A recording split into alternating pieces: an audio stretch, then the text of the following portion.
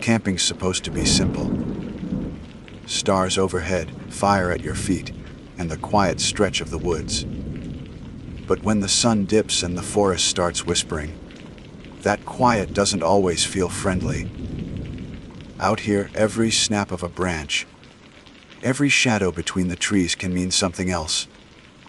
Tonight, we're stepping into real accounts.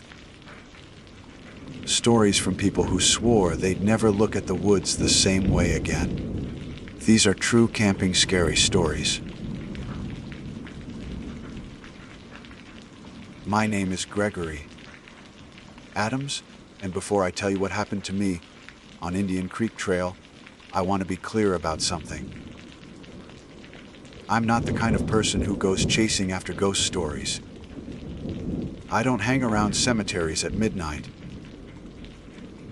I don't keep candles burning to invite spirits, and I definitely don't look for trouble when I'm hiking. I've always considered myself practical, maybe a little stubborn. If something rustles in the woods, it's the wind, a raccoon, or a deer, and that's where I leave it. I never thought I would be the one carrying a story people raise their eyebrows at and whisper about later. But what I'm about to tell you is the truth, and I carry it with me whether anyone believes me or not. It started last fall, the first week of October. The leaves had just turned in the mountains, bright shocks of red and orange cutting against the evergreens. I had been under a lot of pressure at work. Long days, stacked deadlines, and a manager who treated stress like a competition. By the time Friday came, I felt wrung out. A friend once told me the best cure for that kind of exhaustion was solitude in nature. I didn't want the popular, family-filled trails. I wanted quiet. A place where the only sound was my boots on dirt and the occasional cry of a hawk overhead. That's how I ended up on Indian Creek Trail. The trail is not especially remote, but it's known for being less trafficked than the bigger names in the region. It stretches for miles through thick forests, over ridges, past streams that braid down the slopes. Some sections feel like you're walking through a tunnel of green and gold, and others open up suddenly to a view that makes your stomach drop. I had been there once before, in daylight, and I remembered the peace it gave me.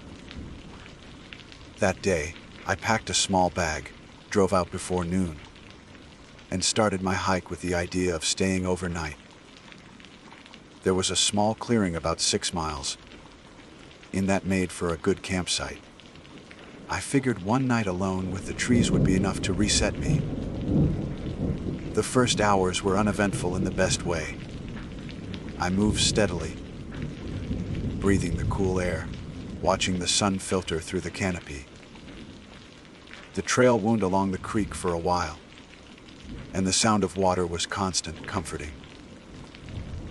I stopped to eat a sandwich on a fallen log, brushing crumbs off my jacket, feeling almost proud of myself for getting out there.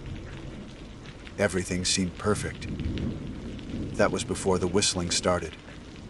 It came faint at first, so faint I thought maybe I imagined it.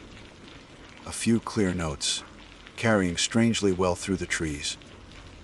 The tune was simple, like a lullaby, and it didn't feel threatening, just out of place. I paused on the trail and turned, expecting to see another hiker coming up behind me. The path stretched empty in both directions, only the rustle of leaves moving in the breeze. I waited a minute, scanning the brush, but nothing stirred. Eventually I shook it off, telling myself it was the wind cutting through the branches in just the right way.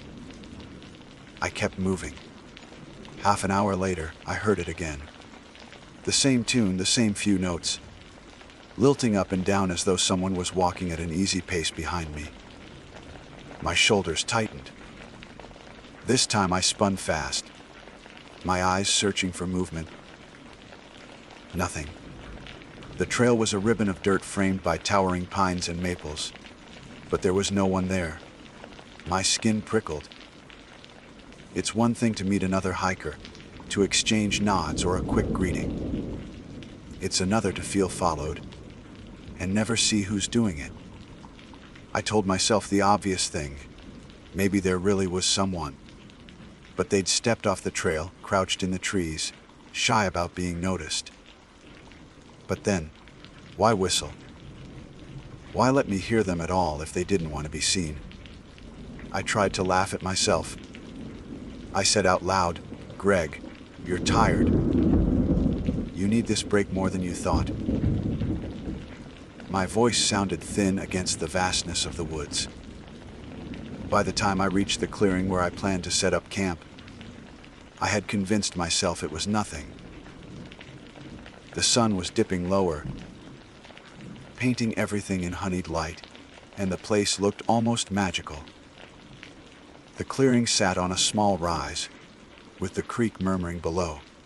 I pitched my tent, gathered some wood for a small fire, and cooked a simple meal. For a while, it felt normal again. I ate. I sat back. I let the forest darken around me. The stars began to appear overhead, one by one. I had the kind of silence you can't buy anywhere else. Then, when the fire burned down to coals, the whistle came again. This time there was no mistaking it. Clear, deliberate, drifting through the trees as if someone was only a few steps away. The exact same tune, the exact same pacing. I froze, spoon halfway to my mouth, every nerve screaming at me.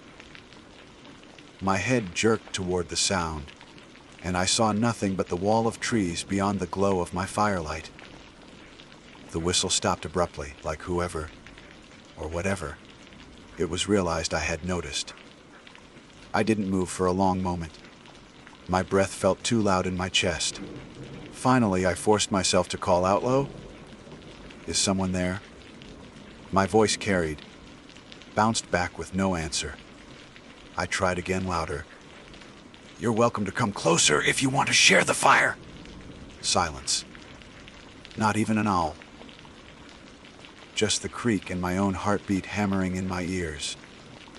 I told myself maybe it was a trick of sound again, some echo or bird call I didn't recognize. But deep down, I knew better. No bird repeats a human tune, the same few notes over and over. No echo times itself like a companion on the trail. Something was behind me. Something that wanted me to know it was there, but didn't want to be seen. I barely slept that night. Every time my eyelids drooped, I heard it again. Sometimes faint, sometimes close enough I swore it was just outside the tent fabric. The same melody, slow and patient, circling. I lay there gripping the handle of my knife, listening until the tune faded into the distance, then straining for its return. The hours stretched endless, and when dawn finally came, I felt hollow, drained, but relieved. The daylight made it seem like a dream I could shrug off. I considered packing up and leaving right then. But stubbornness dug its heels in. I had hiked 6 miles out, set up camp, and I wasn't going to let some strange noise chase me off. Besides, in the morning air, with sunlight slanting through the branches, it was easier to believe I had spooked myself over nothing.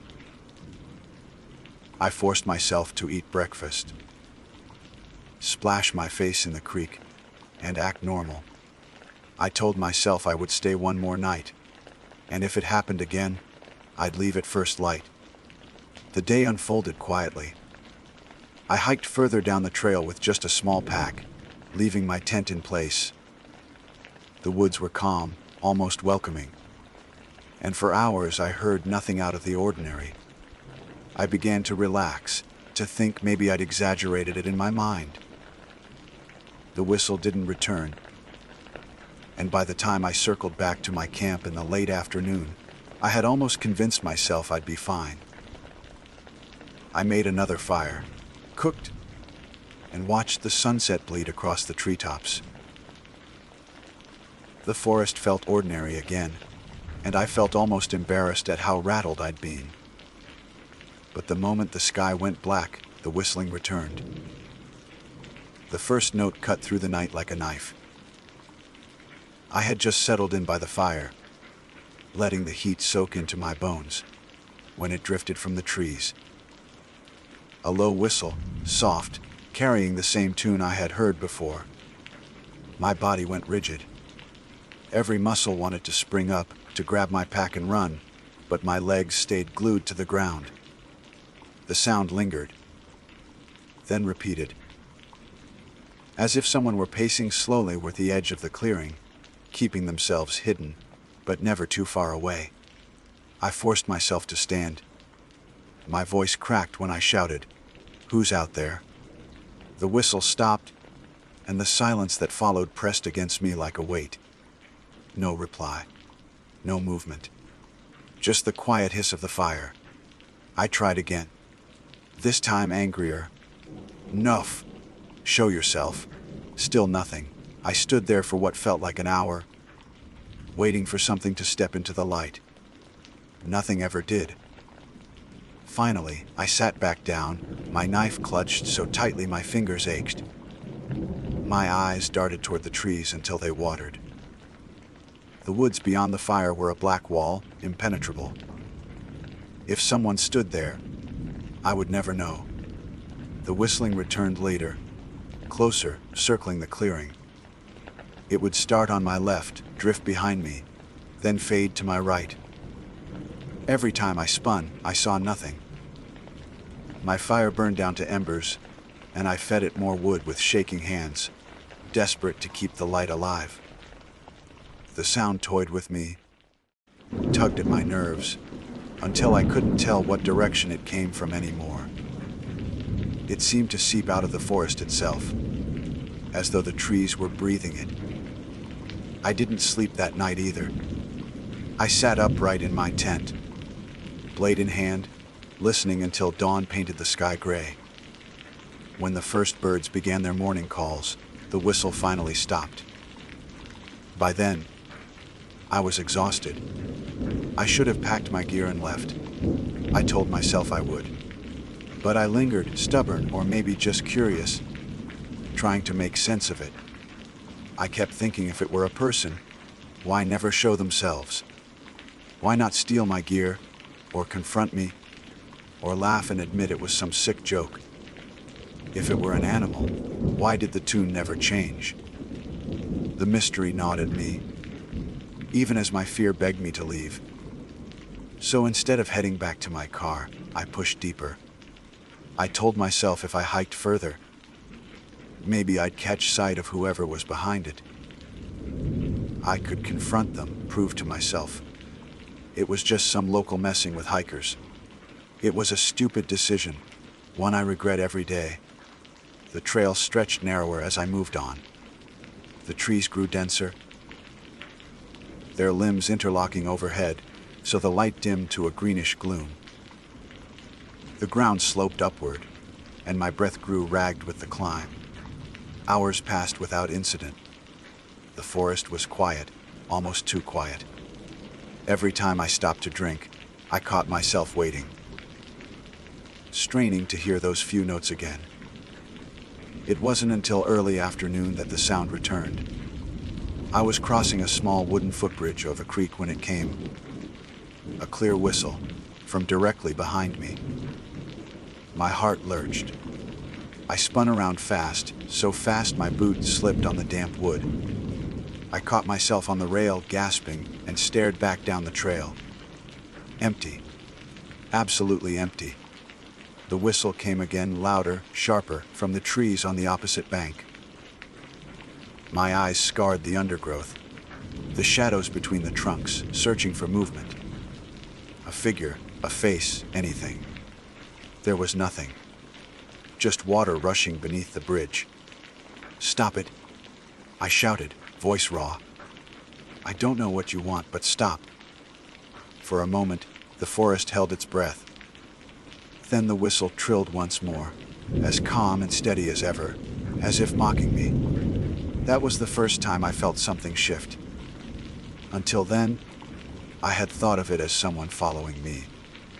Maybe a prankster, maybe worse, but human.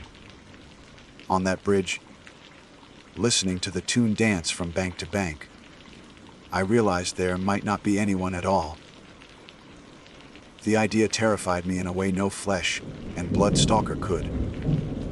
I hurried on, half jogging, trying to put distance between myself and that sound. But it followed. Every so often, it would float from behind me, then ahead, then to the side. No matter how fast I moved, no matter how sharp I turned, the whistling was always just out of reach. By the time the sun began to sink again, my nerves were shot. My shirt clung to me with sweat. My throat was raw from yelling into the trees. I came upon a second clearing, smaller than the first, with a ring of stones where others had once built fires. I collapsed there, too tired to keep going. My hands shook as I set up my tent. I kept looking over my shoulder, expecting to see someone step out from the woods. The whistle stayed distant until darkness fell. Then it closed in again. This time it didn't circle. It came from one spot, steady, unrelenting, just beyond the ring of trees. I could hear it even over the crackle of my fire. The same 4 or 5 notes, repeated endlessly. I sat with my knees pulled to my chest, blade resting against my leg, staring into the dark where the sound was strongest. Hours passed. My fire dwindled. The whistling never stopped. I tried to shout, tried to demand answers, but my voice came out weak. Whoever, or whatever, it was didn't care. The tune went on, patient, tireless, until my eyelids drooped despite myself. I don't remember falling asleep, but at some point, I must have. When I woke, it was to silence. Pale dawn lit the clearing, and the forest was empty.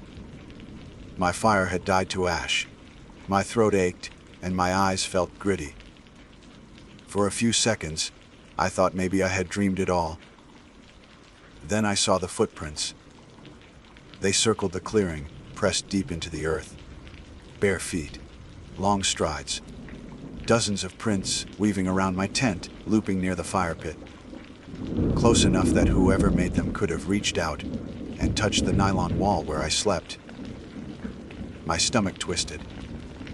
I backed away, knees trembling, trying to understand.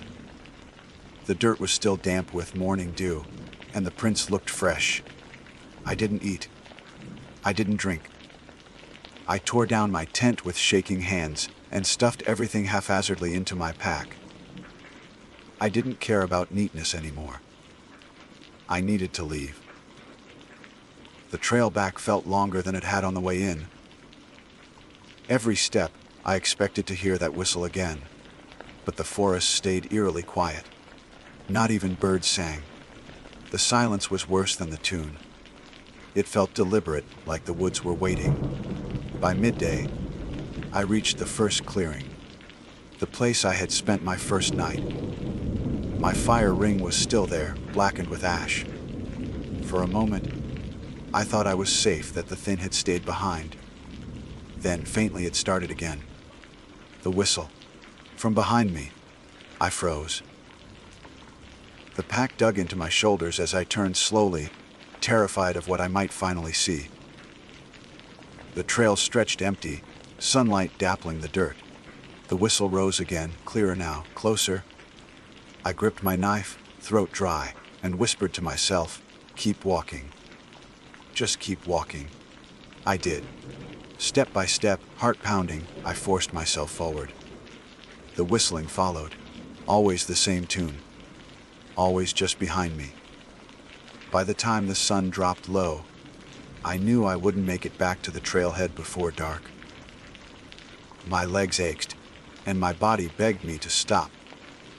I hated the thought of another night out there, but I had no choice. I found a small rise just off the trail and set up camp quickly. too exhausted to think. As twilight deepened, I tried not to listen, tried not to wait for it, but I knew it would come. And when the last light drained from the sky, it did. The whistle began again. This time it wasn't circling. It wasn't distant. It came from right behind my tent, as though someone was crouched inches from where I lay. The fabric shuddered with each note, vibrating faintly with the sound. I lay frozen, knife in hand, every nerve screaming at me not to move, not to breathe, as the melody played on and on in the dark. The sound was so close it felt like it was inside the tent with me. Each rise and fall of the notes vibrated through the thin nylon wall, brushing my skin like a cold breath. I clenched the knife until my hand went numb, trying not to make a sound, trying not to give away the panic choking me. Every instinct screamed at me to slash open the tent and bolt into the night, but another part of me knew that was worse. Out there, I'd be exposed. At least in here, I had a layer, flimsy as it was, between me and whatever crouched outside. The whistling went on and on, steady, patient, never wavering. I lost all sense of time. It could have been minutes, it could have been hours. My eyes burned from not blinking. My jaw ached from clenching. At some point, the melody stopped. The silence that followed was worse than the sound. I listened, every nerve straining. Then I heard the faint crunch of footsteps in the dirt, circling the tent slowly. Once, twice, again. I pictured those bare feet I had seen pressed into the earth, moving just inches from my head. The footsteps paused at the entrance of the tent. My breath caught. I waited for the zipper to move, for a hand to rip the flap open. Nothing happened. Then, soft as a sigh, the whistling started again. From above me, it took me a long moment to realize what that meant. Whoever was out there had climbed the tree beside my camp, and now the sound drifted down from the branches above my tent. My scalp prickled. I couldn't stop the shiver that ran through me. The idea of something perched just over my head, watching, playing that endless tune, made my stomach turn to stone. I don't remember falling asleep. Exhaustion must have dragged me under despite the terror. When I woke, pale morning light seeped through the fabric, and the forest was silent. I crawled out on unsteady legs, knife still in my hand. The ground around the tent was a mess of footprints, overlapping, circling. Some pressed deep into the soil, as though whoever made them had stood for hours in one place. I didn't even bother with breakfast. I broke down camp in a frenzy, stuffed everything into my pack, and started down the trail. My only thought was to get out. My boots pounded the dirt, every step an act of desperation. I didn't care how tired I was, didn't care about the blisters forming on my heels. I needed distance between me and that clearing, but the whistle followed. It started faint, drifting from behind me as before. I tried to ignore it, to tell myself it was only my imagination. But it grew louder, matching my pace, staying always just out of sight. When I stopped, it stopped. When I ran, it ran. The tune never broke, never faltered. It was relentless. The trail twisted and dipped, and more than once I stumbled, scraping my knees and palms. Each time I hit the ground, the whistle grew sharper, as if mocking my weakness. By mid-afternoon, I felt half mad with it, nerves frayed raw. At one bend in the trail, I snapped. I dropped my pack, turned, and screamed into the woods. "What do you want from me?" My voice cracked, echoing back through the trees. For a moment, silence answered. Then, from directly behind me, the tune began again, soft and sweet. That was the first time I cried. real, hot tears of fear and exhaustion. I wiped at my face with dirty hands and kept walking. Knife clutched in my fist, though I knew it wouldn't help. The trailhead couldn't come fast enough. Every bend, every rise. I prayed to see my car waiting, the road beyond. The sun began to sink again, and panic clawed at me. I couldn't survive another night. I knew that deep in my bones. If I spent one more night out there with that thing, I wouldn't walk out alive, or sane. Twilight deepened, shadows stretching long across the ground. My legs barely carried me. The whistle pressed closer, so close it felt like it breathed against the back of my neck. I didn't dare turn anymore. I kept my eyes fixed ahead, each step dragging me forward. And then I saw it, the break in the trees. Gravel glinting faintly in the dying light. The parking lot. My car. Relief nearly dropped me to my knees. I forced myself faster, stumbling into the open, throwing my pack aside as I reached the vehicle. The whistle stopped. I fumbled with my keys, shaking so badly I could barely fit them into the lock. The silence behind me was suffocating, heavier than the sound had ever been. I knew without looking that something was standing at the tree line, watching me. I didn't dare turn. I wrenched the door open, dove inside, slammed the lock down. For a long moment, I sat there, gasping, eyes fixed on the windshield. The forest loomed in front of me, dark and endless. Nothing moved. No sound came. My reflection in the glass looked pale, hollow-eyed, almost a stranger. Finally, with trembling hands, I started the engine. The roar of it was the most beautiful sound I'd ever heard. I put the car in gear, backed out too fast, gravel spitting from the tires. As I turned onto the road, I glanced once, just once, toward the trailhead. There was nothing. Just the empty mouth of the path, dark and still. I drove for hours before I stopped. Every shadow along the road made me flinch. Every bend of wind through the trees sounded like the beginning of that tune. By the time I reached home, dawn was breaking. I pulled into my driveway and sat there, unable to move, listening to the silence pressing in. I told myself it was over, that I had left it behind in the woods. But the truth is, I don't know. Because sometimes late at night, when the house is quiet and I'm alone in the dark, I hear it again. Faint at first, like memory.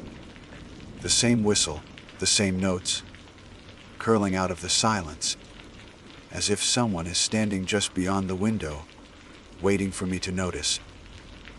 And I can't help but think about the footprints around my tent. How close they came. How many hours they stood there, watching me breathe in the dark. My name is Gregory Adams. I went camping on Indian Creek Trail, and someone, or something, followed me out. And if you ever hear that tune behind you, don't turn. Just keep walking. My name is Isabel Turner, and I was born in 1987 in a quiet town, pressed against the northern edge of the Appalachian Range. My childhood was not remarkable in any grand way, middle class, structured, unbothered by tragedy, and untroubled by fame. I grew up with two parents who loved me, a brother who teased me, and a circle of friends who came and went the way friendships do when school schedules change. By every measure, my life could have remained ordinary. Yet one encounter, years later, refused to let me fade into the anonymity I might have preferred. It began with the tower. The structure stood just outside the limits of Black Hollow State Park, perched on the ridge of Birch Hill. It was a fire observation tower, built in the 1930s, the kind of utilitarian skeleton common in the old forestry maps.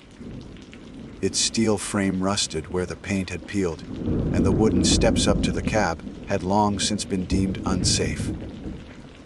For decades, Rangers had patrolled it, but as technology evolved, satellite imaging, drones, more modern outposts, the tower was left to rot. Officially, it had been abandoned since the early 90s. Unofficially, it was not forgotten. When I was a teenager, there were stories about the tower, whispered at bonfires, mentioned in cafeteria dares, wrapped in the bravado of kids trying to prove they weren't afraid of anything. The tales always varied. Some said a ranger had fallen from the top and died on the rocks below. Others insisted a lightning strike had killed 2 lovers who climbed it during a storm. A few told of a hermit who had lived inside after the tower closed, screaming at hikers until the police dragged him away. It was all easy to dismiss as the same recycled ghost story fuel every small town seemed to produce. I dismissed it too, until the night I saw someone standing in the window. But I am running too quickly toward the heart of it. To explain why I was there, and why the memory still chills me decades later, I have to start with the trip that led me to Black Hollow. In the summer of 2013, a group of friends from college organized what was supposed to be a simple camping excursion. By then, we had all scattered into the working world, accounting jobs, internships, graduate school. We were 26, eager to hold on to the looseness of youth, while real life crept closer. The idea was innocent: reunion around a campfire, beer in hand, stars overhead. I had no reason to hesitate. The park was familiar terrain. I had visited often with my family, hiked its trails, even led a youth group through one of its campsites as a volunteer. The tower, though, was not on any sanctioned trail. It lay just far enough off the main path to be an urban legend more than a landmark. We all knew where it was. Of course, every kid within 50 miles did. But the Rangers kept it off the official maps for liability reasons, and most people left it alone. Most people, not us. The group was 6 in total: myself, Rachel, my closest friend, her boyfriend Thomas, a pair of brothers named Aaron and David, who had grown up in the same county, and Daniel, a quiet classmate who had drifted into our circle by chance. The campsite was reserved near the lake, a clearing with enough space for 3 tents and a good view of the water. The first day passed without trouble. We hiked, we swam, we grilled hot dogs. The air smelled like pine and sunscreen, and the sound of loons carried over the lake as twilight fell. We felt safe, wrapped in the shared confidence of young adults who believe they are immune to consequence. The world seemed endless, and we were at its center. It was Rachel who suggested the tower. We were sitting around the fire, embers snapping, when she leaned forward with the mischievous grin I knew too well. "We should go," she said, her eyes flashing. "It's not even a mile from here. Think about it. 1 night hike, 1 look from the top, and we can say we did it." Thomas groaned. "Or we could not break our necks climbing condemned stairs." "That's part of the fun," Rachel replied. "Besides, it's tradition. My uncle swore he went up there when he was a teenager. He said, you can see the entire valley at night." I remember catching her gaze across the fire.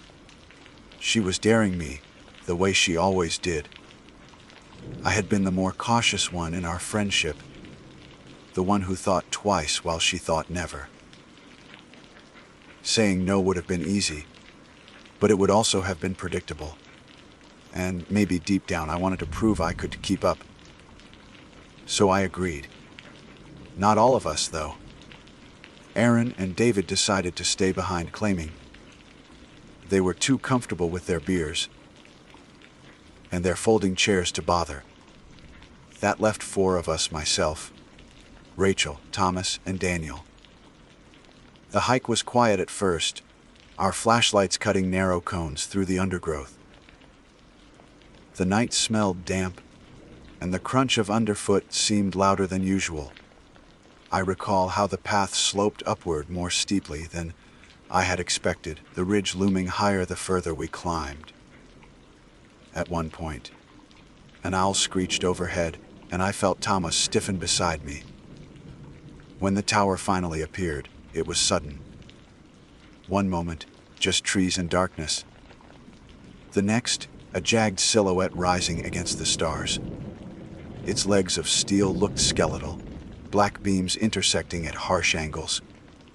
The cabin at the top was a shadowed box, its windows empty, its railing broken in several places. Even abandoned, it had presence. We approached in silence. The closer we drew, the more oppressive it seemed. Every groan of wind through the metal sounded like a voice. Every creak of rusted bolts like a warning. I told myself it was just nerves. Just the natural unease of seeing a decaying structure in the middle of the woods. But there was a tug in my chest I couldn't dismiss. A primitive instinct telling me we were trespassing somewhere we didn't belong. Rachel, of course, didn't hesitate. She shone her flashlight upward, squinting. "Looks stable enough," she said, already testing the first step. Thomas cursed under his breath but followed. Daniel lingered, his face unreadable, before stepping onto the stairs as well. I was the last. The climb was slower than I expected. Each step shuddered under our weight, and the smell of rust was sharp. My hand slid along the railing, flakes of paint crumbling to dust beneath my grip. The forest receded below us, swallowed by blackness. I forced myself not to look down. By the time we reached the top, my legs were trembling, not from the height, but from the adrenaline coursing through me. The cabin was empty. Dust coated the floorboards, and one of the windows had shattered inward, scattering shards like teeth. The air was stale, tinged with mildew and the faint tang of something metallic. It was not a place that invited lingering. But the view was undeniable. The valley spread out like a map, the lake reflecting the moon, the ridges rolling into darkness, the pinpricks of distant houses. For a moment, we forgot our unease. We laughed, we pointed, we took blurry phone photos. The wind was cool, lifting strands of Rachel's hair across her face. It felt like victory, like we had claimed some secret prize. And then I saw it. At first, I thought it was a trick of light. My gaze drifted back to the trail below, the clearing where the tower's shadow stretched.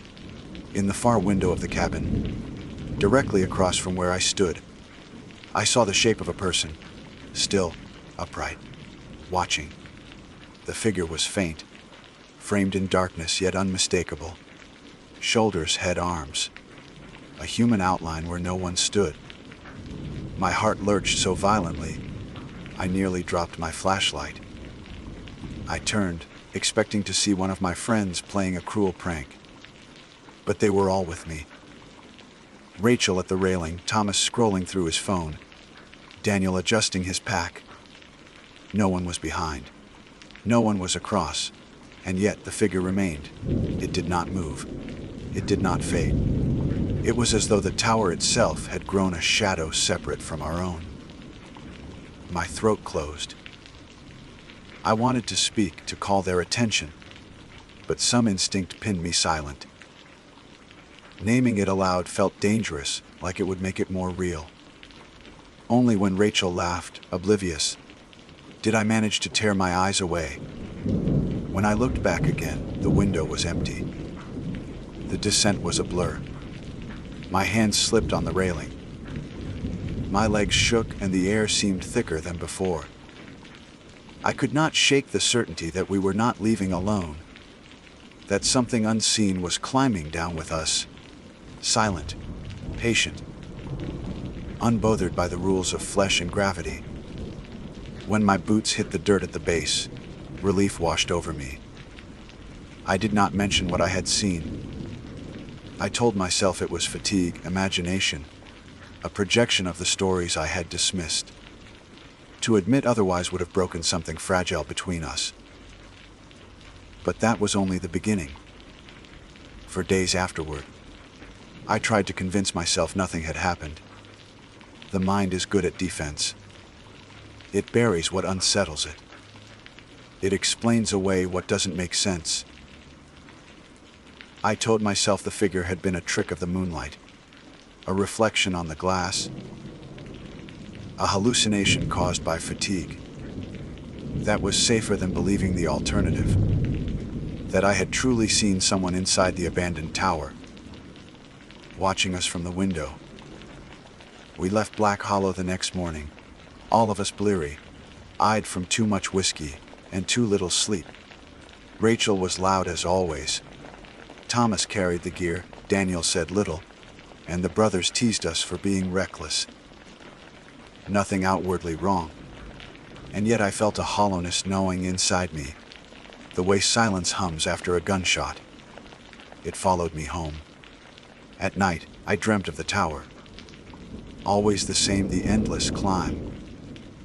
The groan of metal, the sensation of being higher than the trees with something just out of sight. I'd wake slick with sweat, heart rattling in my ribs.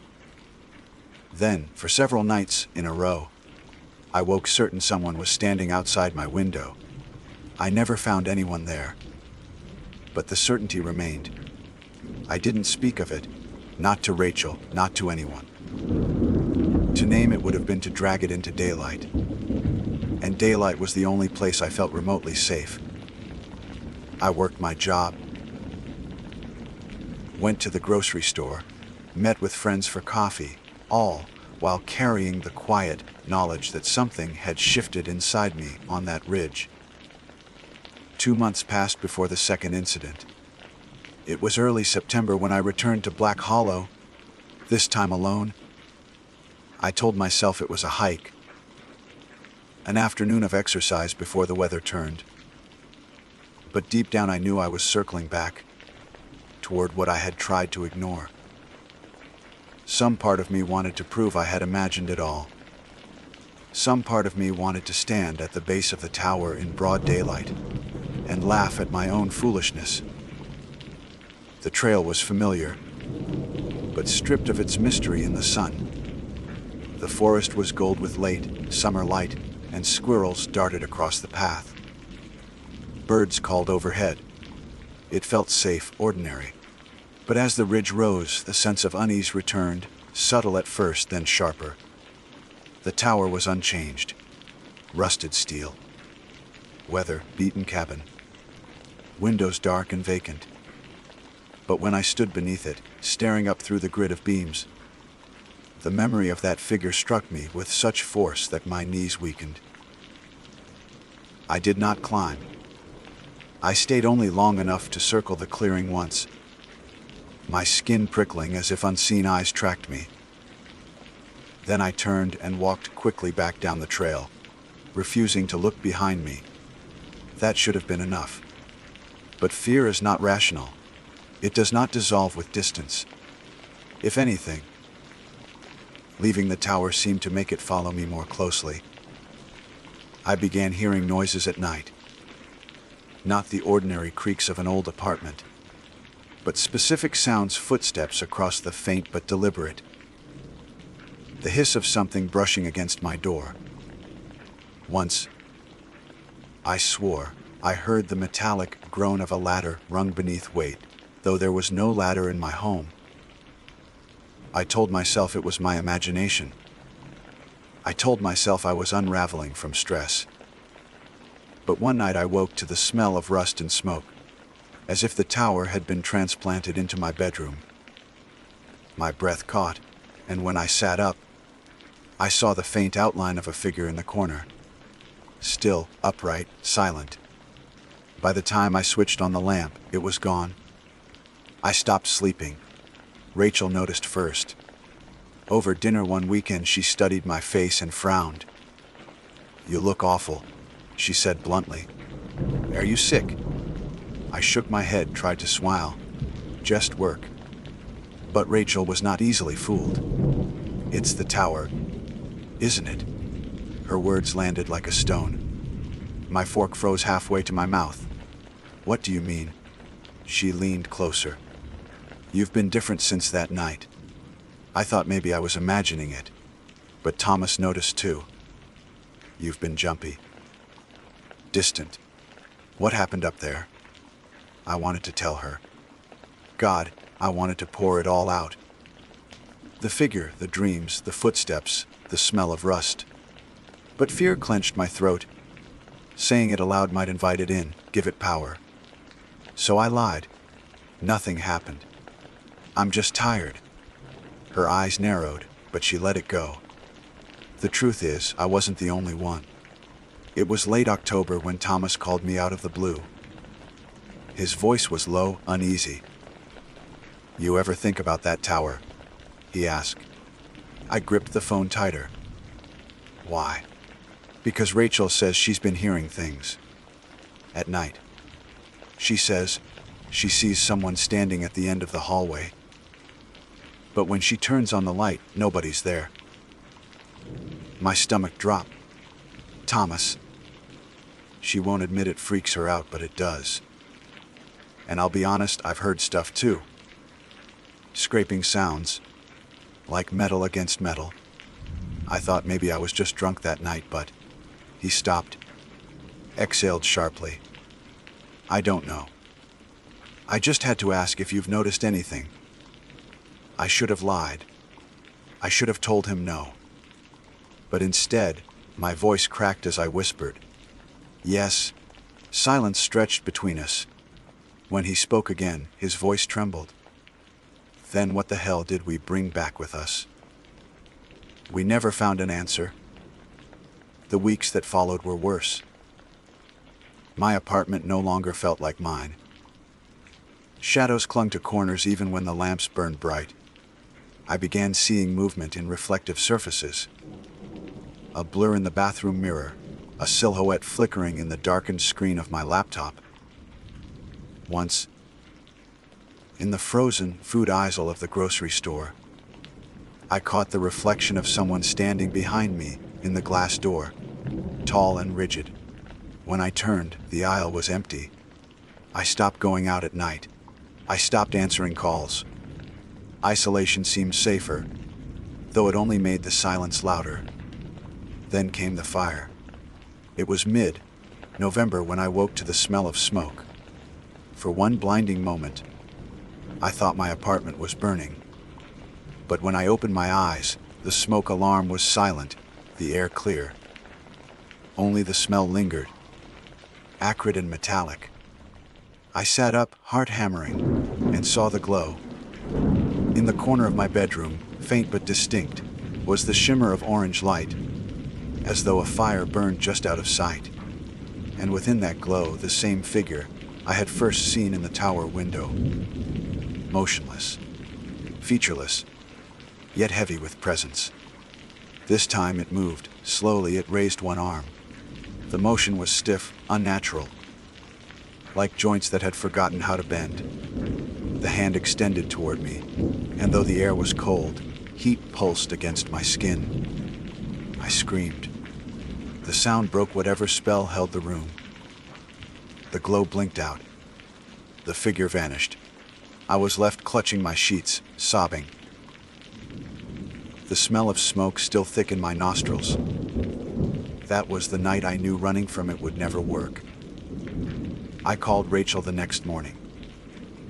My voice shook as I told her everything. Every noise, every sighting. For the first time, the truth spilled out of me in raw detail. She was silent for a long time. Then she whispered, "We need to go back." The words horrified me. "Back? Are you insane? If we don't, it won't stop." she said firmly. You know it as well as I do. It started at the tower. If we want answers, that's where we'll find them. I wanted to refuse. I wanted to slam the phone down and crawl back into denial. But the weight in her voice matched the weight inside me. She was right. A week later, we made the plan. Not the whole group, just Rachel and me. Thomas refused, though he confessed he had seen the figure twice himself. Daniel never answered our calls. The brothers laughed it off when we tried to explain. So it was just us, two women with backpacks and flashlights, heading into the woods in late November, when the air was brittle and the nights stretched long. We did not speak much as we hiked. The forest was dead quiet, no insects, no birds. Every step seemed to echo. The closer we drew to Birch Hill, the more oppressive the air became, as if we were walking into a different world entirely. When the tower came into view, my stomach knotted. It looked worse than before. Its silhouette jagged against the pale sky, windows like black eyes staring down. The wind through the beams wailed like a voice. Rachel touched my arm. Ready? No, I thought. But I nodded anyway. We stepped into the clearing. The air shifted instantly. The smell of rust and smoke descended like a shroud. The temperature dropped. And before we even reached the first step, I knew we were not alone. Somewhere inside the tower, something waited. The first step up the tower felt like stepping across a threshold. Not just from earth to metal, but from the world I knew into a place that did not belong to me. The air thickened, every sound sharper, every shadow darker. The forest behind us seemed to fade, swallowed by silence. Rachel went first, her flashlight beam steady. I followed, hands shaking as I gripped the rail. The metal was colder than the November air, slick with condensation that smelled faintly of rust. Each step groaned under our weight, the sound carrying up into the hollow cabin above. Halfway up, I froze. There was a sound from the top, not the wind, not the creak of steel. A shuffle deliberate, as if someone paced just out of sight. I caught Rachel's arm. Did you hear that? She paused, listened. Her jaw tightened, but she didn't answer. She only kept climbing. I forced myself to follow. When we reached the cabin, the doorway yawned black before us. My light trembled across the floorboards, revealing dust, splintered wood, the jagged outline of broken glass. Nothing human, and yet the space was not empty. The figure stood in the far corner. It was exactly as I remembered, upright, featureless, a silhouette darker than the dark around it. But now, in this close space, it felt solid, heavy. The air bent toward it, as though gravity had shifted. My chest tightened with a pressure I could not name. Rachel's breath caught. For once, she said nothing clever, nothing reckless. We both knew this was no trick of light. The figure moved, slowly. With the same stiff unnaturalness I had seen in my room, it stepped forward. 1 foot, then the other. The boards did not creak. Yet the sound of its movement filled the cabin. A metallic groan like steel straining under weight. I stumbled back until the railing pressed into my spine. The drop below gaped wide, a fall of 40 feet into jagged stone. My instinct screamed to climb down, to flee, but my legs would not obey. Rachel lifted her flashlight, shining the beam directly at it. The light did nothing. The shape absorbed it, swallowed it, remained as solid as ever. But in that instant, I saw details I had missed before. The outline of a uniform, a ranger's cap, the faint suggestion of straps across the chest, as if carrying an old pack, and the hands, long, blackened, fingers curled as though burned. It was not just a shadow. It had been someone once. The realization struck me with a wave of nausea. The stories we dismissed, the ranger who fell, the lovers burned by lightning, the hermit dragged away. How many lives had ended here? How many echoes had fused into this thing standing before us? The figure raised one arm. Slowly, inexorably, the blackened hand extended toward me. The smell of smoke filled my lungs. My vision swam. Rachel stepped between us. "Stop," she shouted, voice breaking. "What do you want?" The figure froze. For the first time, the cabin was silent except for our ragged breathing. Then, from somewhere deep in the structure, or perhaps deep in the figure itself, came a sound. Not words. Not quite. A low moan drawn out, metallic, like wind dragged through rusted beams. It vibrated in my bones. My flashlight flickered. Rachel's hand found mine. "It's tied here," she whispered. "It can't leave." But we did. That's why it followed us. Because we didn't belong. Her logic was desperate, half-formed, but in that moment I believed her. The tower was not just a ruin. It was a cage, and by climbing it, by intruding, we had given it an opening. The figure lowered its arm, but it did not retreat. Instead it turned, slow as grinding gears, and faced the window. The same window where I had first seen it. The moan deepened, rattling the glass in its frame. Rachel gripped my hand tighter. "We have to leave something here. An offering. A tie. Otherwise it won't stop." I shook my head, tears burning hot. "I don't have anything." "Yes, you do," she said. Her eyes were wide, wild with fear. "It wants what you took, your presence, your attention. Give it something of yourself." I didn't understand, but my body moved anyway. I reached into my pack, hands fumbling, and pulled out my notebook. The one I carried everywhere, filled with scraps of thought, sketches, fragments of days. My name was scrawled inside every cover. My handwriting on every page. Something of me. I stepped forward, heart slamming against my ribs, and set the notebook on the floor before the figure.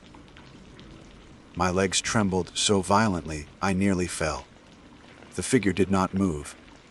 It only stood looming, as the moan shifted into a sound almost like a sigh.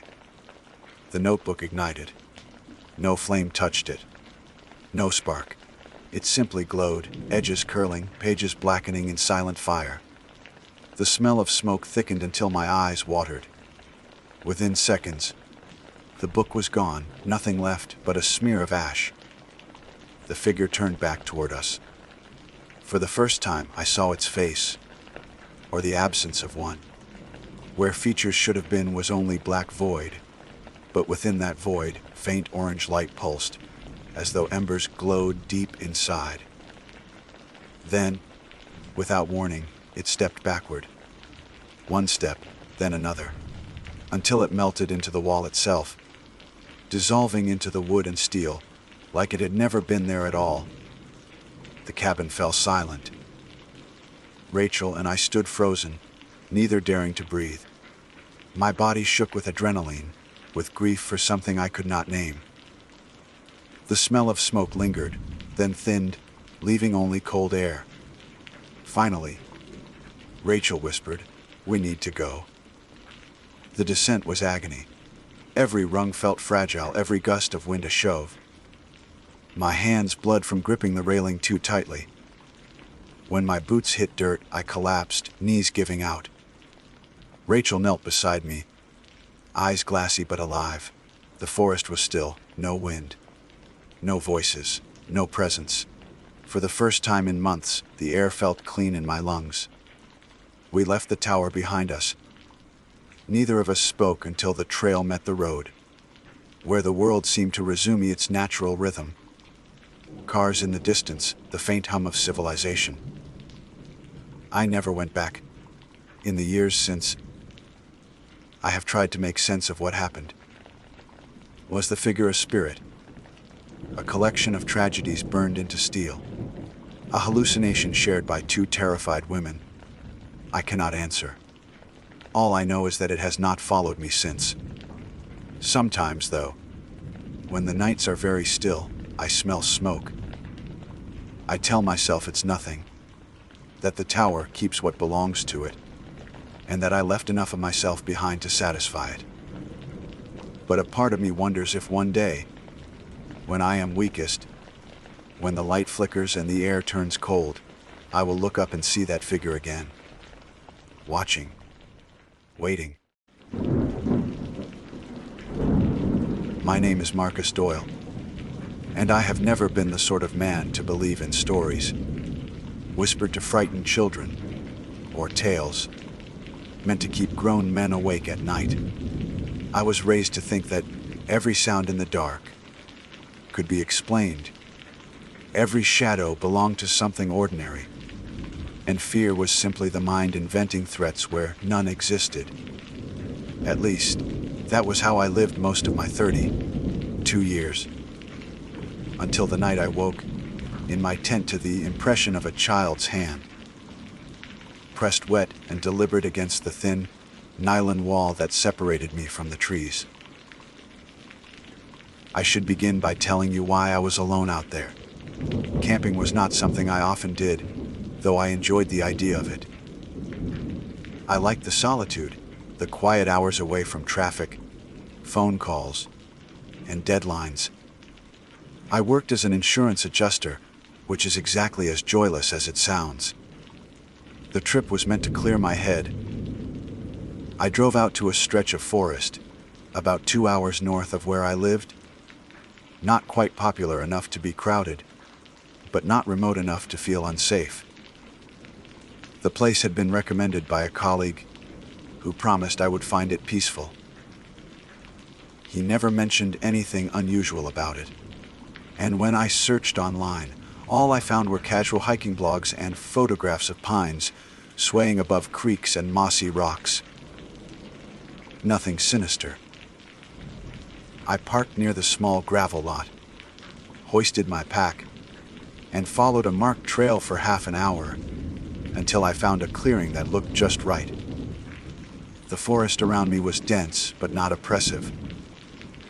There was enough open sky overhead that light filtered through, and I could still see where the trail bent back toward the lot.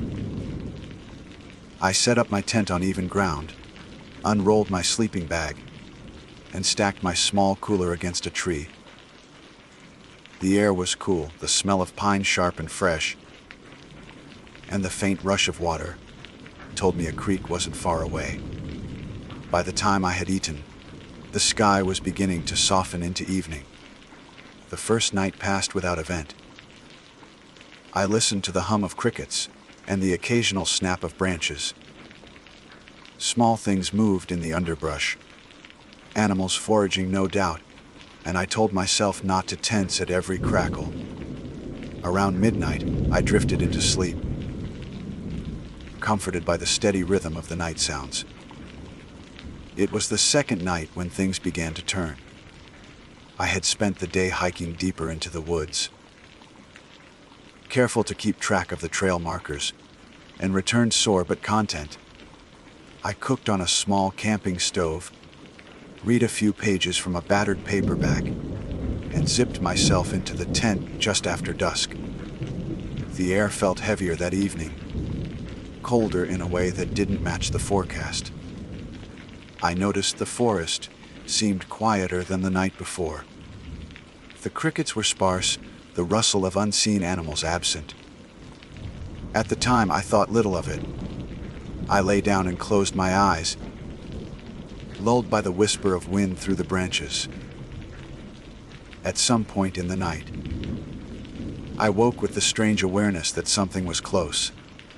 My eyes opened, and I saw nothing but the faint glow of moonlight bleeding through the fabric above me. Then I noticed it, the shape of a hand, small, with fingers spread wide, pressed flat against the side of the tent just inches from my face. The nylon was darkened with dampness, as though the hand were wet when it touched. My breath caught, and for a long moment I could not move. I told myself it had to be a trick of condensation, maybe my own handprint left earlier. But when I raised my hand and compared, the size was different, much smaller. The fingers shorter, the palm rounded, unmistakably that of a child. I froze, every hair on my arms lifting. I waited, holding my breath, expecting to hear movement outside. But there was only silence. After a few minutes, I gathered courage, unzipped the flaps slowly, and peered out with my flashlight. The clearing was empty. My cooler sat untouched against the tree. The beam of light caught nothing but trunks and shadows. No prints on the ground, no broken twigs. Only when I turned back to the tent did I see the handprint again, still damp, clinging to the nylon, as if someone had pressed hard from outside. Sleep was impossible after that. I sat upright with the flashlight clutched in my hand until dawn broke pale across the forest. When I finally stepped out, the print had faded, leaving only a faint smear as evidence. I tried to laugh it off, convincing myself it was nothing. A drop of condensation, maybe, shaped oddly. My mind must have exaggerated. That morning I nearly packed up to leave, but pride kept me there. I didn't want to be the man who cut a trip short because of nerves. I made coffee, forced down a granola bar, and told myself I would stay one more night. Just one. The day passed slowly, my unease growing. I tried to distract myself by walking along the creek and photographing the mossy stones and the way sunlight broke across the water. But even in daylight, the woods felt altered. I caught myself glancing behind me too often, my pace quickening for no reason. Every hollow in the trees seemed to hold a shadow shaped like a crouched figure. When I returned to camp, I discovered something that stopped me cold. On the outside of my tent, just above where the handprint had been, the fabric bore faint streaks, as if someone had dragged their fingers downward. They were dry, pale marks, easy to miss unless the light hit right. I crouched there for a long time, staring, before finally shaking myself and convincing my mind it was just the brush of a branch, or my own clumsy handling of the tent fabric. That evening, as darkness fell, I decided to build a larger fire than before. Flames licked high into the night, crackling and spitting embers, and I sat with my back to the blaze, facing the line of trees. I told myself the light would keep animals away, and the warmth steadied me a little. Yet even as I sat, I had the persistent feeling of being watched. It was not imagination. I could feel weight in the air. The sort of quiet that comes when someone is holding breath close by. I called out once, loudly, asking if anyone was there. My voice echoed hollow against the trunks. Nothing answered. I didn't want to sleep. I stoked the fire until the wood dwindled, until the stars blazed overhead and my eyes stung from smoke. At last, exhausted, I crawled into the tent again. My flashlight lay beside me, my boots still on. I must have dozed because when I next opened my eyes, the fire had burned down to coals. And there, clear as before, was another handprint pressed against the wall. This one was lower, near the base of the tent, as though whoever, or whatever, left it had crouched close to the ground.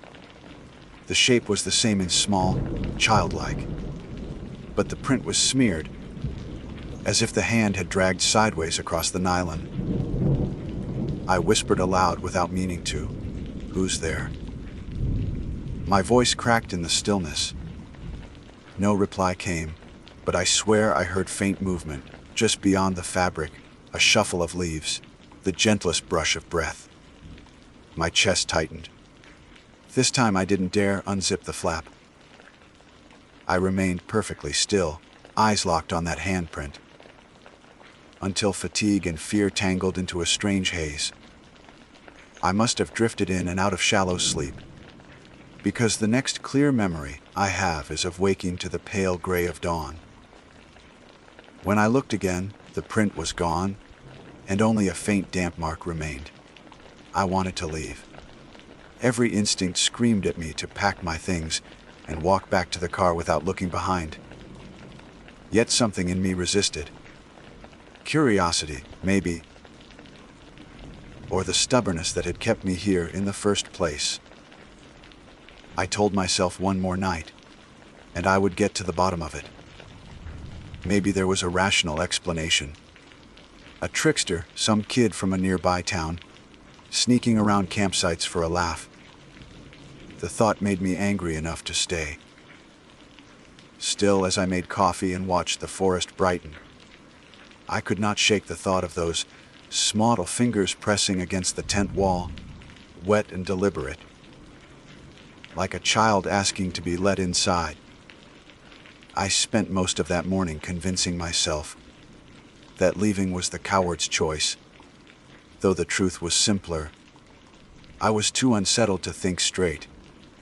My gear was scattered, my thoughts even more so, and the woods felt like they were leaning closer with each hour. I told myself that if someone was out there, they'd slip up. If I stayed through one more night, I'd see them, confront them, and settle my mind. It was a poor excuse, but it gave me a reason not to shoulder the pack and run for the gravel lot like a spooked animal. The day crawled.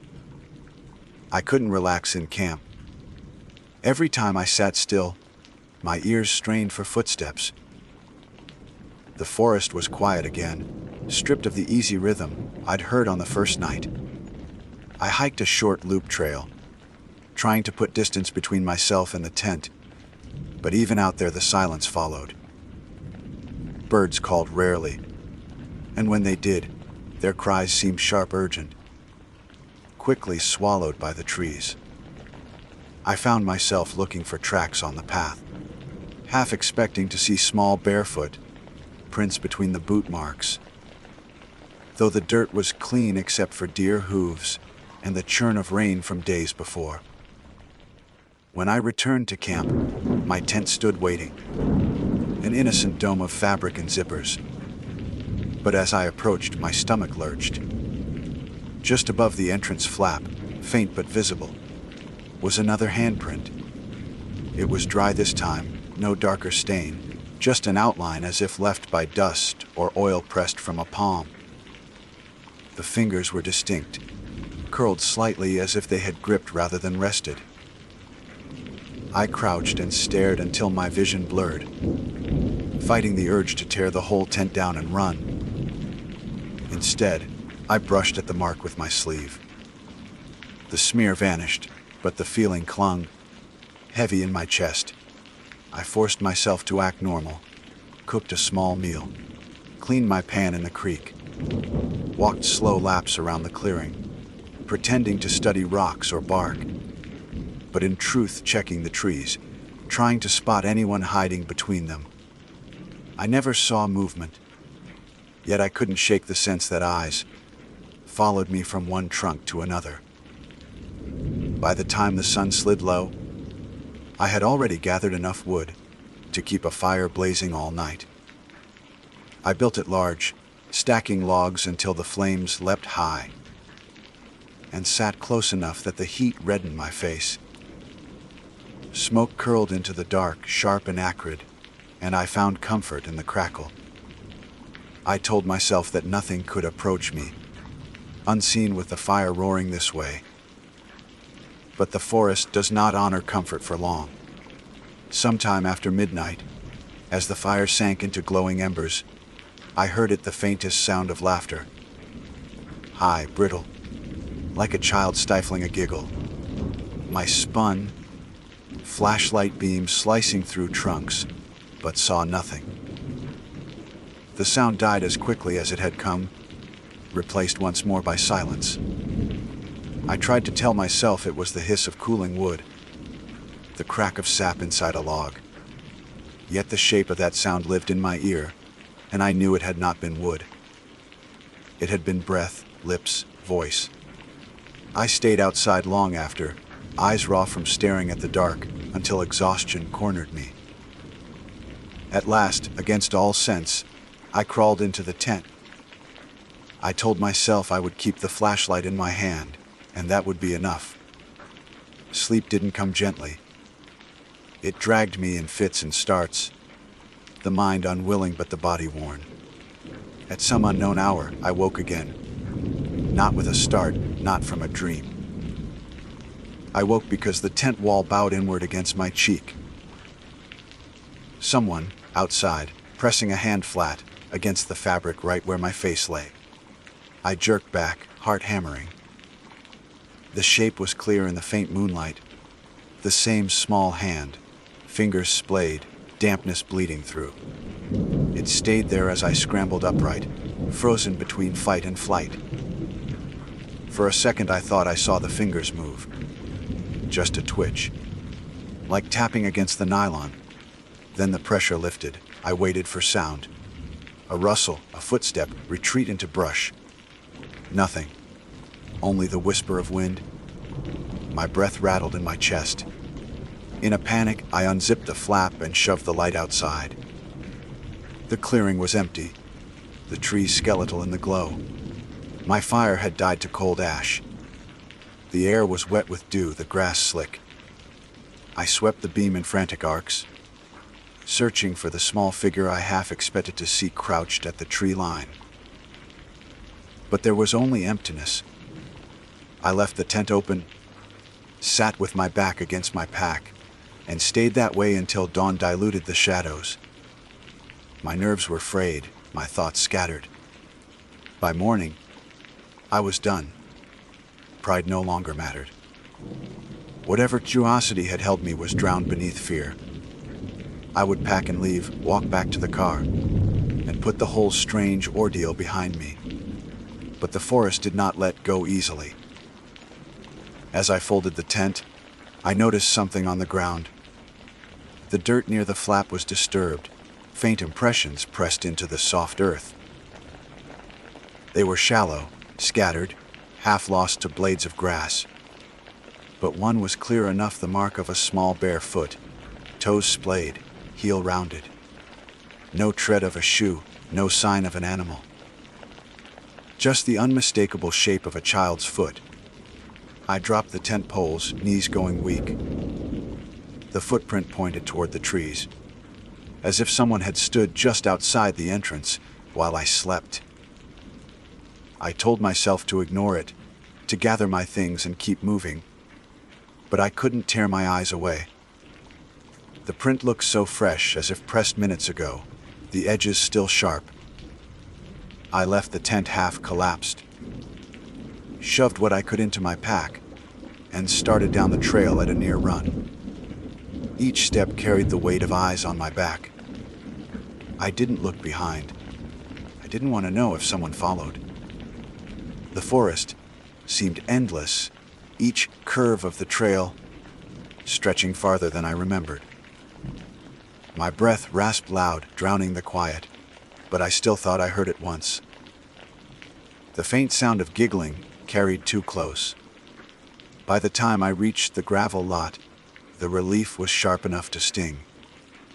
My car sat alone, silver in the weak light.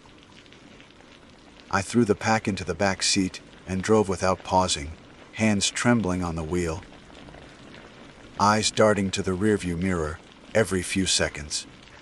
The forest receded, mile by mile, until at last I was back on wide roads lined with streetlights. I told myself I would never return. I told myself that whatever it was, child, trickster, ghost, it was behind me. But stories like this don't end cleanly. They follow. They linger. That night, safe in my apartment, I tried to laugh at my own fear. I opened a beer, sat in front of the television, told myself it was all in my head. By midnight, The comfort of walls and locks had steadied me. I turned in, pulled the blanket close, and drifted into the first real sleep I'd had in days. And then I woke.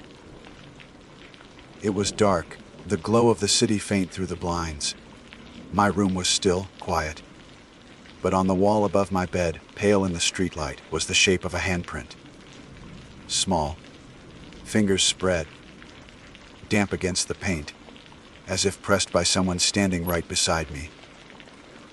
I could not breathe when I saw it. That small handprint gleaming faintly against the pale wall above my bed, so out of place, so utterly wrong. I sat up slowly, the blanket clenched in my fists, heart pounding so hard I could hear the thud in my ears. For a long time, I didn't move. I thought if I stayed still enough, maybe the shape would blur, vanish, prove itself to be shadow or imagination. But it stayed. Damp streaks glistening in the light from the street, undeniable. I turned on the lamp. The sudden flood of light should have comforted me, but it only made the mark sharper, crueler. I leaned closer, staring at the way the tiny palm curved, the smudged edges where moisture had run slightly down the wall. It was fresh, as though pressed there only moments before I woke. My first instinct was to search the apartment. I grabbed the heaviest thing at hand, an old baseball bat, and checked every corner. The bathroom, the kitchen, the closet. Nothing. The front door was locked from the inside. No windows broken. The room smelled faintly of damp earth, though, a wet, metallic odor that didn't belong in a city apartment. I circled twice, 3 times, until I was dizzy with panic. At last, I returned to the bedroom, hoping maybe the print had disappeared. But it hadn't.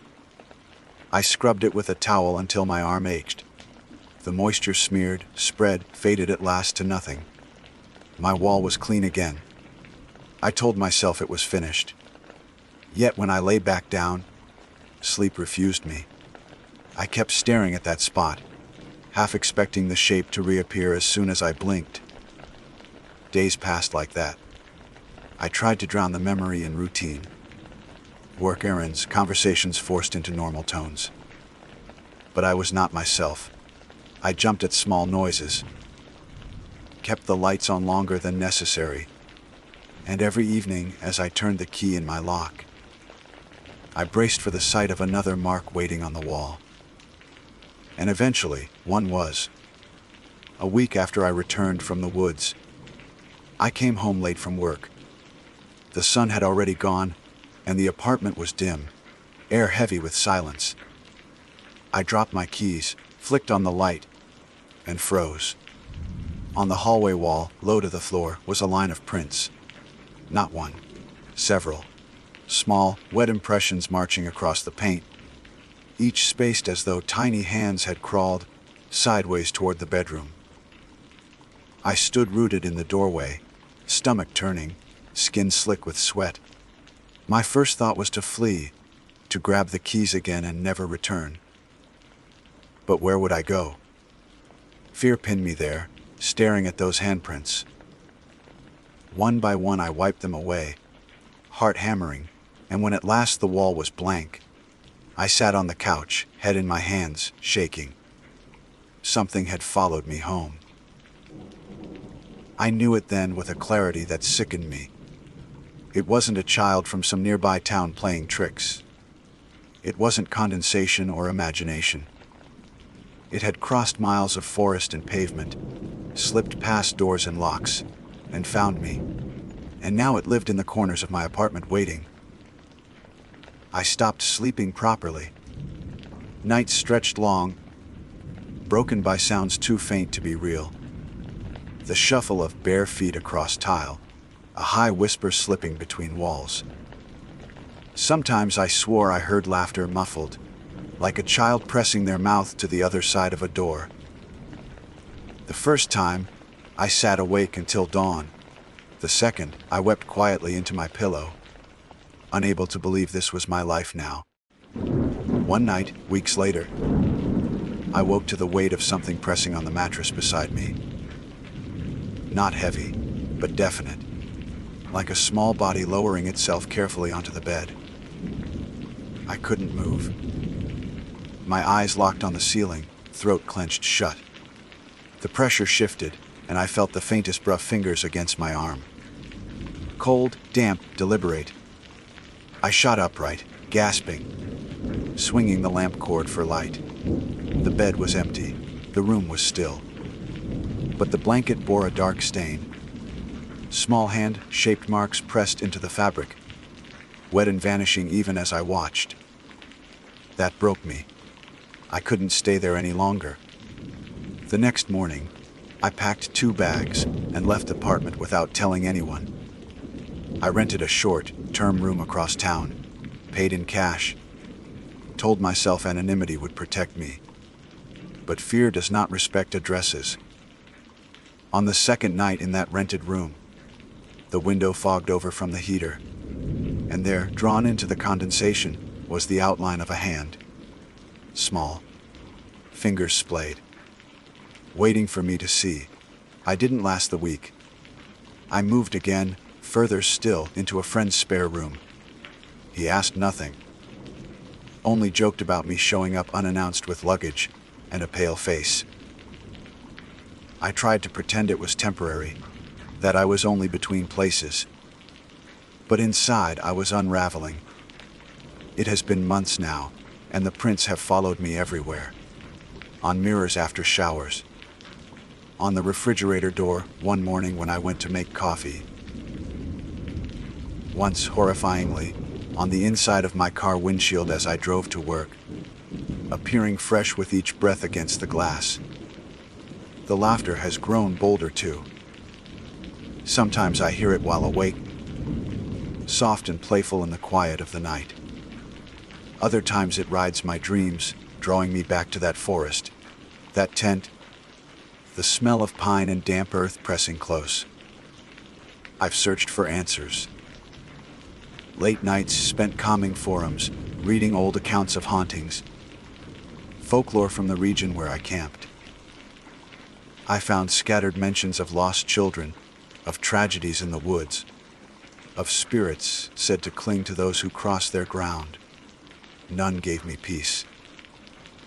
If anything, they only made me wonder if by staying that extra night, by daring the forest, I had invited something I could never send back. I've tried prayers, charms, even speaking aloud to the empty air. Go back. But the handprints keep appearing. The laughter keeps threading the silence. Sometimes I think it is angry, punishing me for refusing to let it inside that night in the tent. Other times, I think it is only lonely, searching for warmth, for a companion to follow forever. Both possibilities are unbearable. What terrifies me most is the escalation. The prints are no longer only on walls or glass. Twice now, I've woken with faint marks on my own skin. Once on my forearm, damp smudges fading quickly. Once on my chest, just over my heart, so light I wondered if it had been a dream.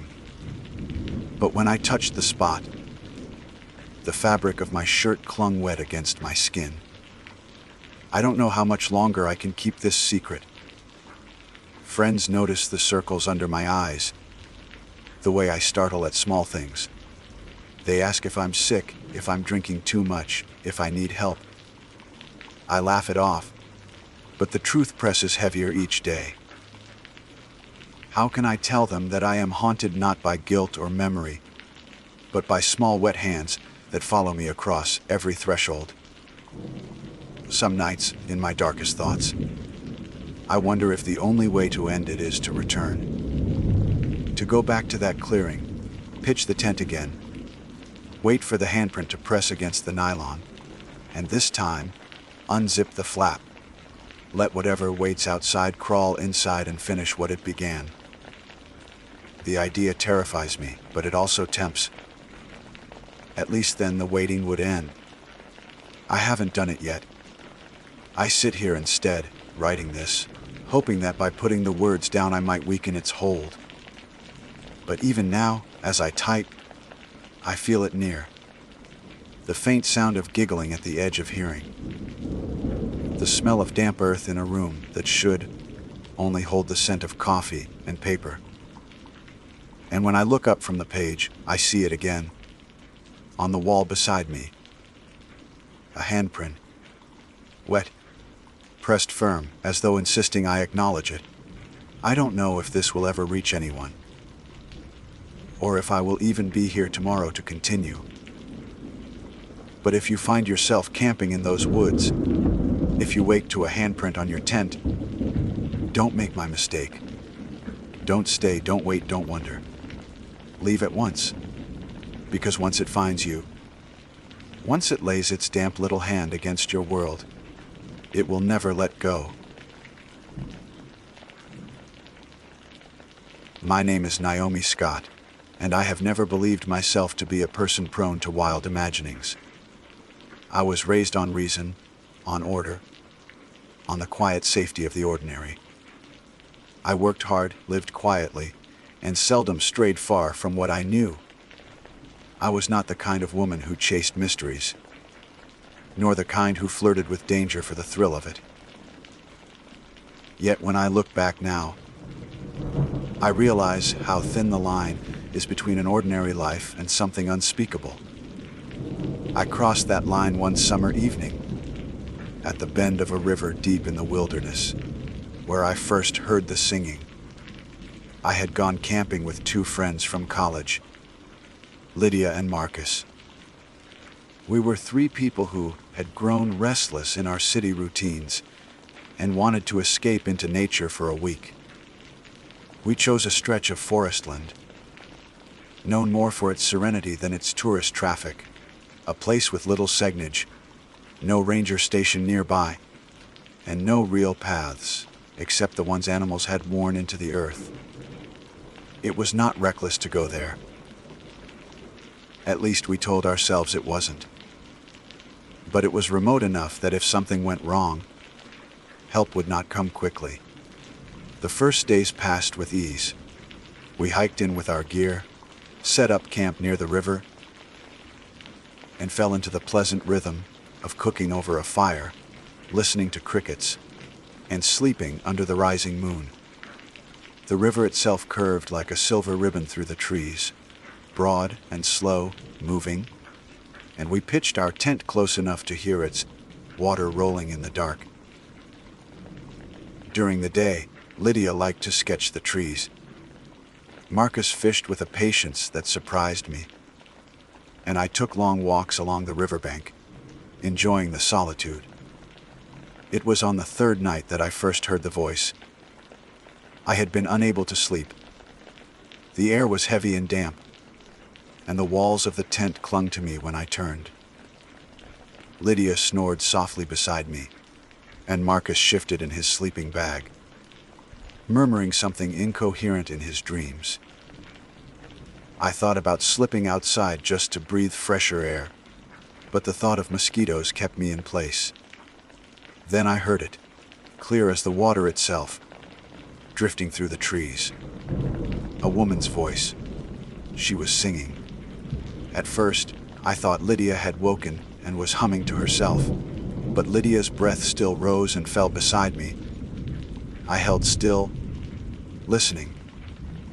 The song came faintly from the direction of the river bend, not from our camp. It was not a language I recognized, nor was it exactly a tune, but it had the quality of melody. Low, rising, falling, repeating with strange precision. It was not the voice of a girl, nor an old woman. It was rich, full, mature, carrying across the dark like the river carried the moonlight. I wanted to wake Marcus and Lydia, but something kept me silent. The sound was not frightening then. It was beautiful. It pulled at me the way the current pulls at anything caught in its flow. I lay frozen in my sleeping bag until the voice faded, thinning into the rush of water. Only then did I breathe. In the morning, I told myself I had dreamed it. The day that followed was bright, ordinary, even cheerful. Lydia teased me about my restless sleep. Marcus handed me a fish he had caught, and the woods looked exactly as they had before. I kept quiet about the song, not wanting to invite ridicule. Yet by nightfall, my nerves prickled with an expectation I could not explain. The second time I heard it, I did not stay in the tent. It began as it had before, soft, distant from the bend of the river. I slipped free of my sleeping bag, careful not to wake the others, and stepped out into the night. The forest was a cathedral of sound: crickets, frogs, the hush of leaves. But above it all, her voice moved like a thread of silver. I followed it. The grass was wet with dew, and my shoes soaked quickly. The moon was nearly full, throwing enough light to paint the path ahead. I walked slowly, as though afraid to startle the singer, though I could not imagine how she would fail to hear me, crunching through the undergrowth. When I reached the bend, the singing stopped. The river here widened, circling past a tangle of roots that clawed into the water like fingers. The bank dipped lower, and the earth smelled rich, wet, alive. I looked, but there was no woman, no figure in white, no lantern, no fellow camper straying too far from her own fire. Only the roots, twisted and knotted, dark with moss. And something else. I did not see it at first. The moonlight was too dim, the shadows too crowded. But when I bent closer, I realized the roots were tangled not only around earth and stone but around bones. Small bones. Long bones. The curved basin of what could only be a skull, pressed half into the mud. I stumbled backward, a sound escaping me. My heart hammered so violently that I thought Lydia and Marcus must surely wake and come running, but no one came. The river rolled on, unconcerned. The bones gleamed faintly between the roots, pale and silent. I ran. When I returned to the tent, I crawled inside and lay shaking, my clothes damp, my throat too dry to speak. I listened for the voice, for the singing, but it did not return that night. Lydia and Marcus stirred only once, murmuring in their sleep. I did not close my eyes until dawn smeared gray across the treetops. In the morning, I tried to convince myself I had seen nothing unusual. Bones in the woods are not uncommon. Animals die, their remains scatter. Roots pull them into the earth. Perhaps I have frightened myself, weaving shadows into shapes. But deep down I knew. The bones I had seen were not animal. The skull was too large, too human. At breakfast, Lydia commented on how pale I looked. Marcus asked if I had slept at all. I shook my head, stirring oats I could not bring myself to eat. I almost told them, almost confessed what I had seen. But how could I explain it without sounding like I was unraveling? A mysterious singer by the river. A human skull entangled in roots. It sounded like madness, so I stayed quiet. But the silence did not save me, because the third night came, and with it, the voice returned. The third night pressed down heavier than the others, as though the air itself had thickened. I tried to tell myself I would not listen for it, that if the voice came, I would stay in the tent, keep my eyes shut, and refuse it entry.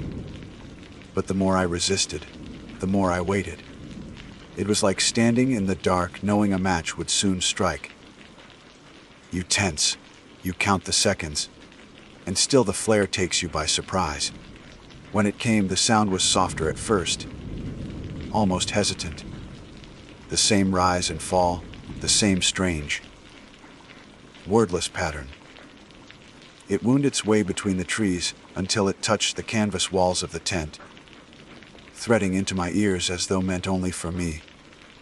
Lydia's breathing was steady beside me. Marcus rolled once and stilled. Neither stirred. I knew what I had promised myself, but staying felt impossible. I slipped out again, silent as I could manage. The night seemed colder than before. The moon veiled behind faint clouds, but her song was brighter, carrying me forward. My feet knew the way now.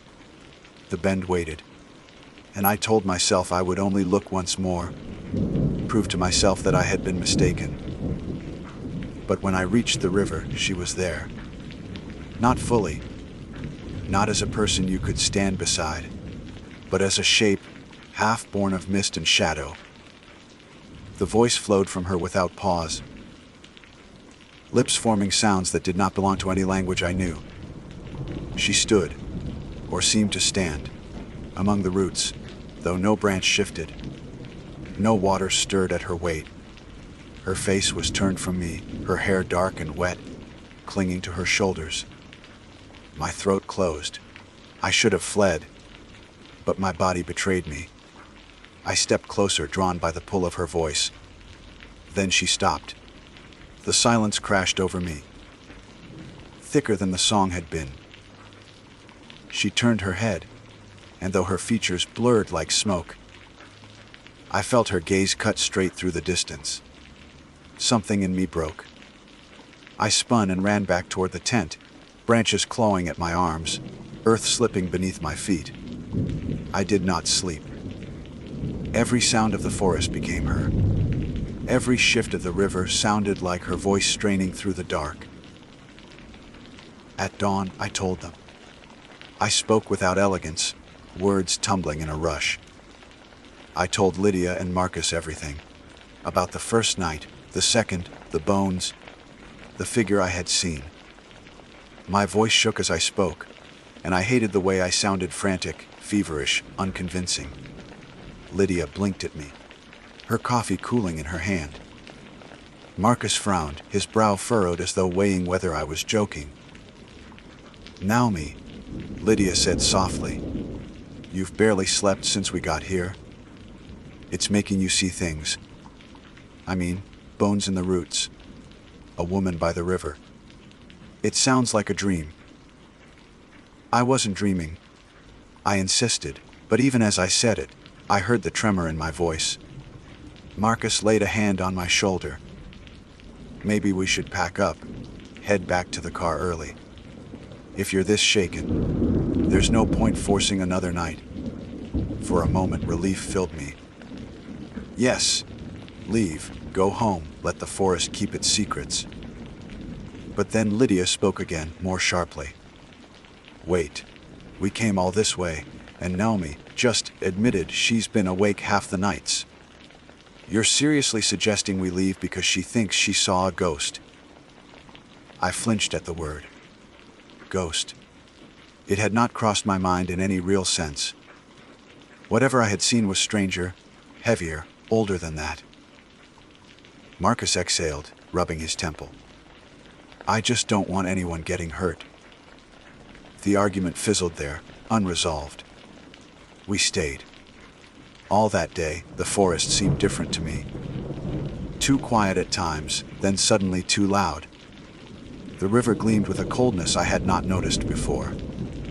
I tried to distract myself, walking with Lydia as she sketched, listening to Marcus talk about the fish he wanted to catch, but the dread threaded through every moment.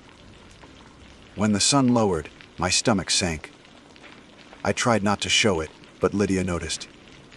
As we sat by the fire that evening, she leaned toward me. "You're serious about this, aren't you?" she whispered. I nodded. Her lips pressed thin. "Then let's test it. If she sings again, wake me. Don't go alone. We'll see together what's there." The promise steadied me slightly. That night, when the song returned, I touched Lydia's shoulder. Her eyes opened at once, alert.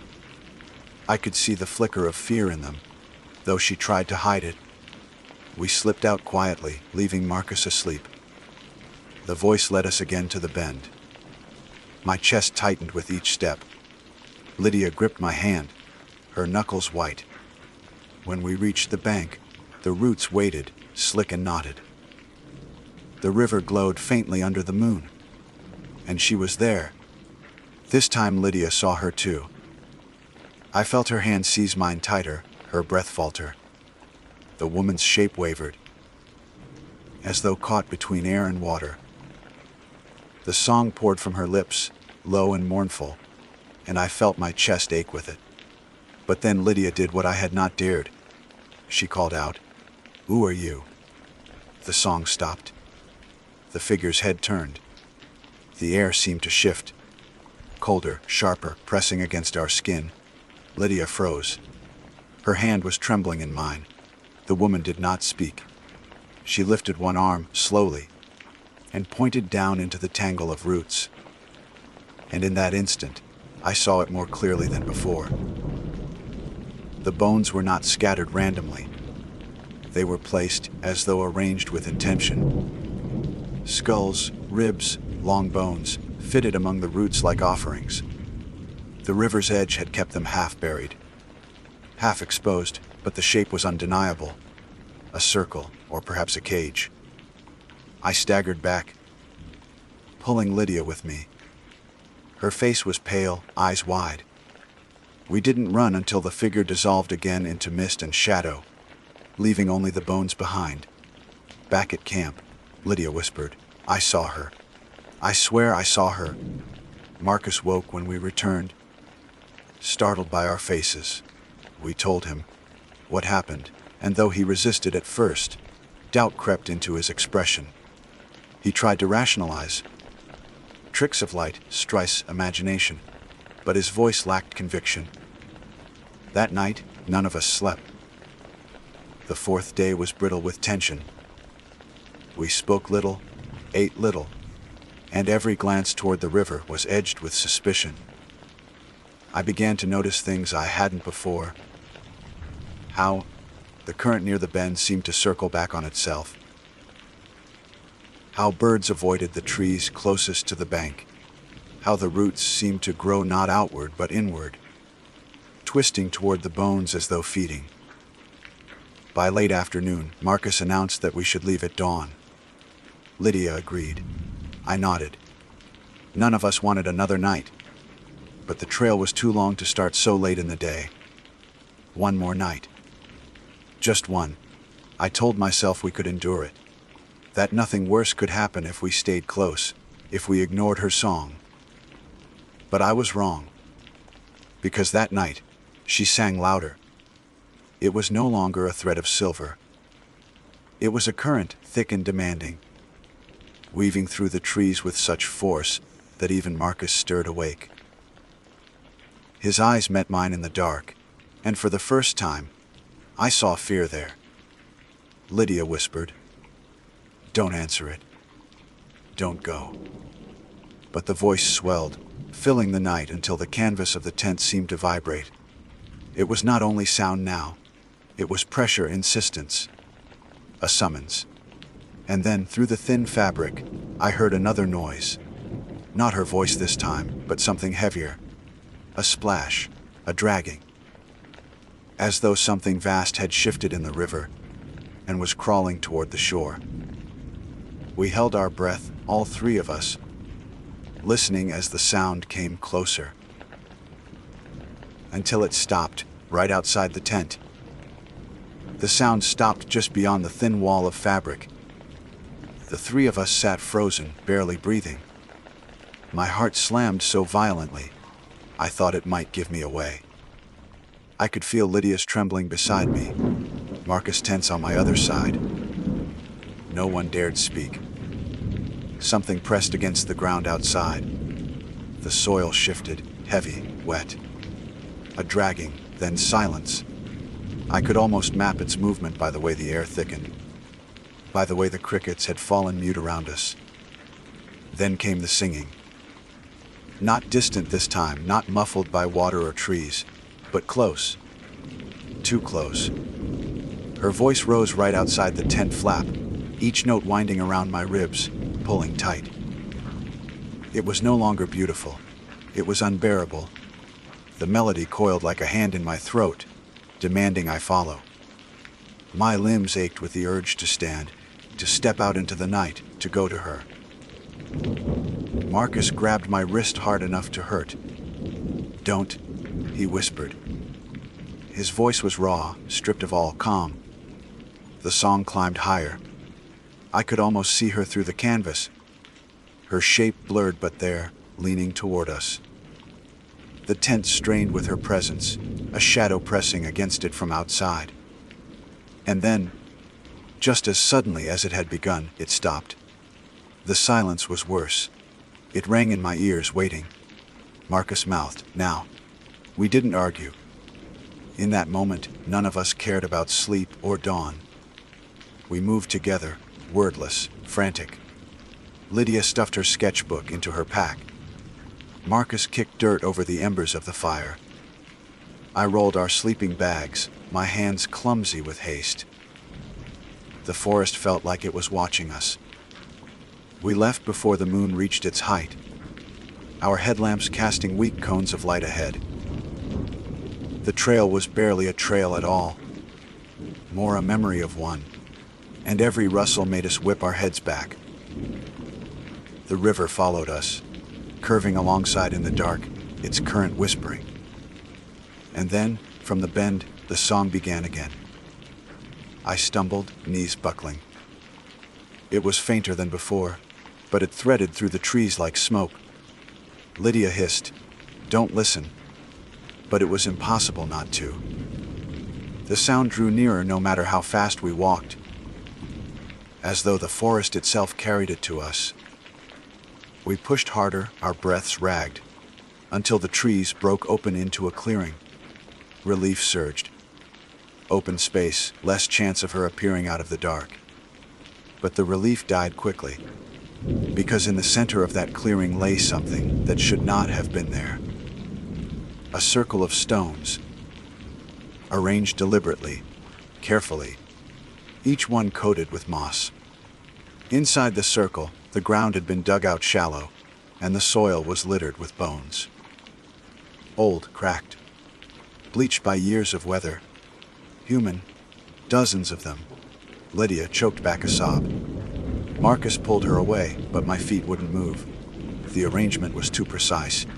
It wasn't decay, it was ritual. A place meant to hold, to bind, to honor, or to trap. The song swelled louder, wrapping around us. And then she appeared again. Not missed now, not half seen. She stepped from the trees, tall and lean, her face clear in the moonlight. Her eyes were black, hollow, endless. Her hair streamed wet down her back, though the night was dry. She stood just beyond the circle of stones, her lips parted in the song, her gaze fixed on us. Marcus shoved me. "Run!" But my body wouldn't obey. The pull was too strong. My legs locked, my chest ached, and my vision blurred at the edges. The song wasn't just sound anymore. It was inside me, cracking me open from the inside. It was Lydia who saved me. She screamed, raw and desperate, and the sound tore me out of the trance. She yanked at my arm, and I stumbled forward, breaking the spell. We bolted across the clearing, through the trees, tripping and crashing but not stopping. The song followed, always just behind, always closer than it should have been. Hours blurred into one another. We had no sense of direction, no clear trail. Our headlamps died one by one, until only Marcus's remained, flickering weakly. Dawn refused to come. Every time the trees thinned, the river reappeared, as if we were circling endlessly back toward the bend. At last, exhausted, we collapsed near a fallen log. My lungs burned, my legs shook, and Lydia could barely keep her eyes open. Marcus dropped his pack, his face pale, lips cracked. "She won't let us leave," he whispered. No one argued. We all felt it. The forest was a maze, twisted around her will. For a long time, none of us spoke. The river gurgled nearby, and in that sound, I thought I heard faint strains of the song just beneath the surface. I pressed my palms to my ears, but it was inside me now. Always inside. Marcus stood suddenly. If she wants something, let her have it. Maybe then she'll let us go. Don't, Lydia rasped. You don't know what she wants. I knew. Deep down, I had known since the moment she pointed to the roots. Since the bones gleamed in the mud. She wanted company. She wanted more. I forced myself up, shaking. We keep moving. We don't stop until we find the road. It was a hollow command, but it gave us motion. We stumbled forward again, through branches that clawed, across ground that seemed to tilt. The forest twisted, the river bent, and then, without warning, the trees parted. The road, an old asphalt stretch, cracked with weeds but solid, real. Relief hit so sharp it hurt. Lydia sobbed. Marcus laughed once, bitter and broken. We stumbled onto it, blinking in the grave approaching dawn. But then I heard it. Her song. From the other side of the road, beyond the trees. Louder now, urgent. A final plea. I froze. My friends pulled at me, but I couldn't move. The song rose higher, and for an instant, I saw her across the way. Standing at the edge of the trees, her dark eyes locked on mine. She lifted one hand again, pointing not to the roots this time, but to me. The road between us felt paper, thin. I knew if I stepped off it, if I crossed back, I would never return. The bones would claim me, the roots would hold me, and I would sing by the river bend for whoever came next. Naomi! Marcus shouted, dragging me. Lydia clung to my other arm. Together they pulled, tearing me from the spot, breaking the spell once more. We ran. We did not look back. When we finally reached the car, the sky was pale with morning. None of us spoke as we drove, the forest shrinking in the rearview. Only when the trees gave way to open fields did I realize I was crying silently, the tears streaking down my face without my noticing. We never spoke of it again. Lydia burned her sketches. Marcus sold his camping gear. I returned to my ordinary life, but the ordinary no longer fit. Nights are the worst. When the world is quiet, when water runs somewhere unseen, I hear it still, her songing.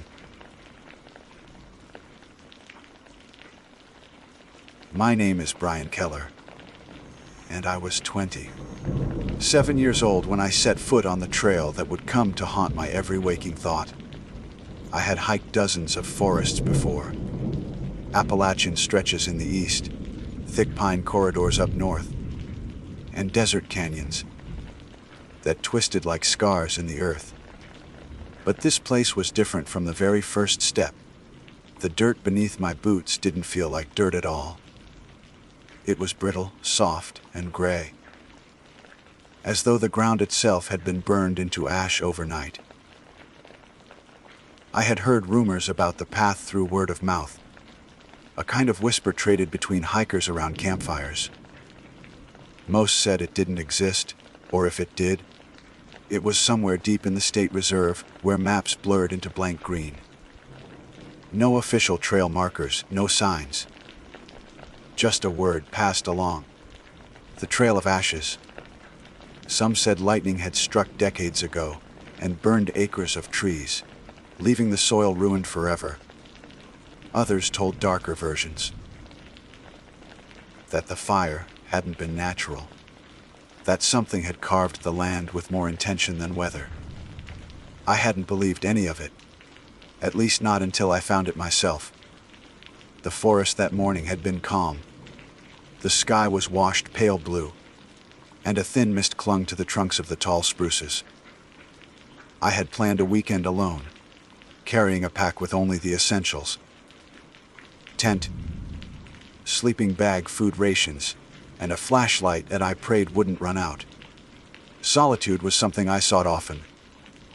Out here, away from the grind of town life and the constant noise of phones and screens, I could hear myself again. the crunch of boots on leaves, the smell of pine sap, the call of a jay overhead. It was grounding. Then I saw the shift in the soil. One moment I was walking a narrow dirt trail, lined with ferns.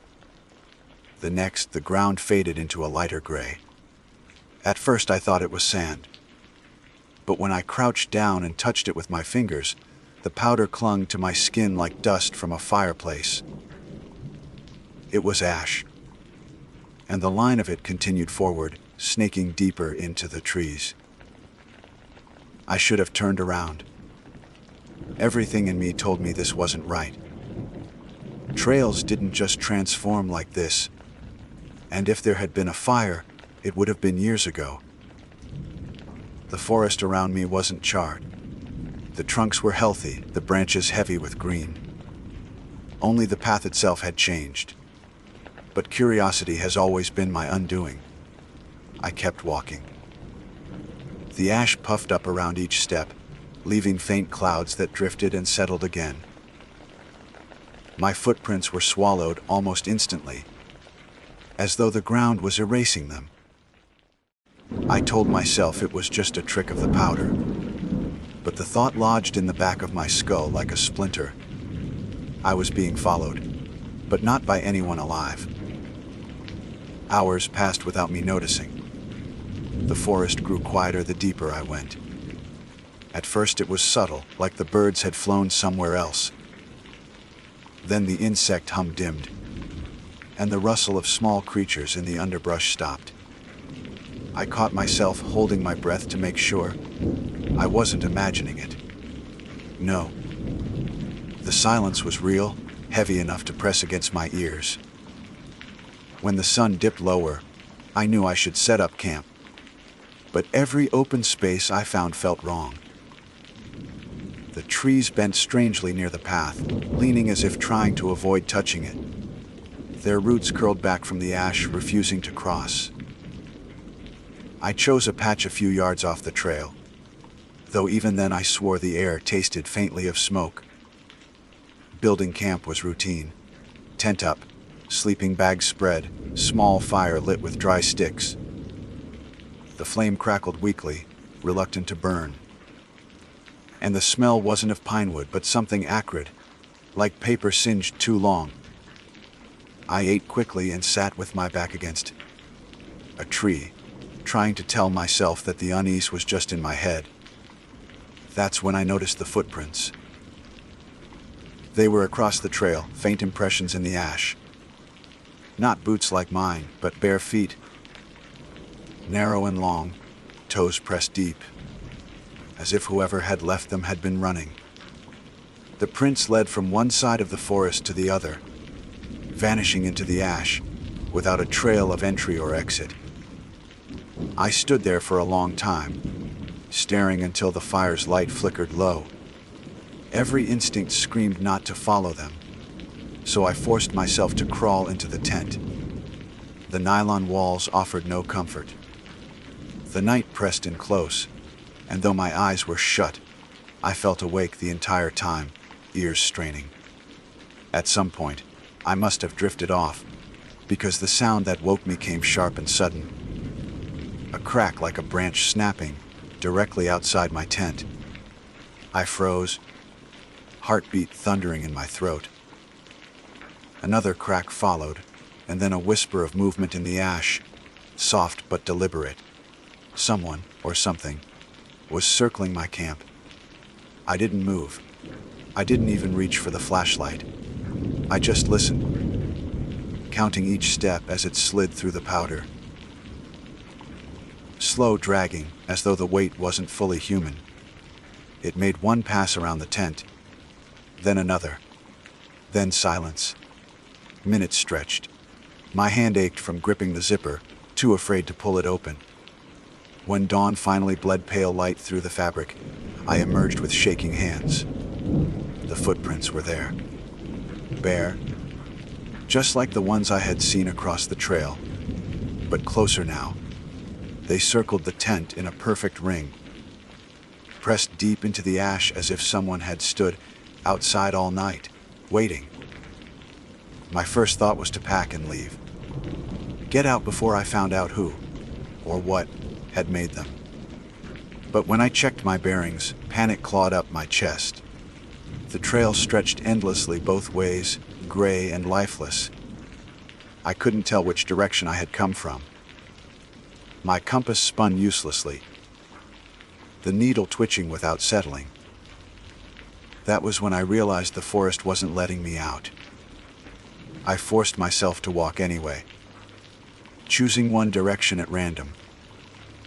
The ash grew deeper the farther I went, clinging to my boots like wet mud even though it was dry. Hours blurred together until I came across something that made my stomach twist. A backpack half buried in the powder.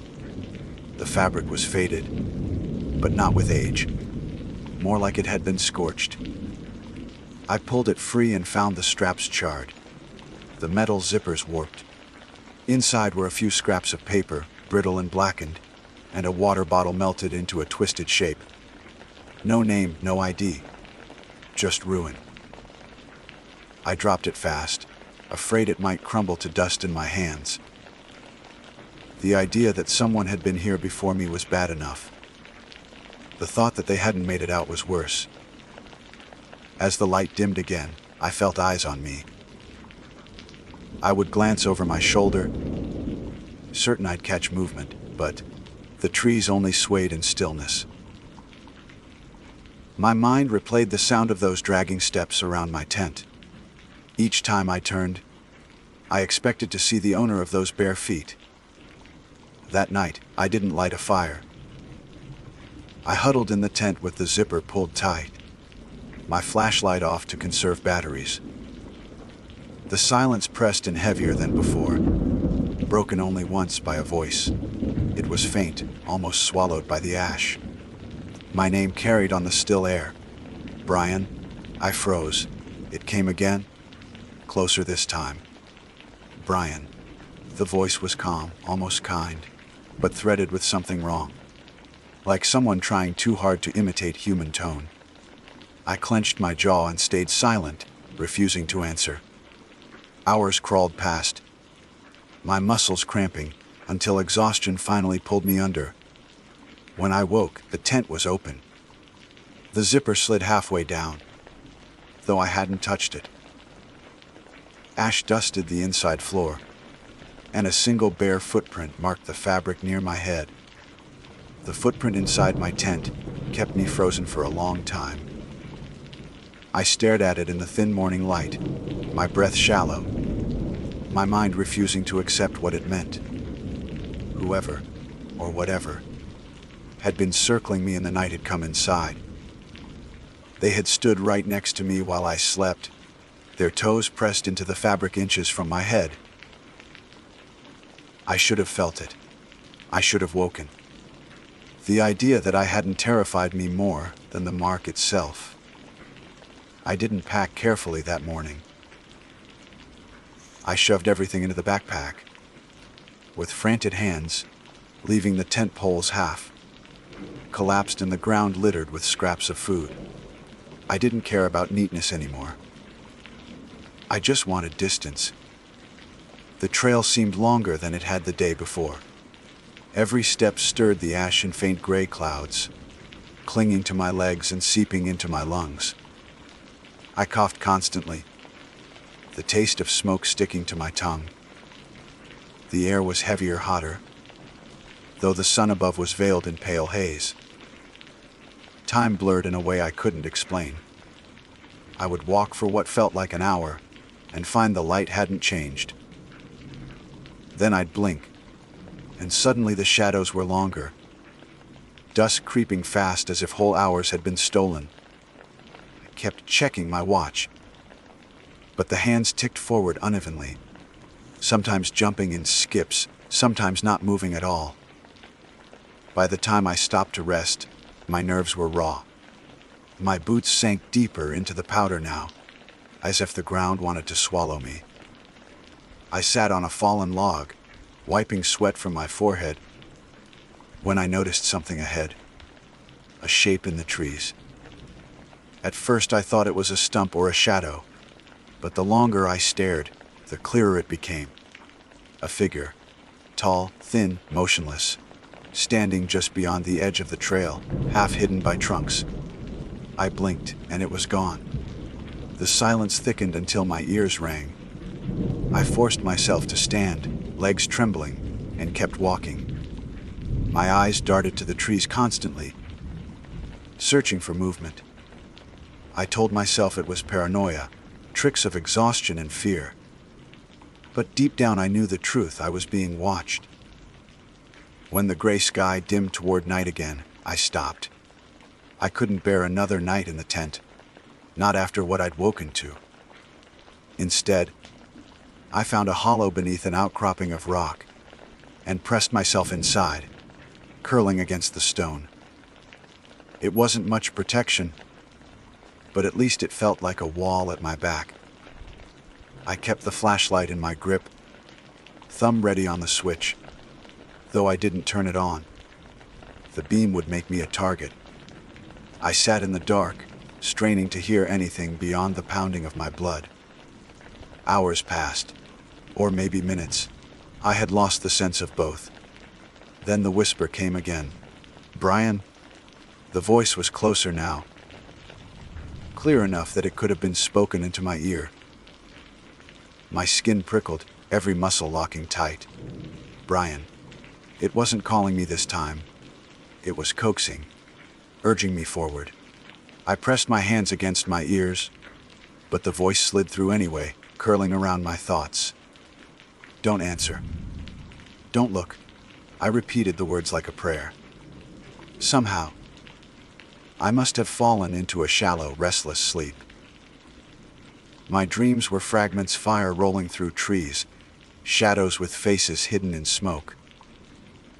And always those bare footprints pressing deeper into the ground, step after step. When I woke, the hollow was filled with ash. It had risen in the night, drifting and piling until my legs were half buried. I scrambled up, coughing as the powder filled my mouth and nose, clawing my way out into the pale light. The forest looked the same as before, silent, endless, but the trail felt narrower, like the trees had crept closer while I slept. I started walking again, though each step was harder than the last. My pack felt heavier, my lungs weaker. I stopped counting time. The trail stretched like a ribbon of gray forever ahead, no bends, no markers, just the same view repeated again and again. Then I saw something new. A campsite. At first I thought it was mine, that I had circled back without realizing it. But the tent was different. Older, collapsed in on itself, fabric stiff with layers of ash. A rusted lantern sat beside it, half sunk into the ground. The fire pit was filled not with wood, but with bones. Small, bird-like bones, though some seemed larger. I stood frozen, bile rising in my throat. This wasn't a campsite. It was a graveyard. The ash stirred in a faint wind, and I caught movement in the corner of my eye. A figure again, tall, thin, standing just beyond the circle of trees, watching. This time, it didn't vanish when I blinked. I forced myself not to move, my chest heaving. The figure stood motionless, its shape vague, like smoke given form. I couldn't see a face, just the hollow outline of a head tilted slightly to one side, as if curious. Then it stepped forward. The motion was slow, deliberate, each foot pressing into the ash without sound. My instincts screamed to run, but my legs locked. I clutched the flashlight, flicking it on with shaking hands. The beam cut across the trees, and for a moment the figure wavered, its edges unraveling like steam. Then it was gone. I didn't wait for it to return. I ran. The ash kicked up in clouds behind me, clinging to my skin, filling my lungs until every breath was fire. I ran until my body gave out, collapsing to my knees in the middle of the trail. The silence pressed in harder than ever, suffocating. broken only by the rasp of my breath. I stayed there, shaking, until the panic dulled enough to stand.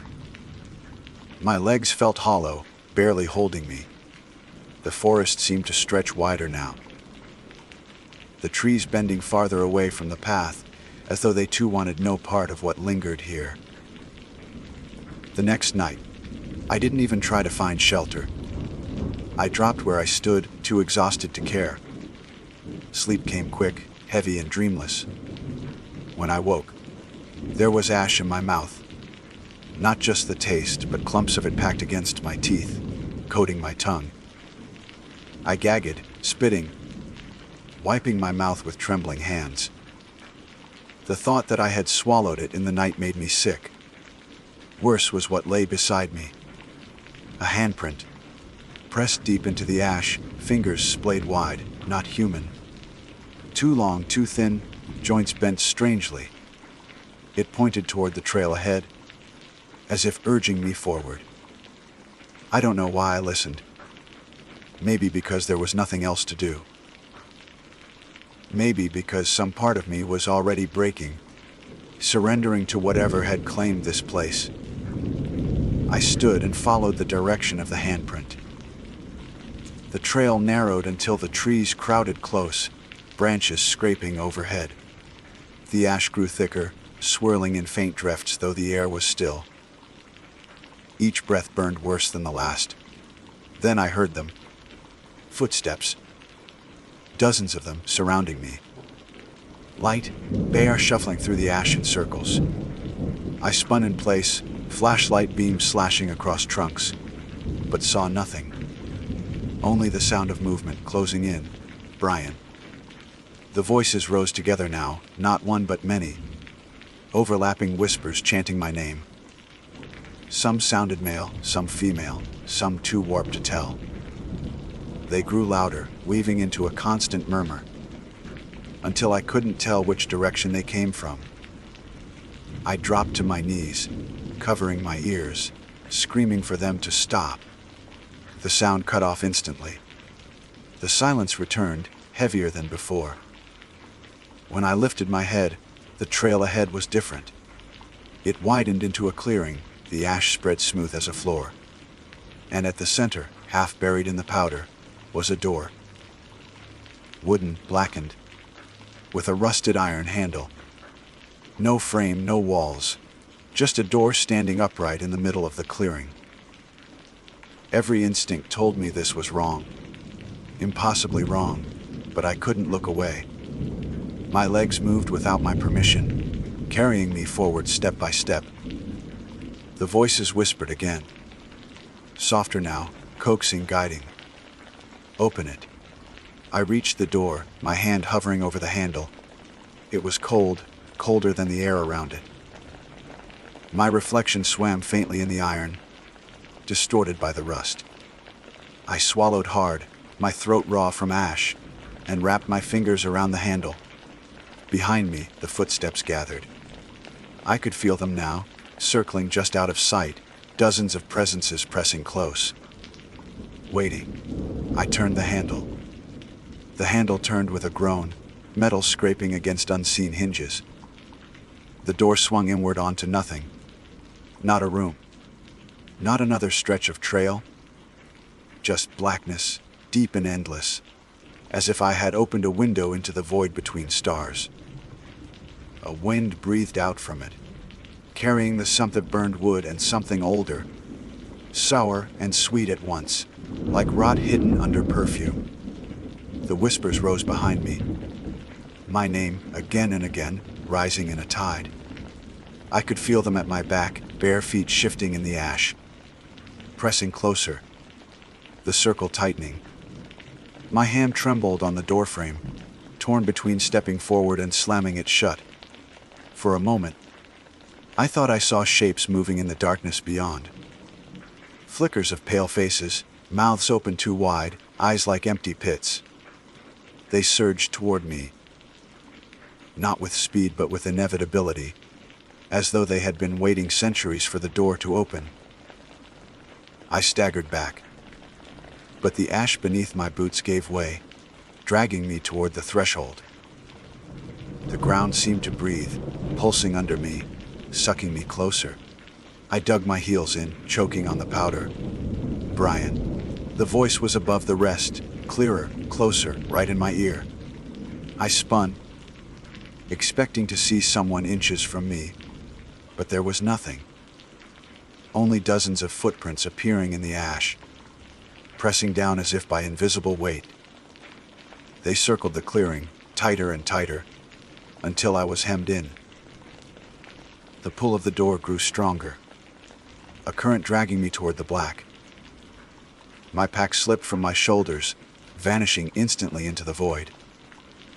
I dropped to my knees, clawing at the ground, nails filling with gray. My body leaned forward against my will, my face inches from the threshold.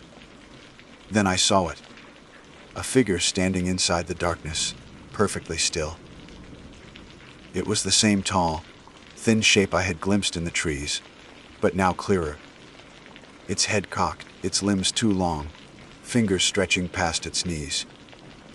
The body was outlined in faint embers, as if its skin was burned and smoldering. Where its face should have been was only smooth ash.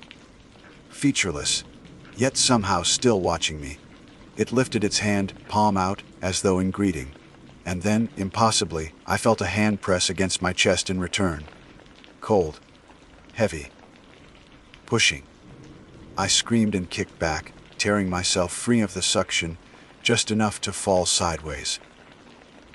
I landed hard, coughing ash from my lungs. Scrambling to my feet, I ran. The forest tilted around me as if it had shifted while I wasn't looking. The trees blurred, the trail twisting in impossible directions. No matter where I turned, I felt the door at my back, the pull of that blackness lingering like a magnet behind my ribs. My lungs burned, my legs quaked, but I kept running. At some point, I collapsed. My vision swam. I lay face down in the ash, too weak to rise. The silence returned, thick and suffocating. For a long time, I thought that was where it would end. But then I opened my eyes and realized I was no longer on the trail. The ash was gone. Beneath me was dirt. Real dirt, brown and damp with morning dew. Above me, the sky was a clean blue, birds chirping faintly in the branches. I pushed myself up, dizzy, and saw a familiar path stretching ahead. A marked trail, one I recognized from the reserve. I had made it out. The relief was so sharp it almost hurt. I laughed once, a broken sound, and staggered to my feet. My body ached, my clothes were ruined. But I was alive. I walked until I found other hikers. 2 men heading in with packs. And when they saw me, their faces shifted to alarm. They asked if I was all right, if I needed help. I tried to explain, but the words tangled in my throat. I told them about the trail of ash, the voices, the door in the clearing. Their expressions changed from concern to unease. One of them shook his head, said there was no such trail out here. Just dirt and rock, the same as always. I didn't argue. I let them guide me back toward the ranger station, nodding when they suggested a doctor. My thoughts were too scattered to fight. But as we walked, I glanced behind us. My boots left no prints on the dirt. Not one. Days later, when I was home and safe, I tried to rationalize what had happened. Exhaustion. Dehydration, hallucinations. Maybe I had strayed onto an old burned scar, and my mind filled in the rest. That's what I told myself, what I tried to believe. But at night, when the house was quiet and the world outside was dark, I could still taste ash on my tongue. Sometimes, when I close my eyes, I see the door, standing alone in a clearing that shouldn't exist. And sometimes I hear the whisper, "Brian, I don't know if I escaped that place, or if I just carried it with me. What I do know is this: If you ever find yourself walking a trail that shifts from dirt to ash, turn back. Don't wonder. Don't linger. Don't follow it deeper. Because once it knows your name, you'll never walk alone again. My name is Caroline Reed. I was raised in the suburbs of Denver, Colorado. The kind of place where streets curved around Saxon neighbors waved politely but never asked too many questions. By profession, I am a field researcher in environmental sciences, which means I spend more nights under open skies than in my own bed. I have always loved the quiet that comes from being away from highways and power lines. The way the forest seems to breathe on its own time. But there is another truth about me. One that I would not have admitted so easily until that night. I was reckless when I thought I was safe. The story I am about to tell you happened 3 summers ago, though time has not dulled its edges. It clings to me in the most inconvenient ways. When I close my eyes at night, when I smell smoke, when I hear the crackle of firewood. I had driven west with nothing but a GPS unit, a paper map as backup, and a stubborn will to document a remote ecosystem near the cliffs of southern Utah. The plan was simple: reach the designated campsite, set up for a 3-day survey, and return with my notes. I had done this routine countless times before. The sun was sinking when my GPS marked a final waypoint. Campsite ahead. Relief washed through me.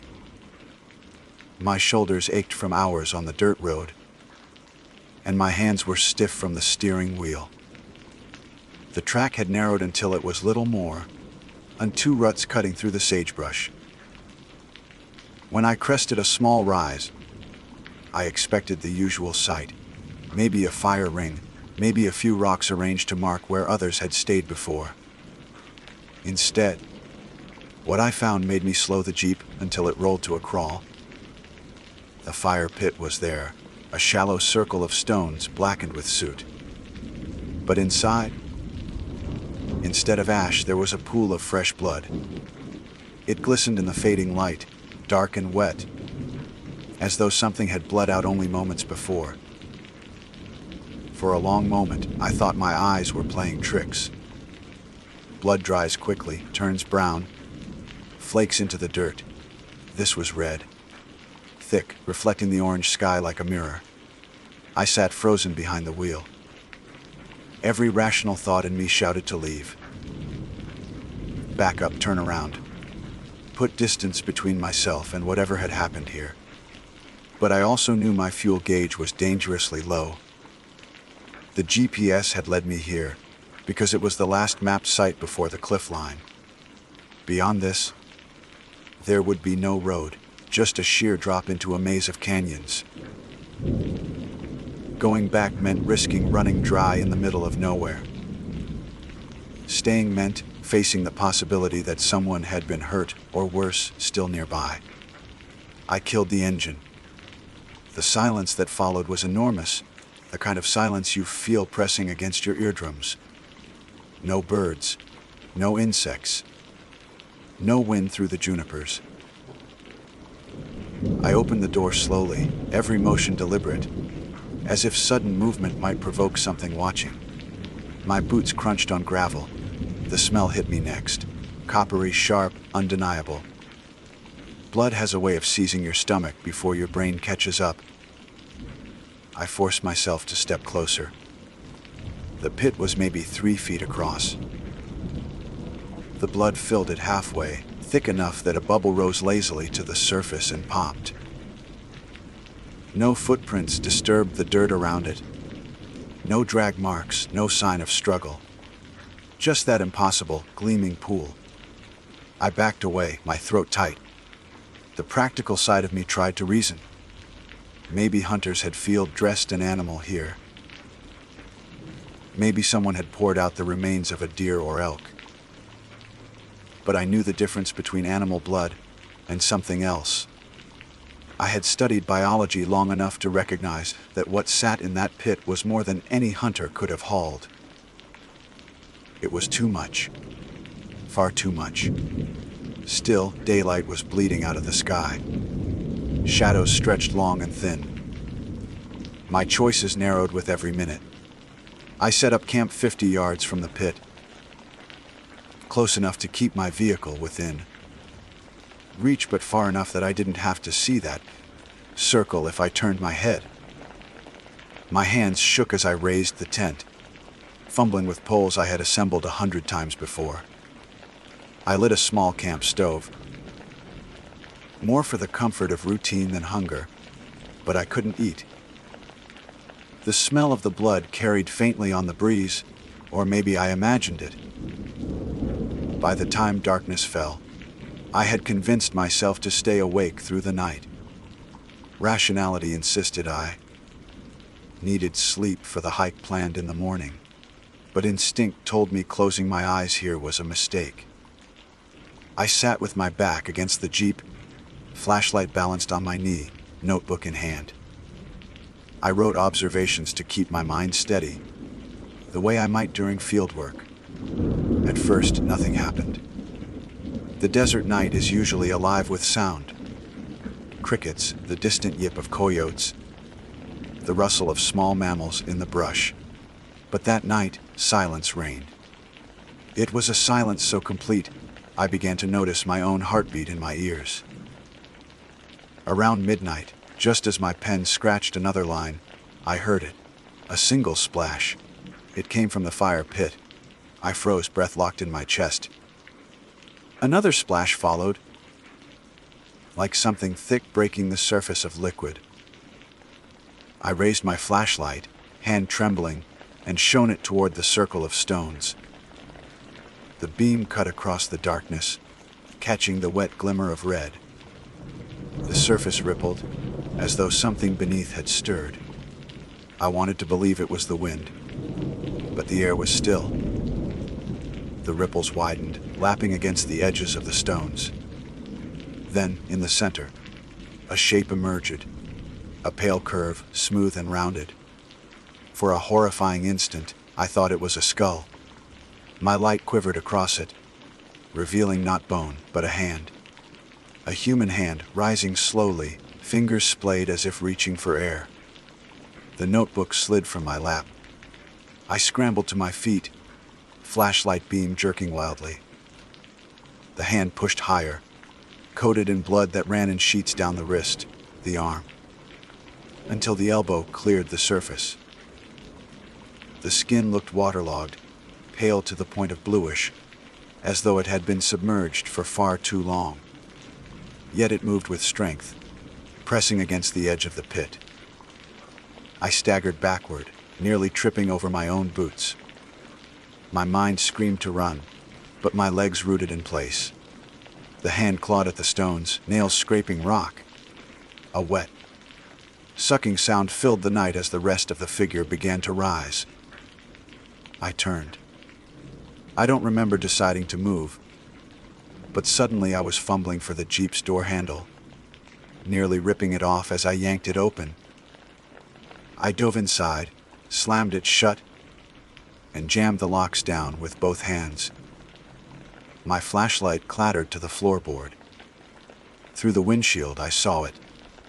The figure had pulled itself halfway out. A head lolled back, hair plastered to its face with gore. Its eyes were closed, but its mouth hung open, blood streaming from between its lips, as though it had drowned in it. The body convulsed, shoulders jerking unnaturally, like a puppet pulled by tangled strings. I started the engine. The roar shattered the silence, but the thing didn't react. It kept clawing its way free, dripping and shuddering. My hands fumbled the gear shift. Gravel spit beneath the tires as I turned the wheel hard, angling away from the campsite. The headlights swept across the pit one last time, illuminating the figure fully. It was a woman, or had been once. Her features were swollen, distorted by death, Yet there was something unmistakably human in the angle of her cheekbones, the shape of her mouth. Her eyes opened as I looked. They were white. The Jeep lurched forward. I gunned the accelerator, careening down the rutted track. My rearview mirror caught a glimpse of the campsite shrinking into the distance, the glow of my taillights fading. But before the darkness swallowed it completely, I saw movement. Others rising from the pit, more hands breaking the surface, more faces turning toward me. I drove until the road ended in a cliffside overlook, the canyon yawning below like an open throat. The GPS blinked. Final point. I slammed on the brakes, chest heaving, trapped between a sheer drop and the certainty of what lay behind me. That is when I realized I had driven straight into their waiting ground. The brakes screeched, tires grinding against gravel until the Jeep skidded, just short of the cliff's edge. My chest slammed against the steering wheel, and for a moment, I thought the vehicle might tip forward into the canyon. Dust billowed around me, choking the air. My hands gripped the wheel, so tightly I could feel the blood drain from my knuckles. I killed the headlights, plunging the Jeep into blackness. The only light came from the sky. Stars scattered like shards of glass, the moon hanging low, its pale glow exposing the jagged rim of the cliff a few feet ahead. My pulse thundered in my ears, masking every other sound. But in the silence that followed, I began to hear them. Footsteps. Not the rhythmic crunch of boots, not the stealth of an animal. This was irregular, dragging, uneven. Multiple sets approaching from the road behind me. Gravel shifted under their weight. I wanted to reverse, but the thought of turning the Jeep around, of pointing my headlights back at whatever climbed from that pit, rooted me in place. Instead, I reached down, switched off the engine, and sat in the suffocating silence. My breathing rasped too loud inside the cab. I pressed my forehead against the steering wheel and willed myself to shrink smaller, as if I could disappear inside the shell of the vehicle. The first shadow broke into view. In the pale moonlight, I saw a figure staggering toward me. It moved with the slow, jerking rhythm of something half forgotten by its body. Behind it, others emerged. 5, maybe 6 shapes, dripping, glistening, each step leaving dark stains on the dust. They did not make sounds of pain or rage.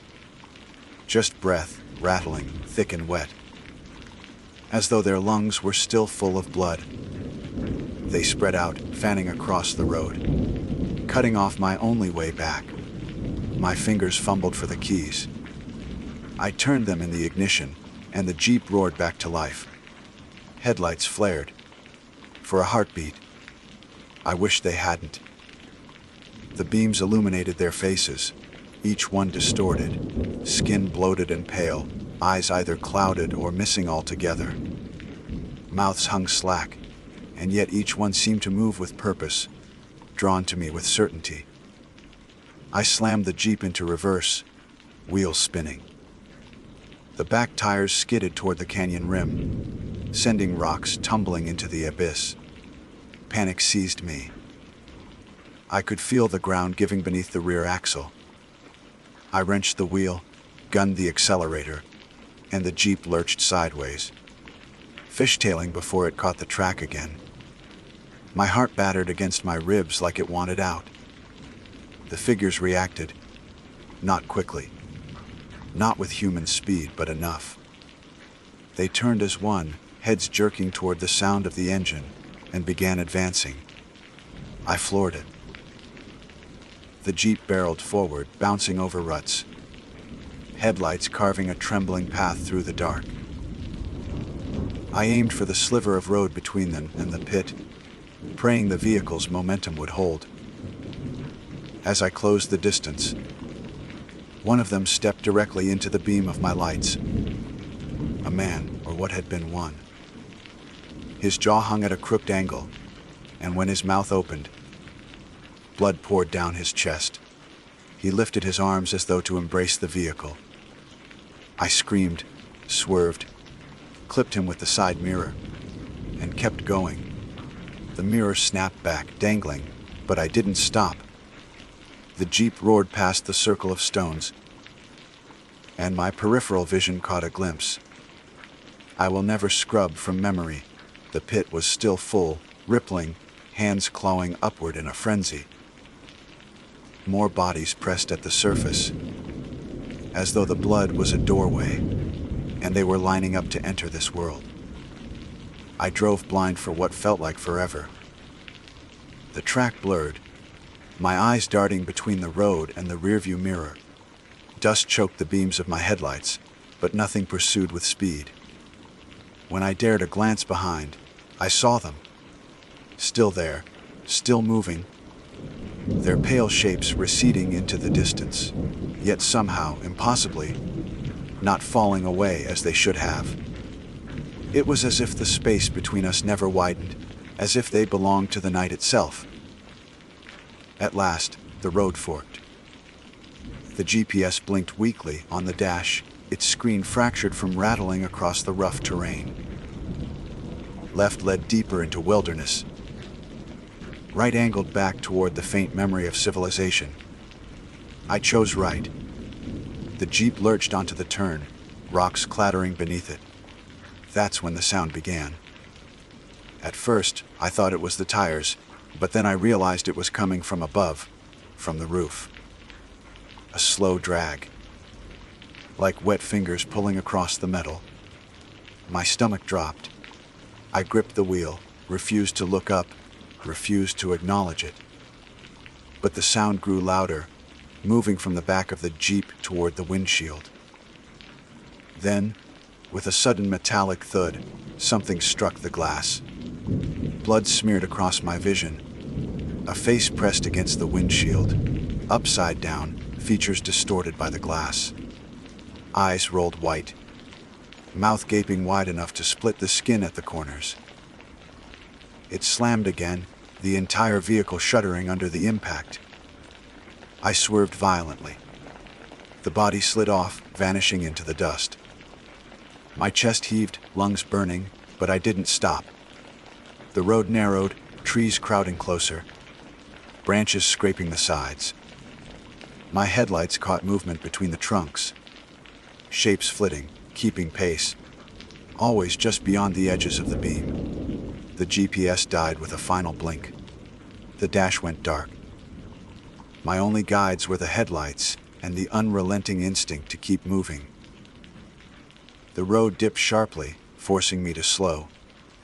As the Jeep bounced over a rut, something slammed into the side, hard enough to rock the chassis.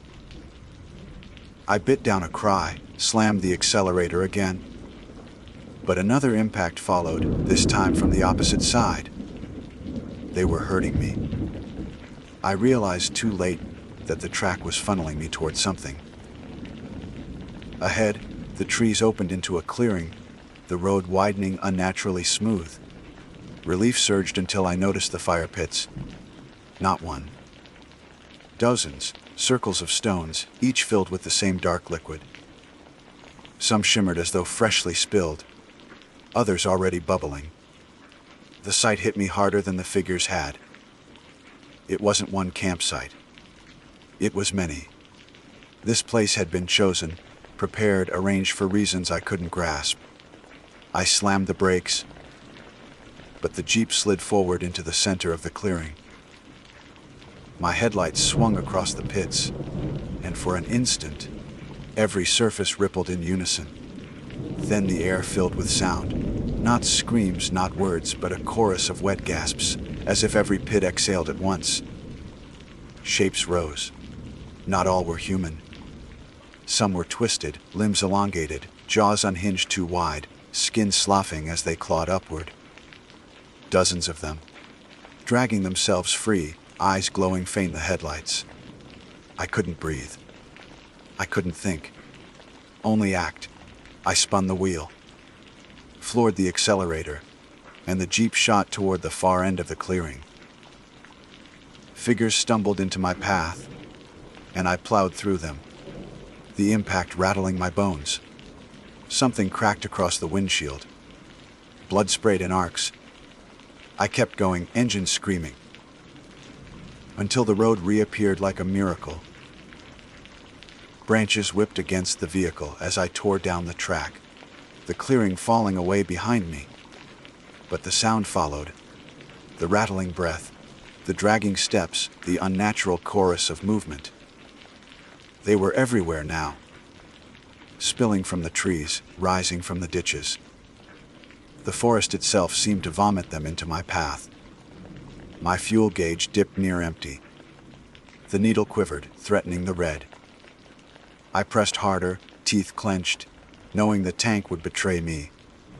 And then, like a cruel joke, the road ended again. Another cliff. This one overlooked a narrow canyon, walls sheer, a river glinting faintly in the moonlight below. No roads leading on, no tracks winding back. Trapped once more. I braked, dust spiraling. Behind me, the forest seethed with shapes moving closer, their pale forms flickering in the dark. I could not go forward, and there was nothing left behind but them. My breath caught as I realized there was only one choice left. Either wait for them to reach me, or drive into the canyon and pray the fall didn't kill me faster than they would. The engine idled beneath me, rattling like a beast running out of breath. My hands slipped on the steering wheel from sweat, my pulse hammering so loudly it drowned out the world. The canyon yawned in front of me, endless black with a shimmer of silver far, below where the river caught the moonlight.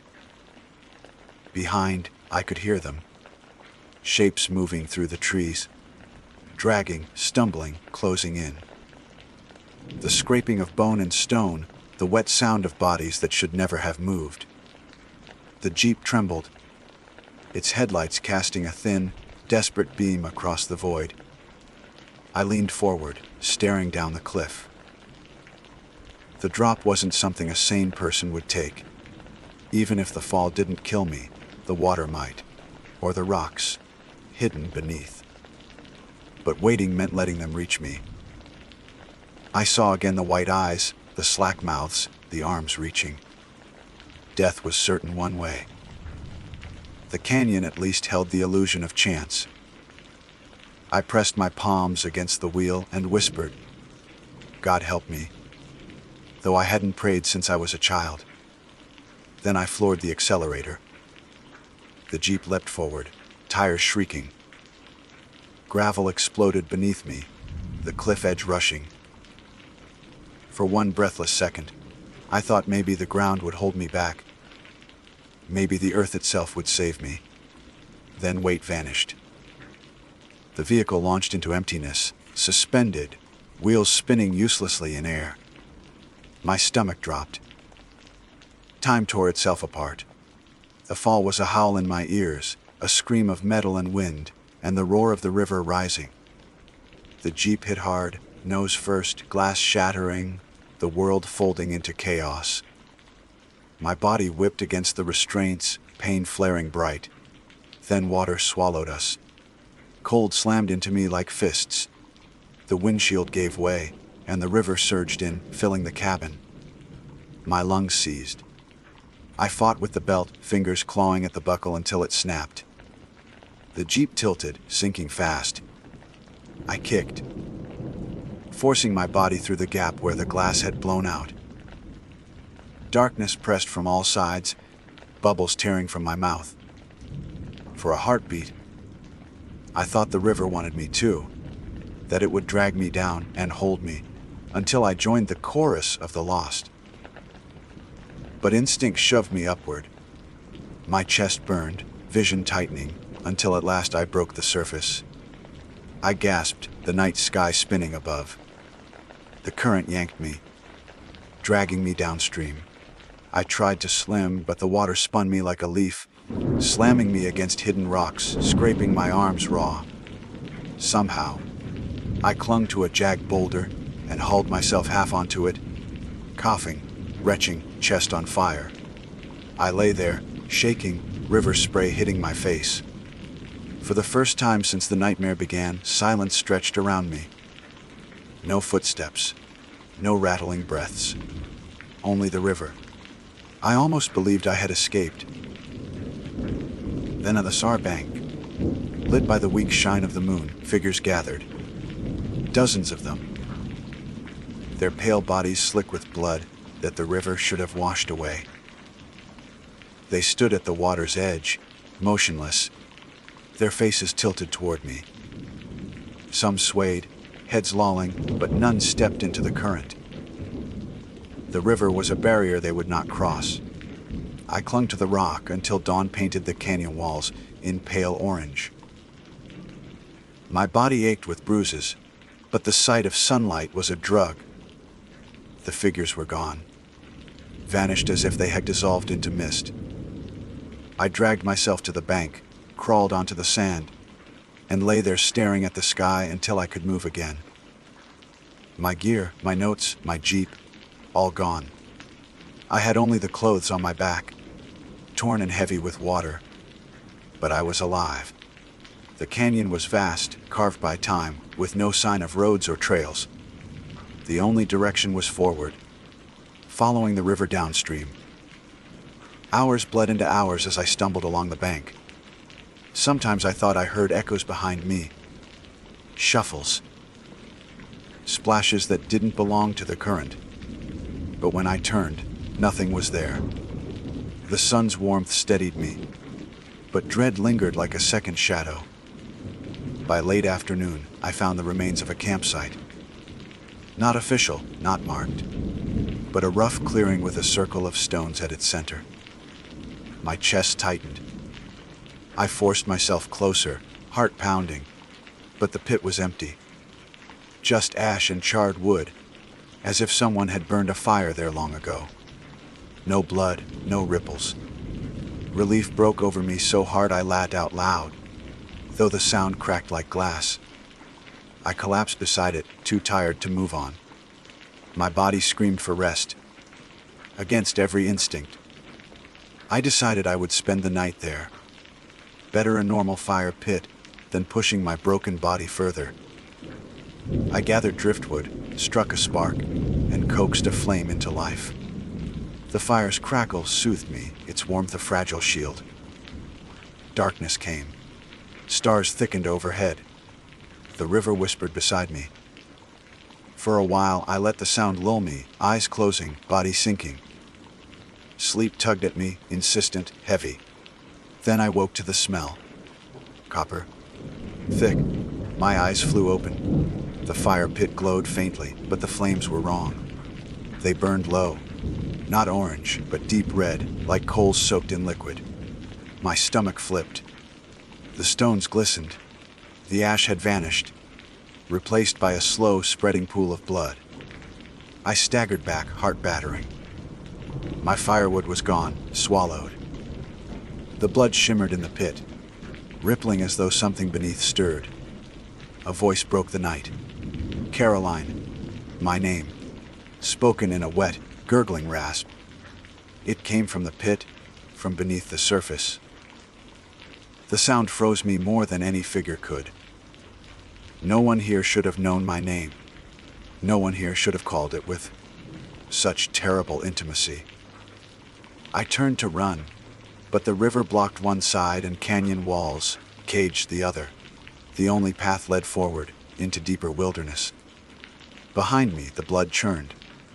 Figures began to rise, pale arms clawing their way free. I fled. My legs buckled, but terror lent me strength.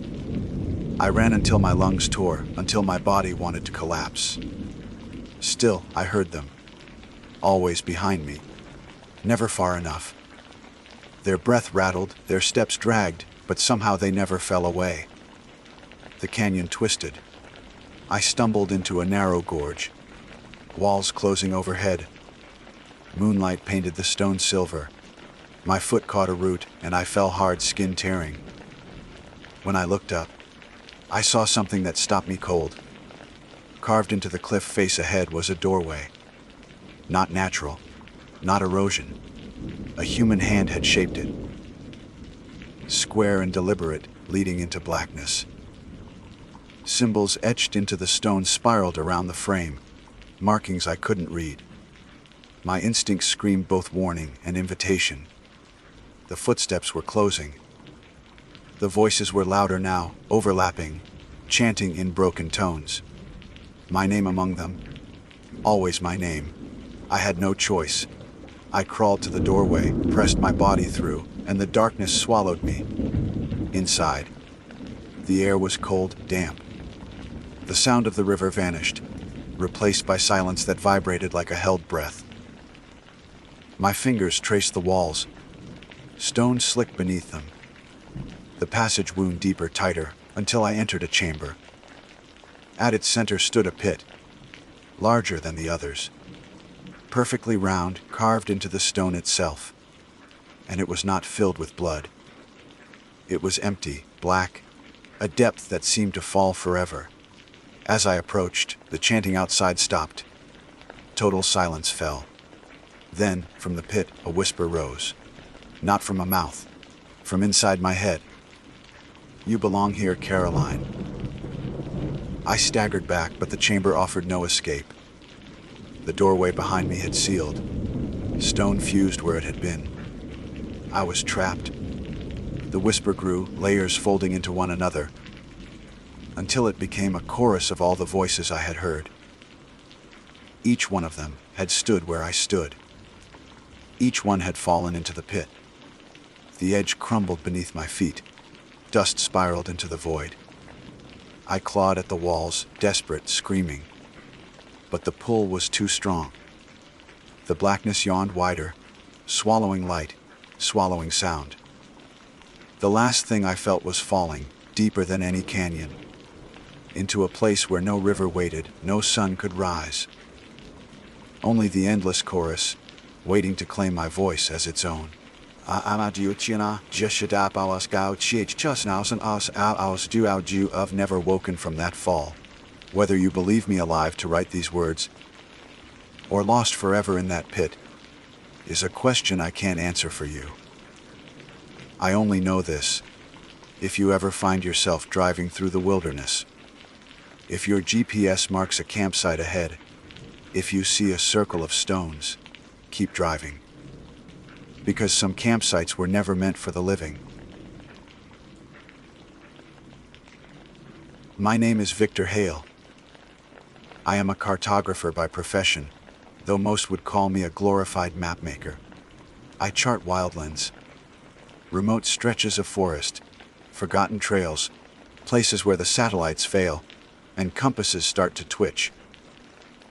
For the past 15 years, I've worked almost exclusively in the Appalachian region, spending months alone with only a backpack and a waterproof notebook for company. The solitude never bothered me. In fact, I preferred it.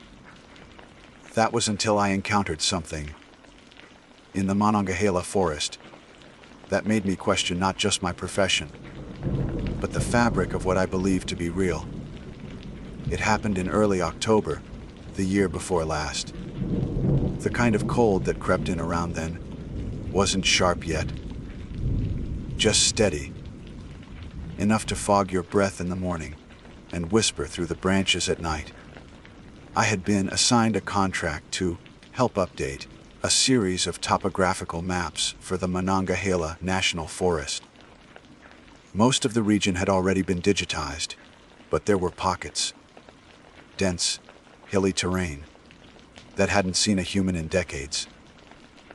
I was dropped off at a ranger outpost, 3 miles from the nearest road, and from there, I hiked in with my gear, expecting to be out of contact for at least a week.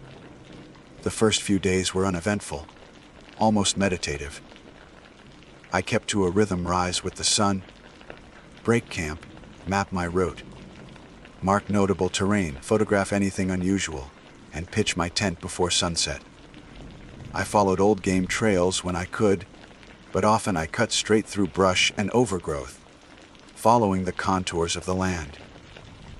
By day 4, I had reached a part of the forest so overgrown that even moss had begun to grow on the trunks of smaller trees, an indicator that sunlight rarely pierced the canopy above.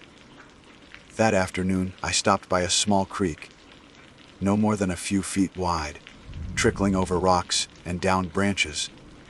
I remember being hungry, but too lazy to cook, so I fished instead, using a collapsible rod I always carried for just such occasions. I found a spot to sit, leaned back against the wide trunk of a sycamore, thick with old bark and thyme, and cast my line into the current. It was quiet. Not forest quiet, but hollow quiet.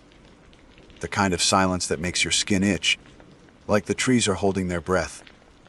No birds, no bugs, not even the occasional rustle of leaves from a squirrel or a snake. Just the soft gurgle of water and the faint hum of wind through the canopy. I don't remember falling asleep. I must have dozed off with the rod resting between my knees, eyes half closed to the light above. It wasn't until a strange sound pulled me back. Something like the crunch of bark, not underfoot, but being chewed. That I sat up straight. At first, I didn't move. I just listened. There it was again, a soft grinding sound, like teeth working over wood. I glanced around, half expecting to see a beaver or some animal nearby, but there was nothing. That's when I looked up. The sycamore I had been leaning against had shifted. Not physically moved. I didn't hear any cracking or groaning, but something was different. Where the bark peeled naturally in long, curling strips, there was now a pattern. Rows, jagged and deliberate. It took my brain a second to register the curls had arranged themselves into the shape of a grin. Not a friendly one, either. A wide, open-mouthed grimace filled with bark that looked like teeth. Worse, the bark chips inside the mouth were moving, grinding against each other like a set of dentures chewing. I scrambled away so fast I left my gear behind, stumbling across the creek, half falling into the water before catching myself. My heart was hammering in my ears. I turned back, half expecting the tree to be right behind me, but it hadn't moved. The grin was still there, stacked now, frozen like a carving. I stood waist deep in the creek for a long time, staring at it, trying to convince myself that it was just a trick of the light, or pareidolia, our brain's tendency to see faces in patterns. But no matter how I rationalized it, the image wouldn't leave me. Those weren't random curls. That was deliberate. Eventually, I gathered the nerve to retrieve my things. The tree didn't move. It didn't blink. It just sat there, grinning like it had caught me in a lie. I packed up and left, heading west toward higher ground, hoping to put some distance between me and whatever the hell that thing was. I didn't set camp that night. I walked until the sun dipped below the horizon and only stopped when the dark made it impossible to navigate. I didn't sleep much.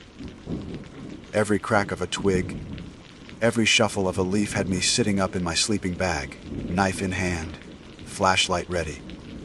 But nothing came. By morning, I had convinced myself again that it had to have been a combination of fatigue and forest hallucination. Isolation plays tricks on people. That's what I told myself, until I found the second tree. It was 2 days later, near the edge of a steep ravine. This one was smaller, an ash tree, maybe 8 feet tall, but it had the same mouth. Bark peeled back in a semi-circle, teeth formed from the jagged interior, sap dried along the edges like drool. And this time, it wasn't alone. The trees around it all leaned slightly inward, toward the ash, like supplicants gathered around something sacred. The ground below was bare. No leaves. No moss, just packed earth and a faint smell of rot, like mushrooms and wet meat. I backed away slowly, not even trying to hide my footsteps. I didn't care if something heard me. I just wanted to get the hell out. That night, I broke protocol. I used my emergency satellite beacon to send a coded message to base. Cut trip early. Requesting evac. I knew it might take them a day or two to reach me, especially with how deep I was. But I no longer cared about the map, or the contract, or the paycheck. Something in that forest was wrong. Deeply, viscerally wrong. What I didn't expect, what truly rattled me, was the reply I got the next morning. Proceed to grid 22C. Extraction delayed. Instructions follow. Grid 22C was deeper into the forest. I pulled out my paper map, checked it against my GPS coordinates. They were sending me further in. I tried to radio back. Nothing. Static. I checked the beacon, reset it, even changed the battery. The same response came again, identical wording, almost like it had been auto-generated. By noon, I had to make a decision. Stay put and risk being stranded, or follow the grid and hope someone was actually waiting for me on the other end. I chose to move. And as I packed, I noticed something that hadn't been there before. A sliver of bark shaped like a tooth, resting on my sleeping bag. Not fallen from the trees above, not the right kind of wood. It matched the first sycamore. The grin. I left immediately. By the time the sun set, I had covered nearly 6 miles through terrain that should have taken me twice as long. Adrenaline does that. I set up camp, only because my legs refused to go further, but I didn't sleep. I sat up the entire night, knife clutched tight, staring out into the dark. I thought I heard whispering once, dry and papery, like leaves rubbing together. But when I shined my light, nothing moved. At dawn, I found another tree with teeth. This one was taller than the rest, a pine, maybe 40 feet high. The grin stretched nearly a yard wide, and the teeth were different, sharper, darker. Some looked like they had roots, as if whatever had made them wasn't just shaping bark, but growing something else. Below the tree, etched into the dirt, was a single word. It wasn't scrawled. It wasn't childlike or messy. It was clean, precise, carved with intent. The letters were deep, as if something had pressed down into the soil with steady, deliberate force. And that was when I realized something I hadn't wanted to admit since the first moment I saw that grin. These things knew I was here, and worse, they knew my name. I didn't touch the soil. I didn't step near the tree. I packed up and left that clearing so fast I nearly forgot my map. My legs burned with every step, but I didn't stop to rest. I couldn't. The way my name had been carved, that precision, meant it wasn't just a warning. It was a message. A message from something that wasn't guessing who I was. Something that had been watching. I kept moving, heading northwest toward grid 22C like the message instructed. Not because I trusted it, but because I had no better plan. Every direction now felt like a trap. At least if I followed the route, I might intersect with a real ranger team, or something human. But as the hours wore on, the forest changed. It wasn't subtle anymore. First came the absence of decay. No fallen trees. No dead leaves underfoot. Everything alive stayed alive, and everything dead looked like it had been cleaned up, scooped away. The forest floor was bare in places, unnaturally smooth. I walked for almost an hour without seeing a single mushroom, a single patch of rot, a single insect crawling through the soil. Then came the markings. At first, I thought they were ranger blazes, those small colored bands or carved notches used to mark trails. But these were different. They weren't painted. They weren't cut by knives. The markings had been grown, raised ridges in the bark itself, circular patterns with interlocking teeth shapes. Like nature had developed its own way of warning hikers to turn around. By late afternoon, I passed a stump. Normal at first glance, just an old tree cut long ago. But the rings inside weren't right. They didn't spiral naturally. They twisted inward in sharp angles, curling toward the center like a vortex. In the very middle, the heartwood was gone, hollowed out, deep and black. I don't know what compelled me to look inside. Curiosity, maybe. Or maybe I wanted to prove to myself it was just rot. It wasn't. Inside the hollow center, wedged into the space like it had been planted there, was a human molar. Brown with age. The root was intact. I left it. I didn't touch it. I didn't even mark it on my map. Whatever was happening out there, it was past the point of reason. I wasn't exploring anymore. I was surviving. That night, I found a ridge and set camp on the leeward side, hoping the elevation would give me some advantage. I built no fire. I cooked nothing. Just energy bars and cold water. I turned off my light after dark and sat with my back to a rock face, where nothing could sneak up behind me. I woke up at 3:17 a.m. I know because I checked my watch the moment I opened my eyes. Something had pulled me out of sleep, sharp and sudden, like a pinprick to the neck. At first, I thought it was just a noise, a crack in the forest. Then I realized it wasn't a noise that woke me. It was a smell, pine sap and wet bark, mixed with something sour, like meat left in the sun.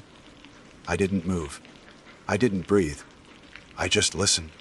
That's when I heard it, not close, not loud, but there, breathing, not from an animal, not a deer, not a bear, something deeper, slower, like lungs that didn't belong in a body anymore. Drawn out inhales with the rasp of wood sliding over wood. It came from the trees. Not one tree. All of them. They were breathing. I stayed perfectly still until the sky turned gray. And even then, I didn't move until birds finally returned. That's what saved me. The sound of a chickadee chirping nearby. A tiny, mundane reminder that the world still functioned somewhere. I packed and left by sunrise. No breakfast, no water. I just moved. By mid-morning, I saw the first sign of human life in days. It was a trail camera.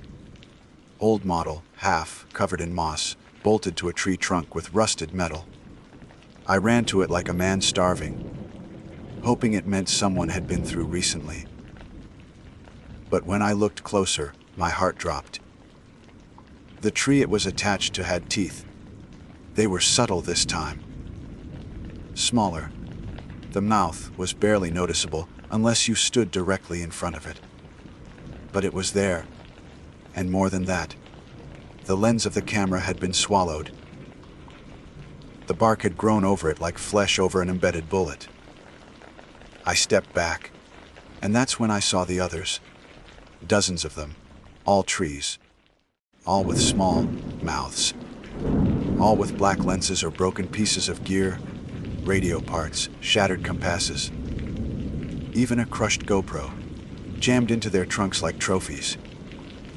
And beneath one of them, half buried in dirt, was a hiking boot, still attached to a foot. I didn't scream, I couldn't. My throat locked up, like even that part of me was trying to stay quiet. I turned and started running, not caring if I was loud anymore. I had to move. Fast. I reached Grid 22C by early evening. It was supposed to be a flat plateau, a cleared zone, according to the map, once used for logging decades ago. But when I broke through the last line of trees, what I saw was not a plateau. It was a crater. A perfectly round depression. Maybe 70 feet across, completely void of vegetation. Not even moss dared grow on the rock and dirt inside. At the very center stood a tree. No, not a tree. A mouth pretending to be a tree. It rose nearly 20 feet high, thick and swollen. Its trunk shaped like a column of muscles flexing under skin. The bark didn't peel. It pulsed like it was breathing. Dozens of grins split its surface at every angle, some vertical, some crooked, some yawning open as if in mid-scream. And at its base was a pile, not of leaves, not of branches, but of cloths, boots, backpacks, shreds of nylon and cotton, all faded by time, some chewed to tatters. I recognized my own brand of camping stove among them, identical to the one I carried. The same model, same scratch on the corner. That's when I saw it.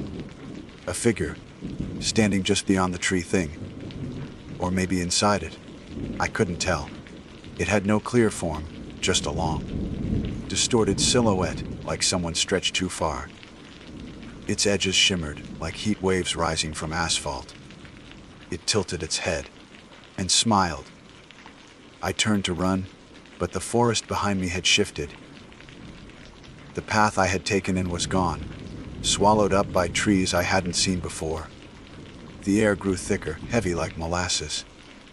My limbs slowed. My vision blurred. I remember collapsing to my knees, the earth suddenly too soft beneath me, like walking on sponge. And then black. Not sleep. Not unconsciousness. Just nothing. When I came to, I was lying in the bed of a rescue truck. A ranger was shaking my shoulder gently, telling me I was dehydrated and lucky to be alive.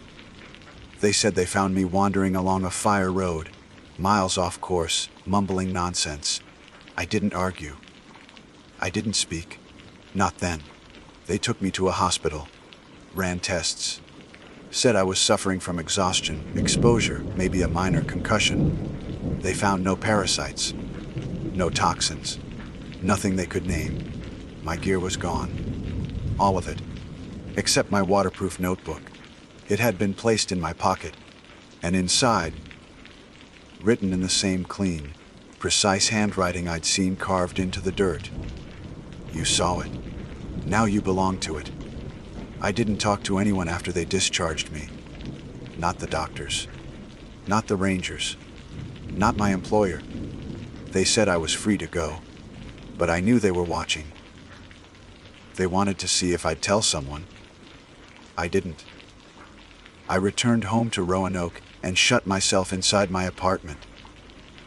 I kept the lights off, unplugged everything with a screen, and pulled the blinds tight. It wasn't paranoia, it was instinct. Like an animal hiding from something it doesn't understand, but knows damn well it can't fight. I didn't sleep for days. Every time I closed my eyes, I saw those grins in the dark. Gnashing, splitting open bark with teeth that weren't bark anymore. They were bone. Or something worse. I'd wake up drenched in sweat, fists clenched so tight my nails broke skin. My arms were covered in cuts I couldn't explain. But it wasn't just dreams. The tree followed me home, not physically. It didn't uproot and march down the highway like something out of a cartoon. It was more subtle than that. Smarter. It spread.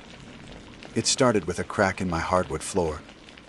Thin at first, barely noticeable. But it widened with each passing day, forming patterns, curves and circles, like the markings on those trees in the forest. I tried to fill it with caulk. It came back the next morning, deeper than before. Then my apartment started to smell like pine.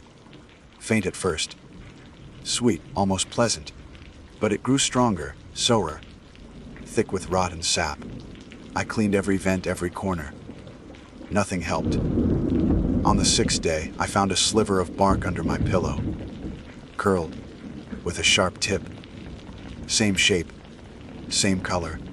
Same size as the tooth I'd seen on my sleeping bag in the woods.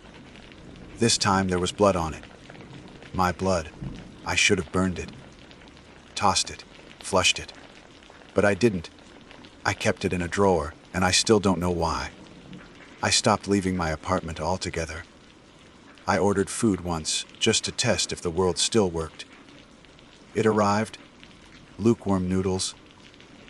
Delivered by a guy who didn't look me in the eye and walked away fast. But it proved something.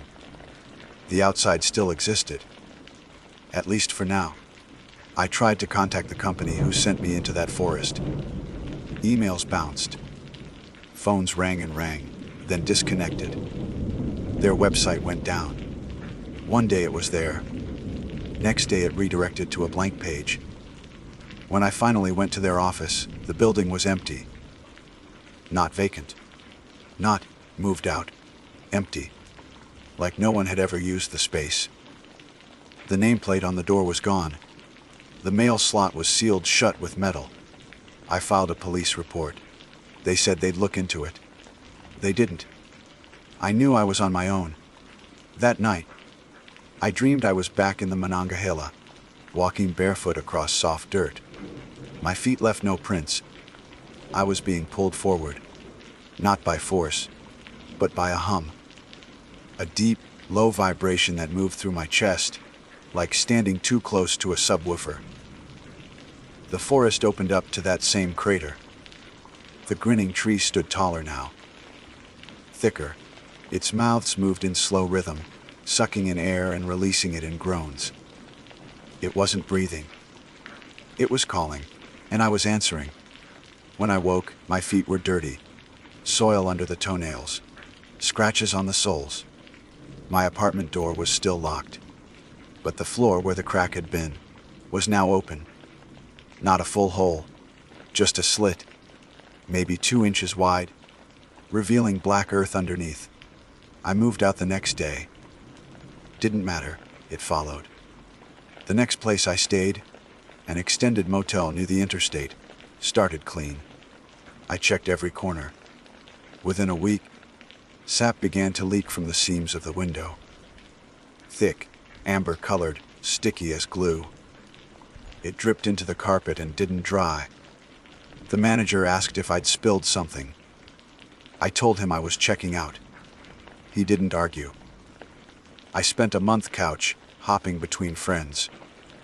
Each time, I stayed quiet. I didn't want to bring this thing to anyone else, but it didn't matter. It didn't care about silence. In one apartment, the ceiling fan began turning on its own, even when the switch was off. It spun slowly, humming in a strange rhythm. And when I climbed up to check the wiring, I found bark fragments wedged inside the motor. Another place. I woke up to find my friend's dog standing in the doorway, teeth bared, growling at me. Not at the room. At me. As if it saw something I couldn't. I left that night. I ended up in a cabin I built myself, deep in the Blue Ridge, on land no one visits. No roads lead in. I bring my supplies by foot, solar for power, radio for emergencies only. No mirrors. No screens. Just silence and wood and time. But even here, it hasn't stopped. The woods around the cabin don't move, exactly. But they breathe. At night. The trees sway when there's no wind. Branches stretch just a little too far. Leaves fall in patterns. Circles, always circles, with teeth along the edges. Sometimes, when the moon is gone, I see something standing at the edge of the clearing. Not a person. Not even a shape I can describe. Just a tall shadow among taller shadows, mouth wide open in a grin it doesn't close. And I know it's waiting. I've tried fire. Burned the bark I kept. Burned old gear. Burned parts of the trees around my cabin. It always comes back. Sometimes in dreams. Sometimes in sound. The worst was the radio. I was listening to static one night. Just the hiss and crackle of nothing. Comforting, in a way. A reminder that not everything has been replaced. And then, out of the static, came a voice. Low, whispering, not human. It said, "Victor, we remember." I threw the radio into the creek that night. It floated for a while, then sank. The next morning, it was on my porch, dry. I don't know what this thing wants. I don't think it kills, not in the way we understand death. I think it gathers, collects, marks. I think the trees are its body, its mouth, its memory. Every branch a finger, every grin a record of someone it touched. And I think once you see it, really see it, it doesn't let you go. You become part of the forest, even if you're miles away, even if you leave the woods behind. I used to be a man who made maps. Now I'm a landmark on one. A fixed point in something older than language, older than bones. Sometimes I wonder how many others it has. Sometimes I wonder if the trees in your backyard ever blink when you're not looking. And sometimes I wonder if it's growing inside me too. I've started to feel something beneath my skin. It itches, it pulls, like bark curling from within. And every night I hear it whispering through the branches. Smile. My name is Caroline Reed.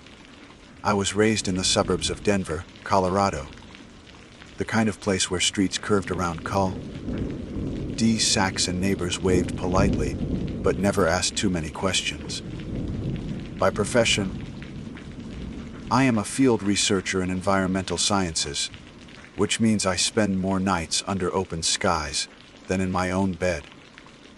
I have always loved the quiet that comes from being away from highways and power lines, the way the forest seems to breathe on its own time.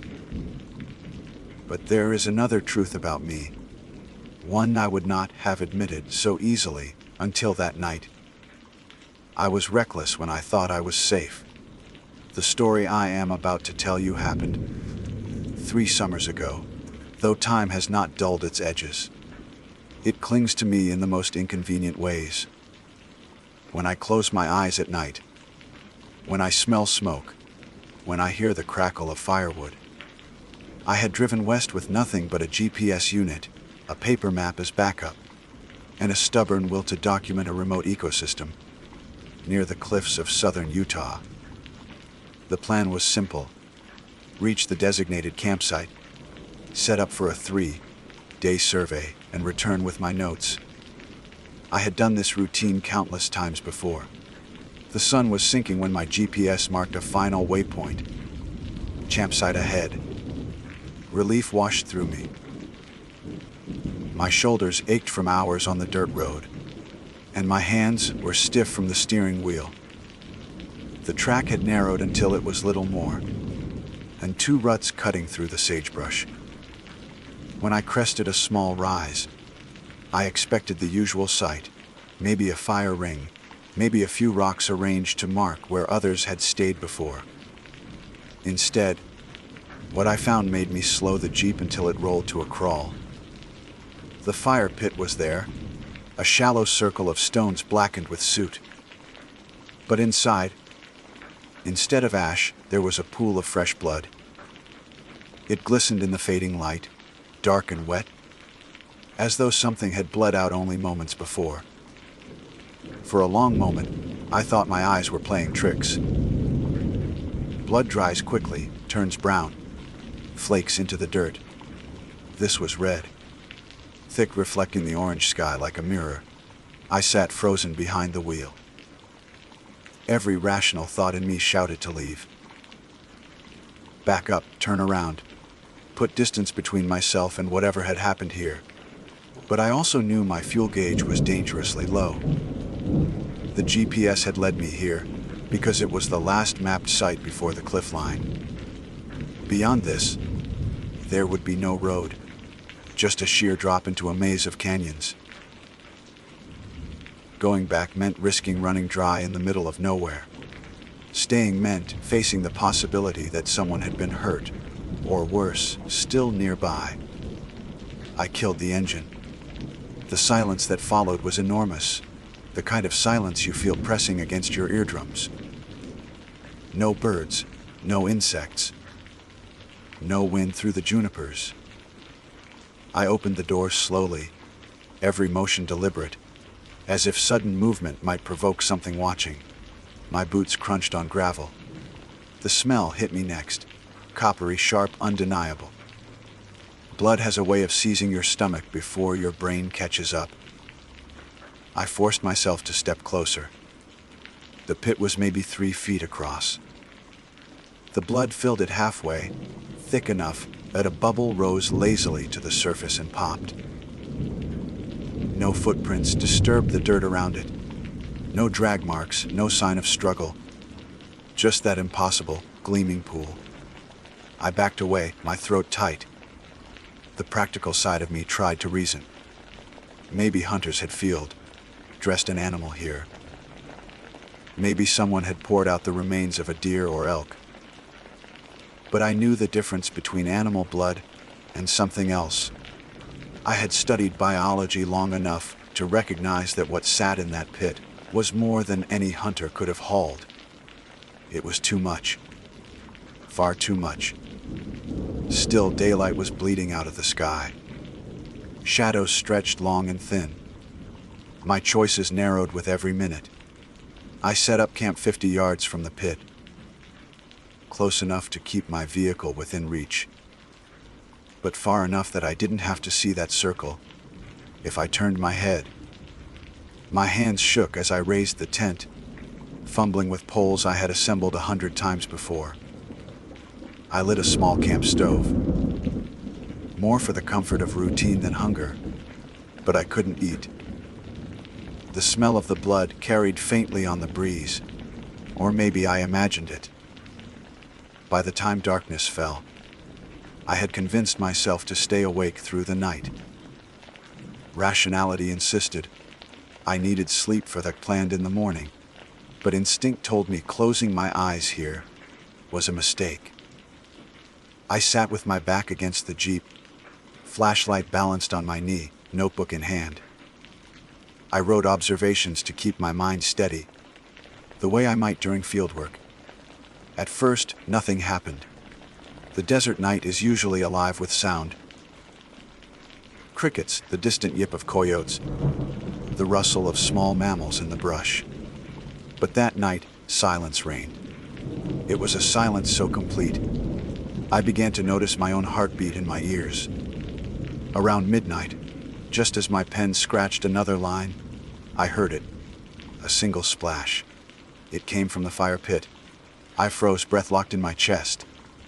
Another splash followed, like something thick breaking the surface of liquid. I raised my flashlight, hand trembling, and shone it toward the circle of stones.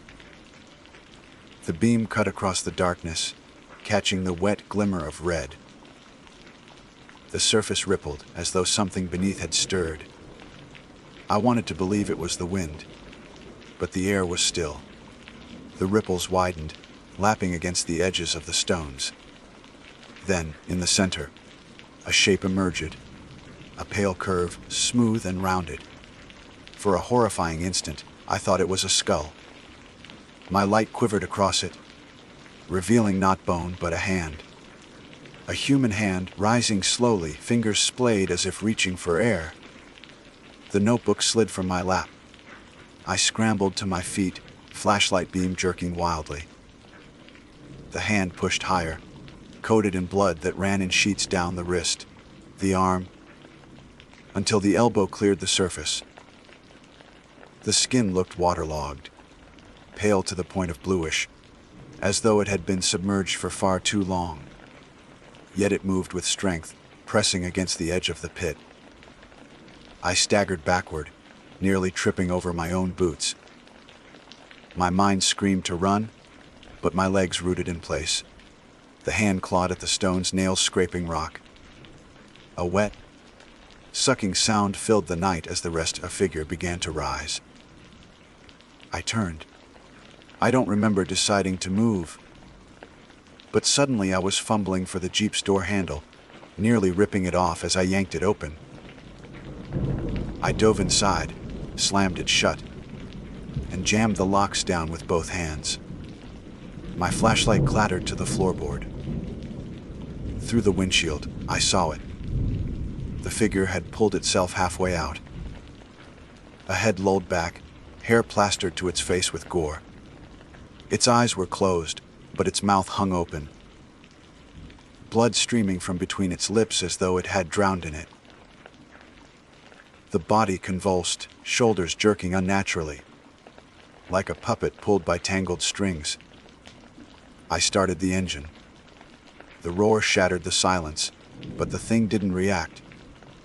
It kept clawing its way free, dripping and shuddering.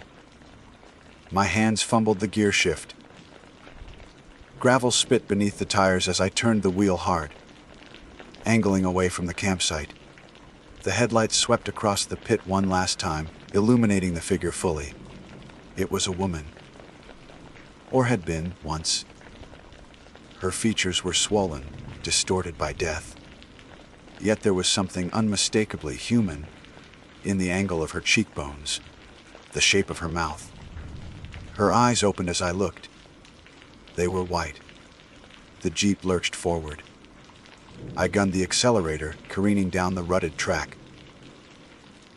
My rearview mirror caught a glimpse of the campsite shrinking into the distance, the glow of my taillights fading. But before the darkness swallowed it completely, I saw movement. Others, rising from the pit, more hands breaking the surface, more faces turning toward me. I drove until the road ended in a cliffside overlook, the canyon yawning below like an open throat. The GPS blinked. Final point. I slammed on the brakes, chest heaving, trapped between a sheer drop and the certainty of what lay behind me. That is when I realized I had driven straight into their waiting ground. The brakes screeched, tires grinding against gravel until the Jeep skidded just short of the cliff's edge. My chest slammed against the steering wheel, and for a moment, I thought the vehicle might tip forward into the canyon. Dust billowed around me, choking the air. My hands gripped the wheel, so tightly I could feel the blood drain from my knuckles. I killed the headlights, plunging the Jeep into blackness. The only light came from the sky. Stars scattered like shards of glass, the moon hanging low, its pale glow exposing the jagged rim of the cliff a few feet ahead. My pulse thundered in my ears, masking every other sound. But in the silence that followed, I began to hear them. Footsteps. Not the rhythmic crunch of boots, not the stealth of an animal. This was irregular, dragging, uneven. Multiple sets approaching from the road behind me. Gravel shifted under their weight. I wanted to reverse, but the thought of turning the Jeep around, of pointing my headlights back at whatever climbed from that pit, rooted me in place. Instead, I reached down, switched off the engine, and sat in the suffocating silence. My breathing rasped too loud inside the cab. I pressed my forehead against the steering wheel and willed myself to shrink smaller, as if I could disappear inside the shell of the vehicle. The first shadow broke into view. In the pale moonlight, I saw a figure staggering toward me. It moved with the slow, jerking rhythm of something half forgotten by its body. Behind it, others emerged. 5, maybe 6 shapes, dripping, glistening. Each step leaving dark stains on the dust. They did not make sounds of pain or rage. Just breath, rattling, thick and wet, as though their lungs were still full of blood. They spread out, fanning across the road, cutting off my only way back. My fingers fumbled for the keys. I turned them in the ignition, and the Jeep roared back to life. Headlights flared. For a heartbeat, I wished they hadn't. The beams illuminated their faces, each one distorted, skin bloated and pale, eyes either clouded or missing altogether. Mouths hung slack, and yet each one seemed to move with purpose, drawn to me with certainty. I slammed the Jeep into reverse, wheels spinning. The back tires skidded toward the canyon rim, sending rocks tumbling into the abyss. Panic seized me. I could feel the ground giving beneath the rear axle. I wrenched the wheel, gunned the accelerator, and the Jeep lurched sideways, fishtailing before it caught the track again. My heart battered against my ribs like it wanted out. The figures reacted. Not quickly. Not with human speed, but enough. They turned as one, heads jerking toward the sound of the engine, and began advancing. I floored it. The Jeep barreled forward, bouncing over ruts, headlights carving a trembling path through the dark. I aimed for the sliver of road between them and the pit, praying the vehicle's momentum would hold. As I closed the distance, one of them stepped directly into the beam of my lights. A man, or what had been one. His jaw hung at a crooked angle, and when his mouth opened, blood poured down his chest. He lifted his arms though to embrace the vehicle. I screamed, swerved, clipped him with the side mirror, and kept going. The mirror snapped back, dangling, but I didn't stop. The Jeep roared past the circle of stones, and my peripheral vision caught a glimpse I will never scrub from memory. The pit was still full, rippling, hands clawing upward in a frenzy. More bodies pressed at the surface, as though the blood was a doorway, and they were lining up to enter this world. I drove blind for what felt like forever. The track blurred, my eyes darting between the road and the rearview mirror. Dust choked the beams of my headlights, but nothing pursued with speed. When I dared a glance behind, I saw them, still there, still moving, their pale shapes receding into the distance, yet somehow, impossibly, not falling away as they should have. It was as if the space between us never widened, as if they belonged to the night itself. At last, the road forked. The GPS blinked weakly on the dash, its screen fractured from rattling across the rough terrain. Left led deeper into wilderness. Right angled back toward the faint memory of civilization. I chose right. The Jeep lurched onto the turn, rocks clattering beneath it. That's when the sound began. At first, I thought it was the tires, but then I realized it was coming from above, from the roof. A slow drag, like wet fingers pulling across the metal. My stomach dropped. I gripped the wheel, refused to look up, refused to acknowledge it. But the sound grew louder, moving from the back of the Jeep toward the windshield. Then, with a sudden metallic thud, something struck the glass. Blood smeared across my vision. A face pressed against the windshield, upside down, features distorted by the glass. Eyes rolled white. Mouth gaping wide enough to split the skin at the corners. It slammed again, the entire vehicle shuddering under the impact. I swerved violently. The body slid off, vanishing into the dust. My chest heaved, lungs burning, but I didn't stop. The road narrowed, trees crowding closer, branches scraping the sides. My headlights caught movement between the trunks. Shapes flitting, keeping pace, always just beyond the edges of the beam. The GPS died with a final blink. The dash went dark. My only guides were the headlights and the unrelenting instinct to keep moving. The road dipped sharply, forcing me to slow. As the Jeep bounced over a rut, something slammed into the side, hard enough to rock the chassis. I bit down a cry, slammed the accelerator again, but another impact followed, this time from the opposite side. They were hurting me. I realized too late that the track was funneling me toward something. Ahead, The trees opened into a clearing, the road widening unnaturally smooth. Relief surged until I noticed the fire pits, not one, dozens. Circles of stones, each filled with the same dark liquid. Some shimmered as though freshly spilled, others already bubbling. The sight hit me harder than the figures had.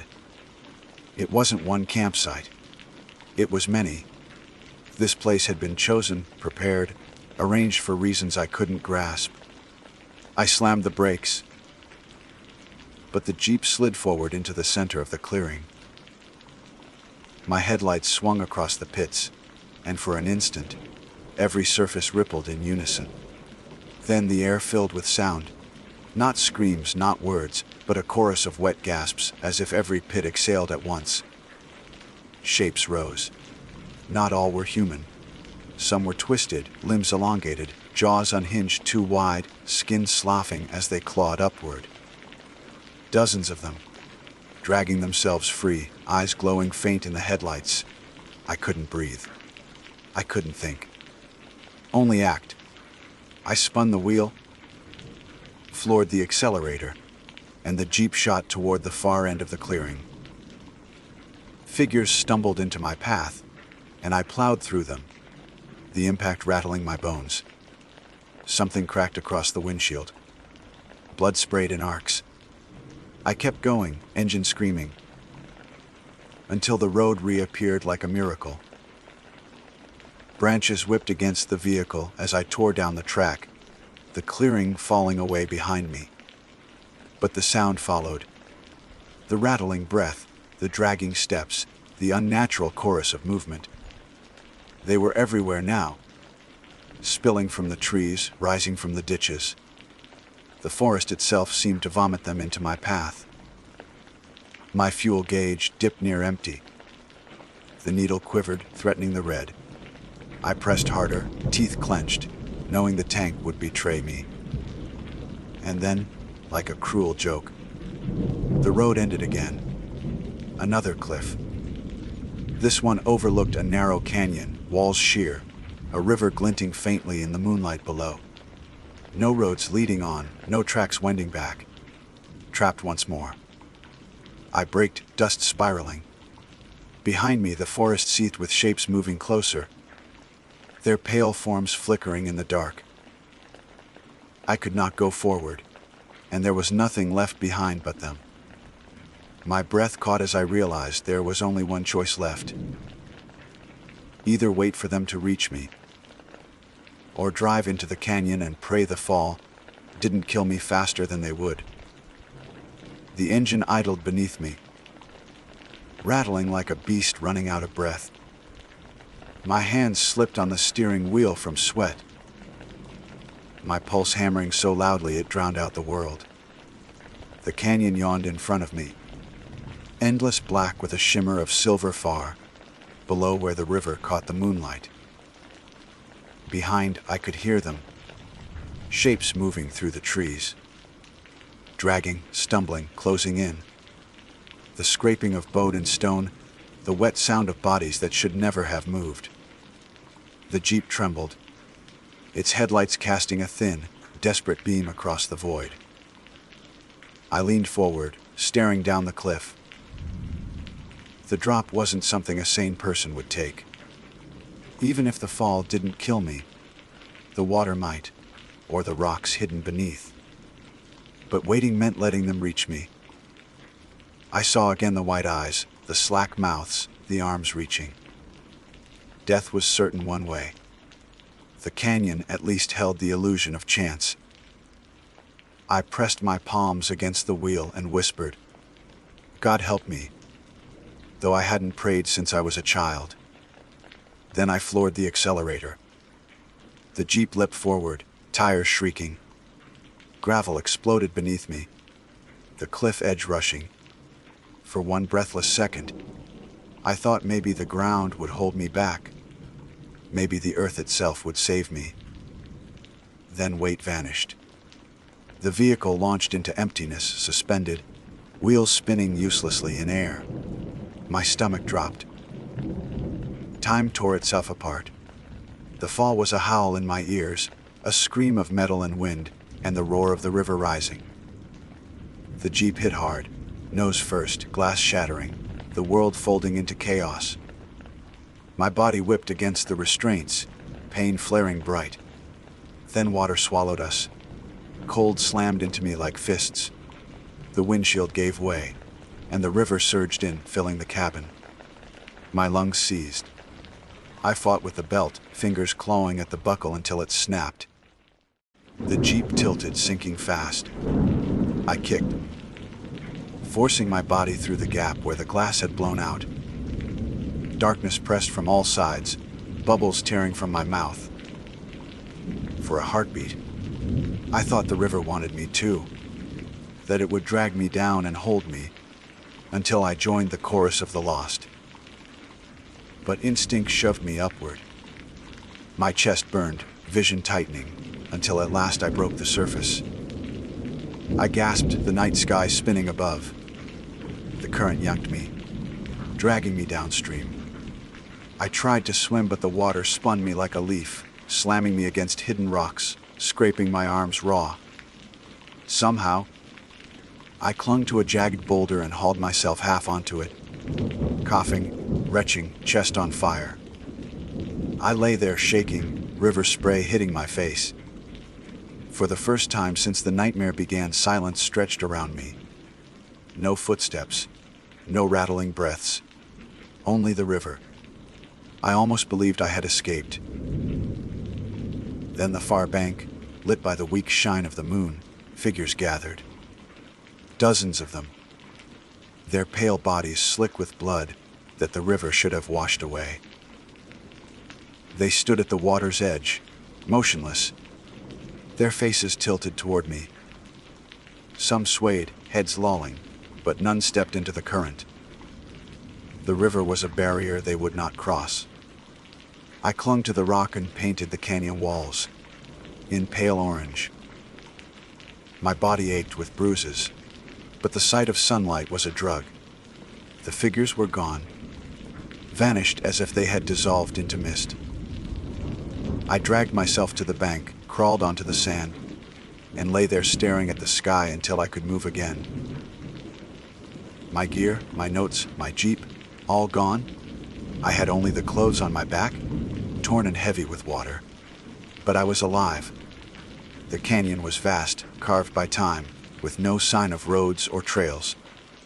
The only direction was forward, following the river downstream. Hours bled into hours as I stumbled along the bank. Sometimes I thought I heard echoes behind me, shuffles, splashes that didn't belong to the current. But when I turned, nothing was there. The sun's warmth steadied me, but dread lingered like a second shadow. By late afternoon, I found the remains of a campsite. Not official, not marked, but a rough clearing with a circle of stones at its center. My chest tightened. I forced myself closer, heart pounding, but the pit was empty. Just ash and charred wood, as if someone had burned a fire there long ago. No blood, no ripples. Relief broke over me so hard I laughed out loud, though the sound cracked like glass. I collapsed beside it, too tired to move on. My body screamed for rest. Against every instinct, I decided I would spend the night there. Better a normal fire pit than pushing my broken body further. I gathered driftwood, struck a spark, and coaxed a flame into life. The fire's crackle soothed me, its warmth a fragile shield. Darkness came. Stars thickened overhead. The river whispered beside me.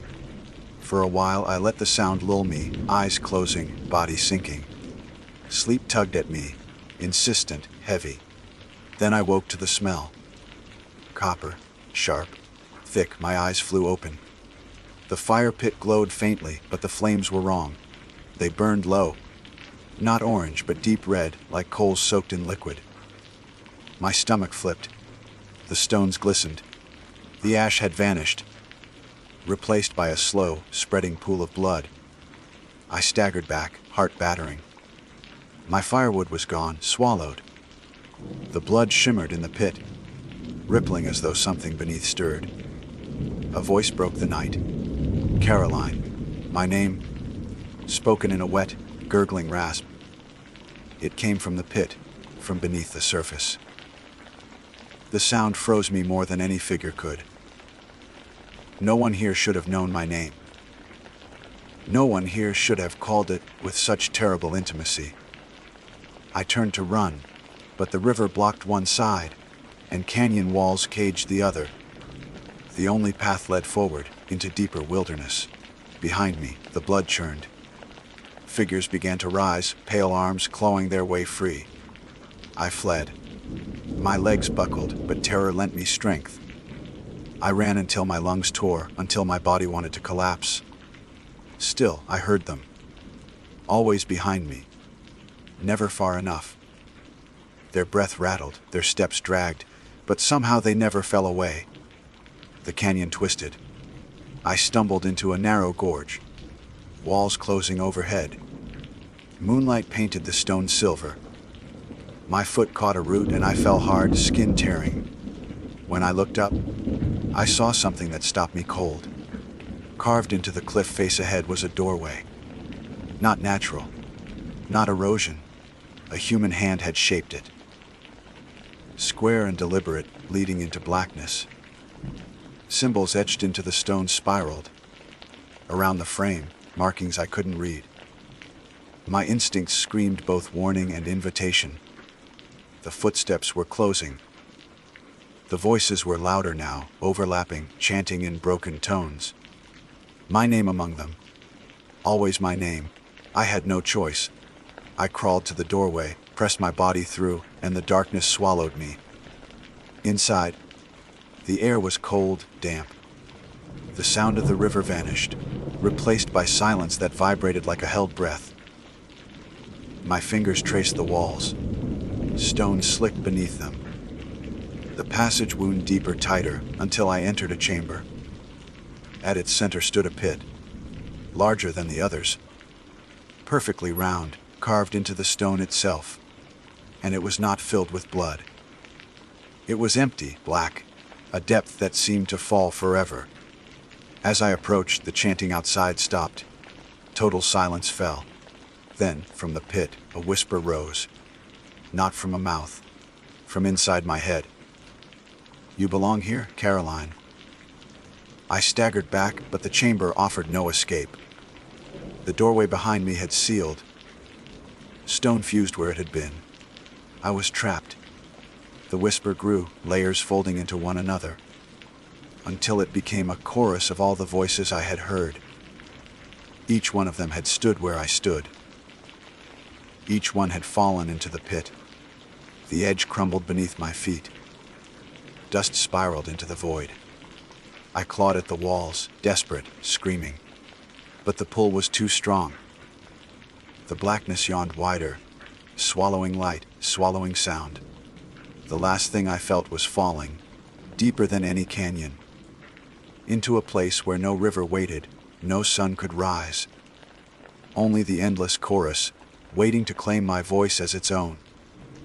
I have never woken from that fall. Whether you believe me alive to write these words, or lost forever in that pit, is a question I can't answer for you.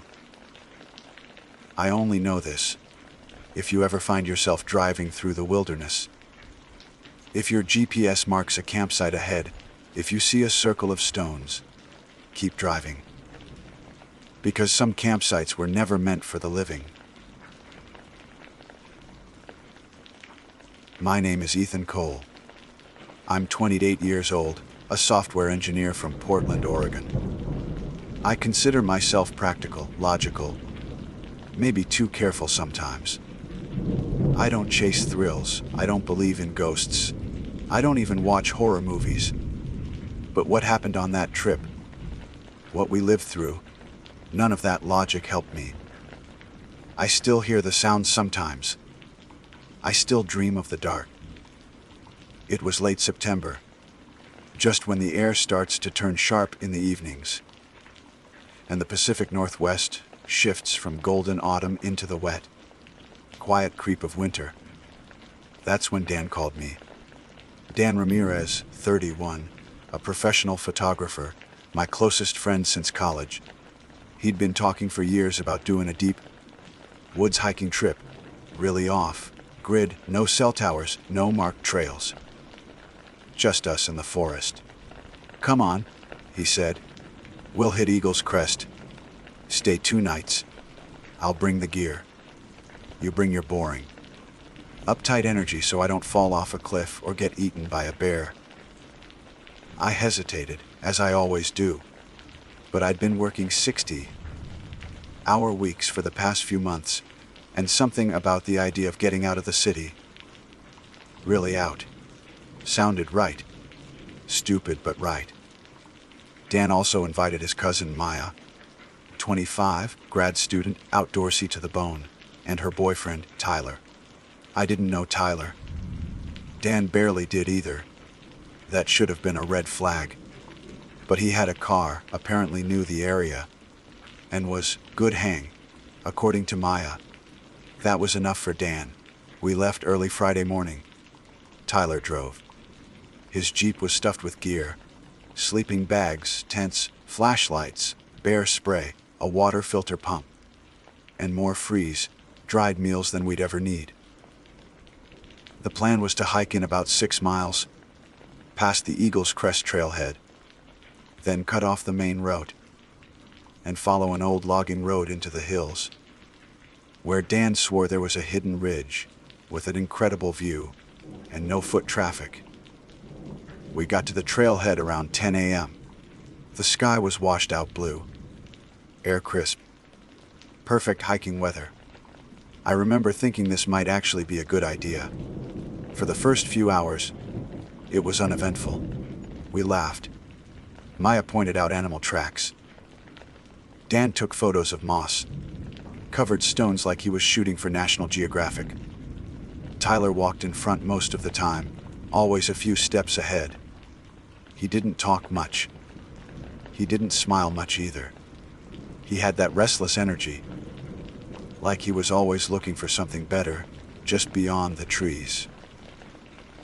Around mile 5, he pulled out his phone and said he knew a shortcut. "There's an old fire access trail that'll shave an hour off," he said. "It's not on the maps anymore, but I've hiked it before." I should have said no. The trail we were on was clear, marked, and well traveled. The minute we stepped off it, everything changed. The forest got thicker, the path narrower. It was like walking into a closed mouth. Every sound felt swallowed. Even the air felt different. Damp, metallic like wet stone and rust. Maya seemed unsure too, but Dan was already following Tyler, and I didn't want to be the one guy dragging his feet. I kept thinking, it's only one shortcut. What's the worst that can happen? It got worse fast. The so-called trail was more than an overgrown path. Fallen branches snagged our legs. Thorns clawed our arms. After 20 minutes of climbing, we hit a slope. Steep, muddy, slick. Tyler said the ridge was just past it. We made it up barely, and when we reached the top, it wasn't a ridge. Just more forest. No view, no clearing, no trail. Dan laughed it off, but it was an uncomfortable kind of laugh. A kind where you realize you're lost, and try not to say it out loud. Maya checked her phone. No service. Dan's GPS was glitching, probably interference from the hills. Tyler said not to worry, he knew how to get back. But I caught the way his eyes flicked around, scanning, unsure. We decided to set up camp before it got dark. Found a flat spot between some pines. It wasn't ideal. Too many dead leaves, no running water nearby. But it would do for a night. That first night was quiet. Too quiet. The forest was supposed to be full of sounds. Crickets, owls, branches moving in the wind. Instead, we got silence. A dense, pressing silence. Not peaceful, not empty, just listening. Around midnight, I woke to the sound of something moving. Slow footsteps, Crunch, pause. Crunch. Not an animal. Too deliberate.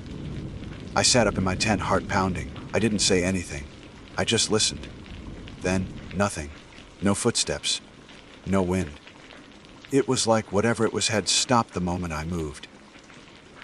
The next morning, I asked the others if they'd heard anything. Dan said no. Maya hesitated, then said she'd heard something too, but thought it was just me or Tyler going to the bathroom. Tyler didn't answer. He was already up, standing at the edge of the trees, just staring out. We tried to retrace our steps back to the main trail, but every turn looked wrong. Every fork we took seemed to loop back into the same dense thicket.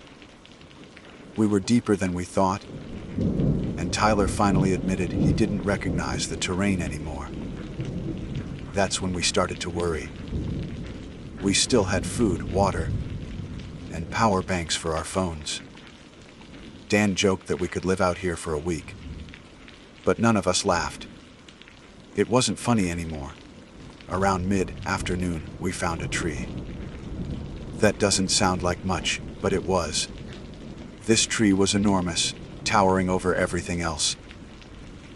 Gnarled and split down the middle, like lightning had cracked it years ago.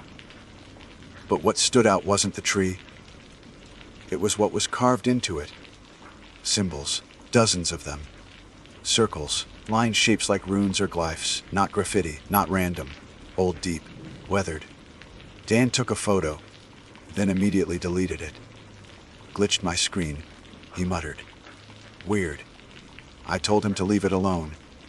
Maya agreed. Tyler touched the carvings. Ran his fingers along them like he was trying to read something. That night, everything felt off. The woods weren't silent anymore. They were a lateral sound, but not natural sound. Clicks. Snaps. A low humming, just at the edge of hearing. I couldn't sleep. None of us could. I saw shadows outside my tent. Shapes that didn't move like animals. Then Tyler screamed. We bolted out of our tents. Tyler was on the ground, thrashing like something had grabbed him. His hands clawed at his neck, mouth open in a silent scream. Dan reached him first, shouting his name, trying to pull him up. Maya was frozen. I grabbed my flashlight and aimed it straight at him. There was nothing there. No animal. No attacker. Just Tyler, wide-eyed, choking on air. Tyler! What is it? Dan shook him hard. Talk to us. Tyler's breathing slowed. He blinked, coughed, then shoved Dan away like he didn't recognize him. His eyes were glassy, darting around the trees like something was still out there. It was in my tent, he said, voice low and cracked. It came in. I saw it. What did you see? I asked. He didn't answer. Just got up and walked to the edge of camp, muttering, we need to leave. We need to get out of here. We should have packed up and left right then. But it was 2 a.m, pitch black, and we had no idea which direction to go. We had agreed earlier not to wander in the dark. That decision might have saved us, at least for the moment. Nobody slept after that. We sat by the cold fire pit, wrapped in blankets, listening. The forest never went quiet again. It groaned and clicked and whispered, like the trees themselves were watching. When the sun finally broke through the branches, it brought no relief. Just pale, tired light that made everything feel more wrong. Tyler refused to speak to anyone. He was pale, sweating, and twitching like he was coming off a drug. Dan said he might be dehydrated. Maya said it was probably a panic attack. I didn't know what to think. But I knew something was wrong with him. Something deeper than fear. We packed fast. No breakfast. No jokes. We started walking. North, we thought. Tyler said he remembered a stream we'd crossed the day before. and if we could find it, we could follow it back toward the highway. He walked ahead again. None of us wanted him to, but he moved too fast to stop. It was like he had something to prove, or something to escape. An hour in, we found the stream. It should have been good news, but the water was black. Not muddy, not full of silt, black like oil. Dan dipped a stick into it. When he pulled it out, the wood was stained. Not just wet, stained. We didn't drink it. Tyler didn't even slow down. He walked across a log bridge like he couldn't even see it. That's when Maya pulled me aside. "I don't think he's okay," she whispered. "Something's wrong with him." "Really wrong," I nodded. I'd seen the way Tyler had been glancing over his shoulder. The way he kept rubbing his arms like his skin didn't fit right. Dan had noticed too. He called for a break, said we needed to regroup. But Tyler ignored him and kept walking. Then we heard the crash. Branches snapping, a thud, then silence. We ran. Found the spot where Tyler had slipped. His boot tracks led to the edge of a small ravine, maybe 15 feet down. At the bottom, he was lying still. Dan slid down first. Maya and I followed. He was alive barely. His leg was bent wrong, his breathing shallow, but he was awake. When we reached him, he grabbed my wrist so hard I thought he'd break it. "Don't let it take me," he said. "What are you talking about?" I asked. "There's something in the woods," he whispered. "It's watching us. It doesn't want us here." I didn't know what to say. I didn't believe in monsters. But I couldn't deny what was happening.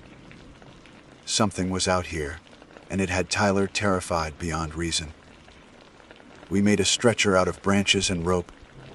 It was rough, but we had no choice. Dan and I took turns carrying him.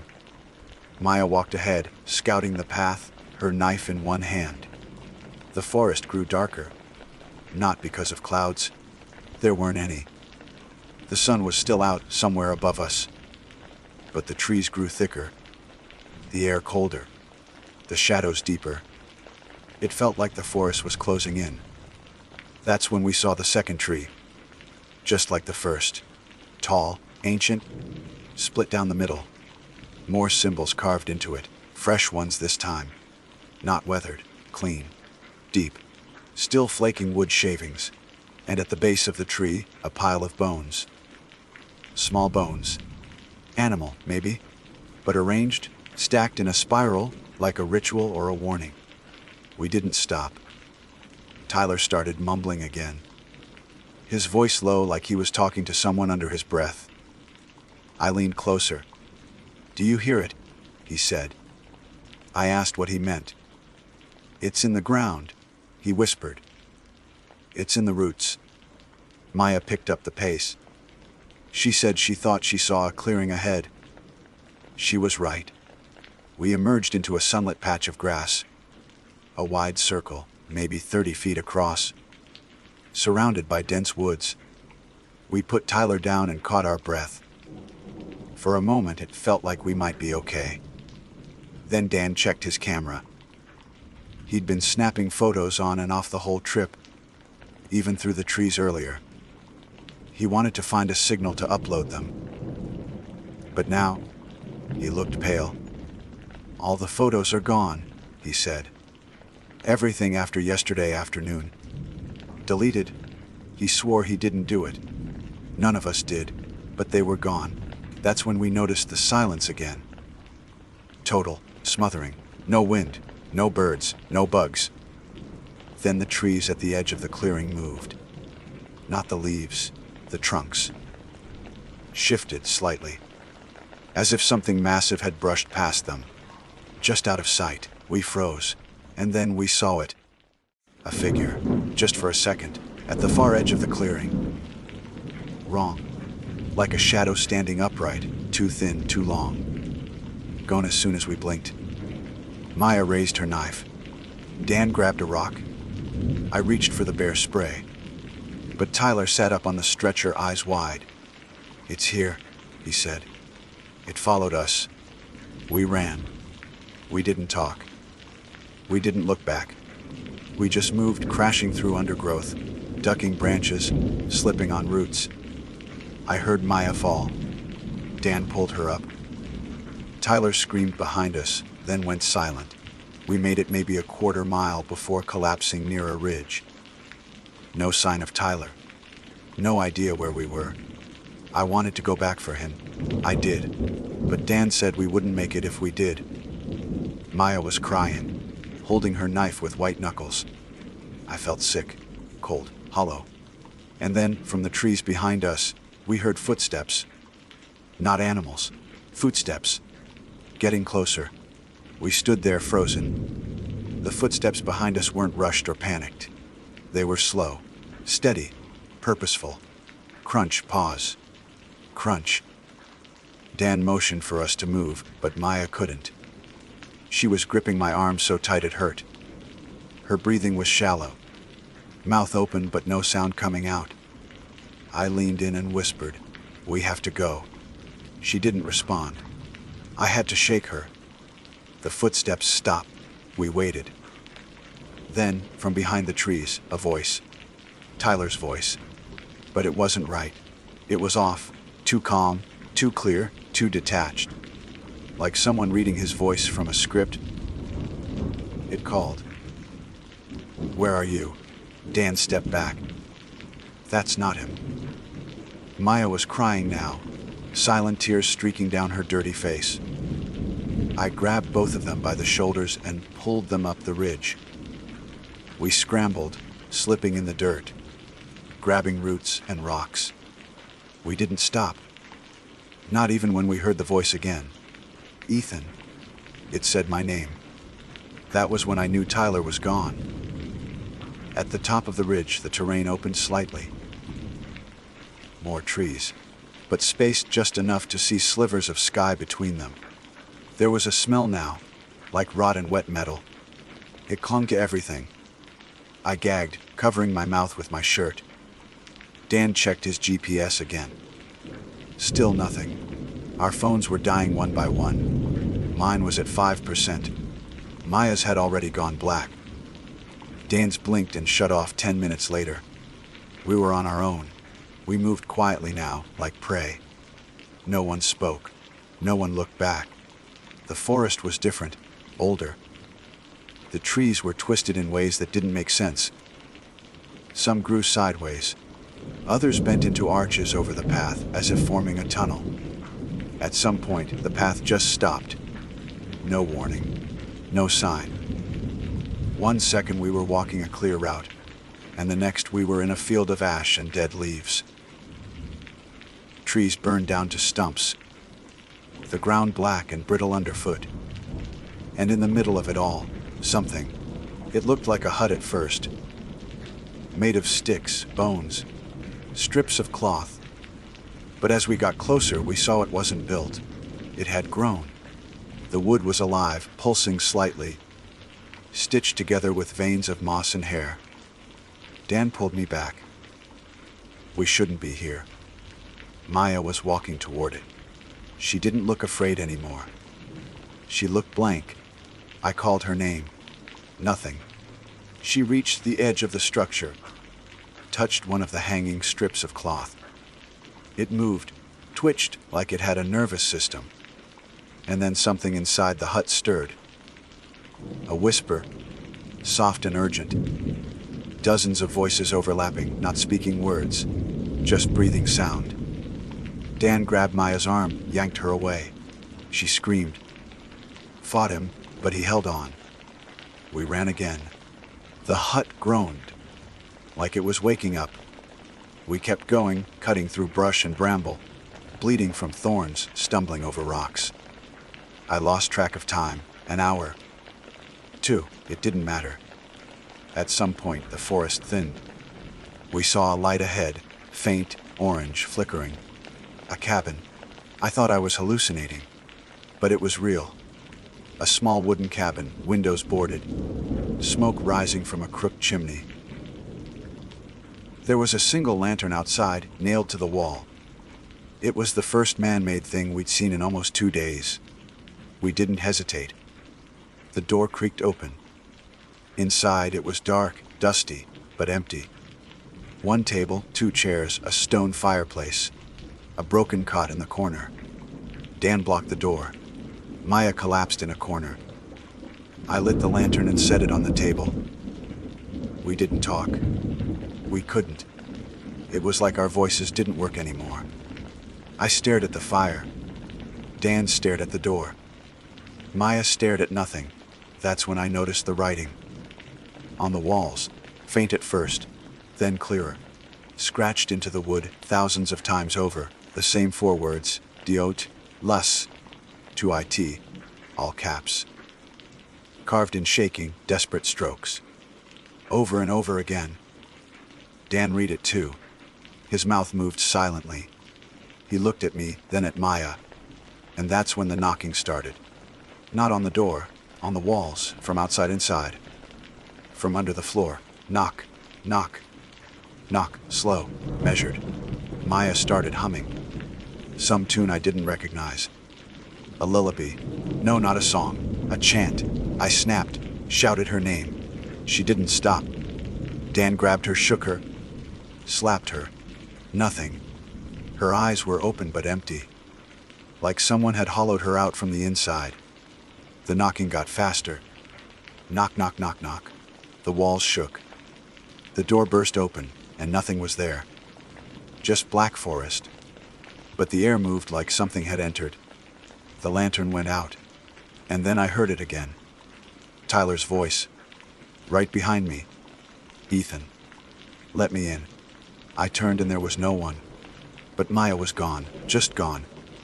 1 second she was in Dan's arms, the next, air. Dan screamed. I pulled him back, slammed the door. Nailed it shut with pieces of the broken cot. Every second felt like hours. Then silence. Real silence. No knocking. No breathing, no forest, nothing. We sat in that cabin until morning. When the sun rose, we opened the door. The forest was still there, but changed. Lighter. Warmer. Birds chirping. Like nothing had happened, we walked. Didn't say a word. Just walked. 3 hours later, we hit a gravel road. An old man in a rusted pickup found us. He didn't ask many questions, just gave us water and called for help. We never found Maya. We never found Tyler. Search parties went out. Drones, helicopters, nothing. Just forest. I told them what happened. They didn't believe me. Said we were dehydrated, hallucinating, traumatized. They said people get turned around in the woods all the time. But Dan knows. I know. Something lives out there. Something old and patient. It doesn't kill you fast. It waits. It follows. It listens. And if you're stupid enough to ignore the signs, to step off the trail, to go looking for something you shouldn't, you don't come back whole. You come back haunted. Or not at all.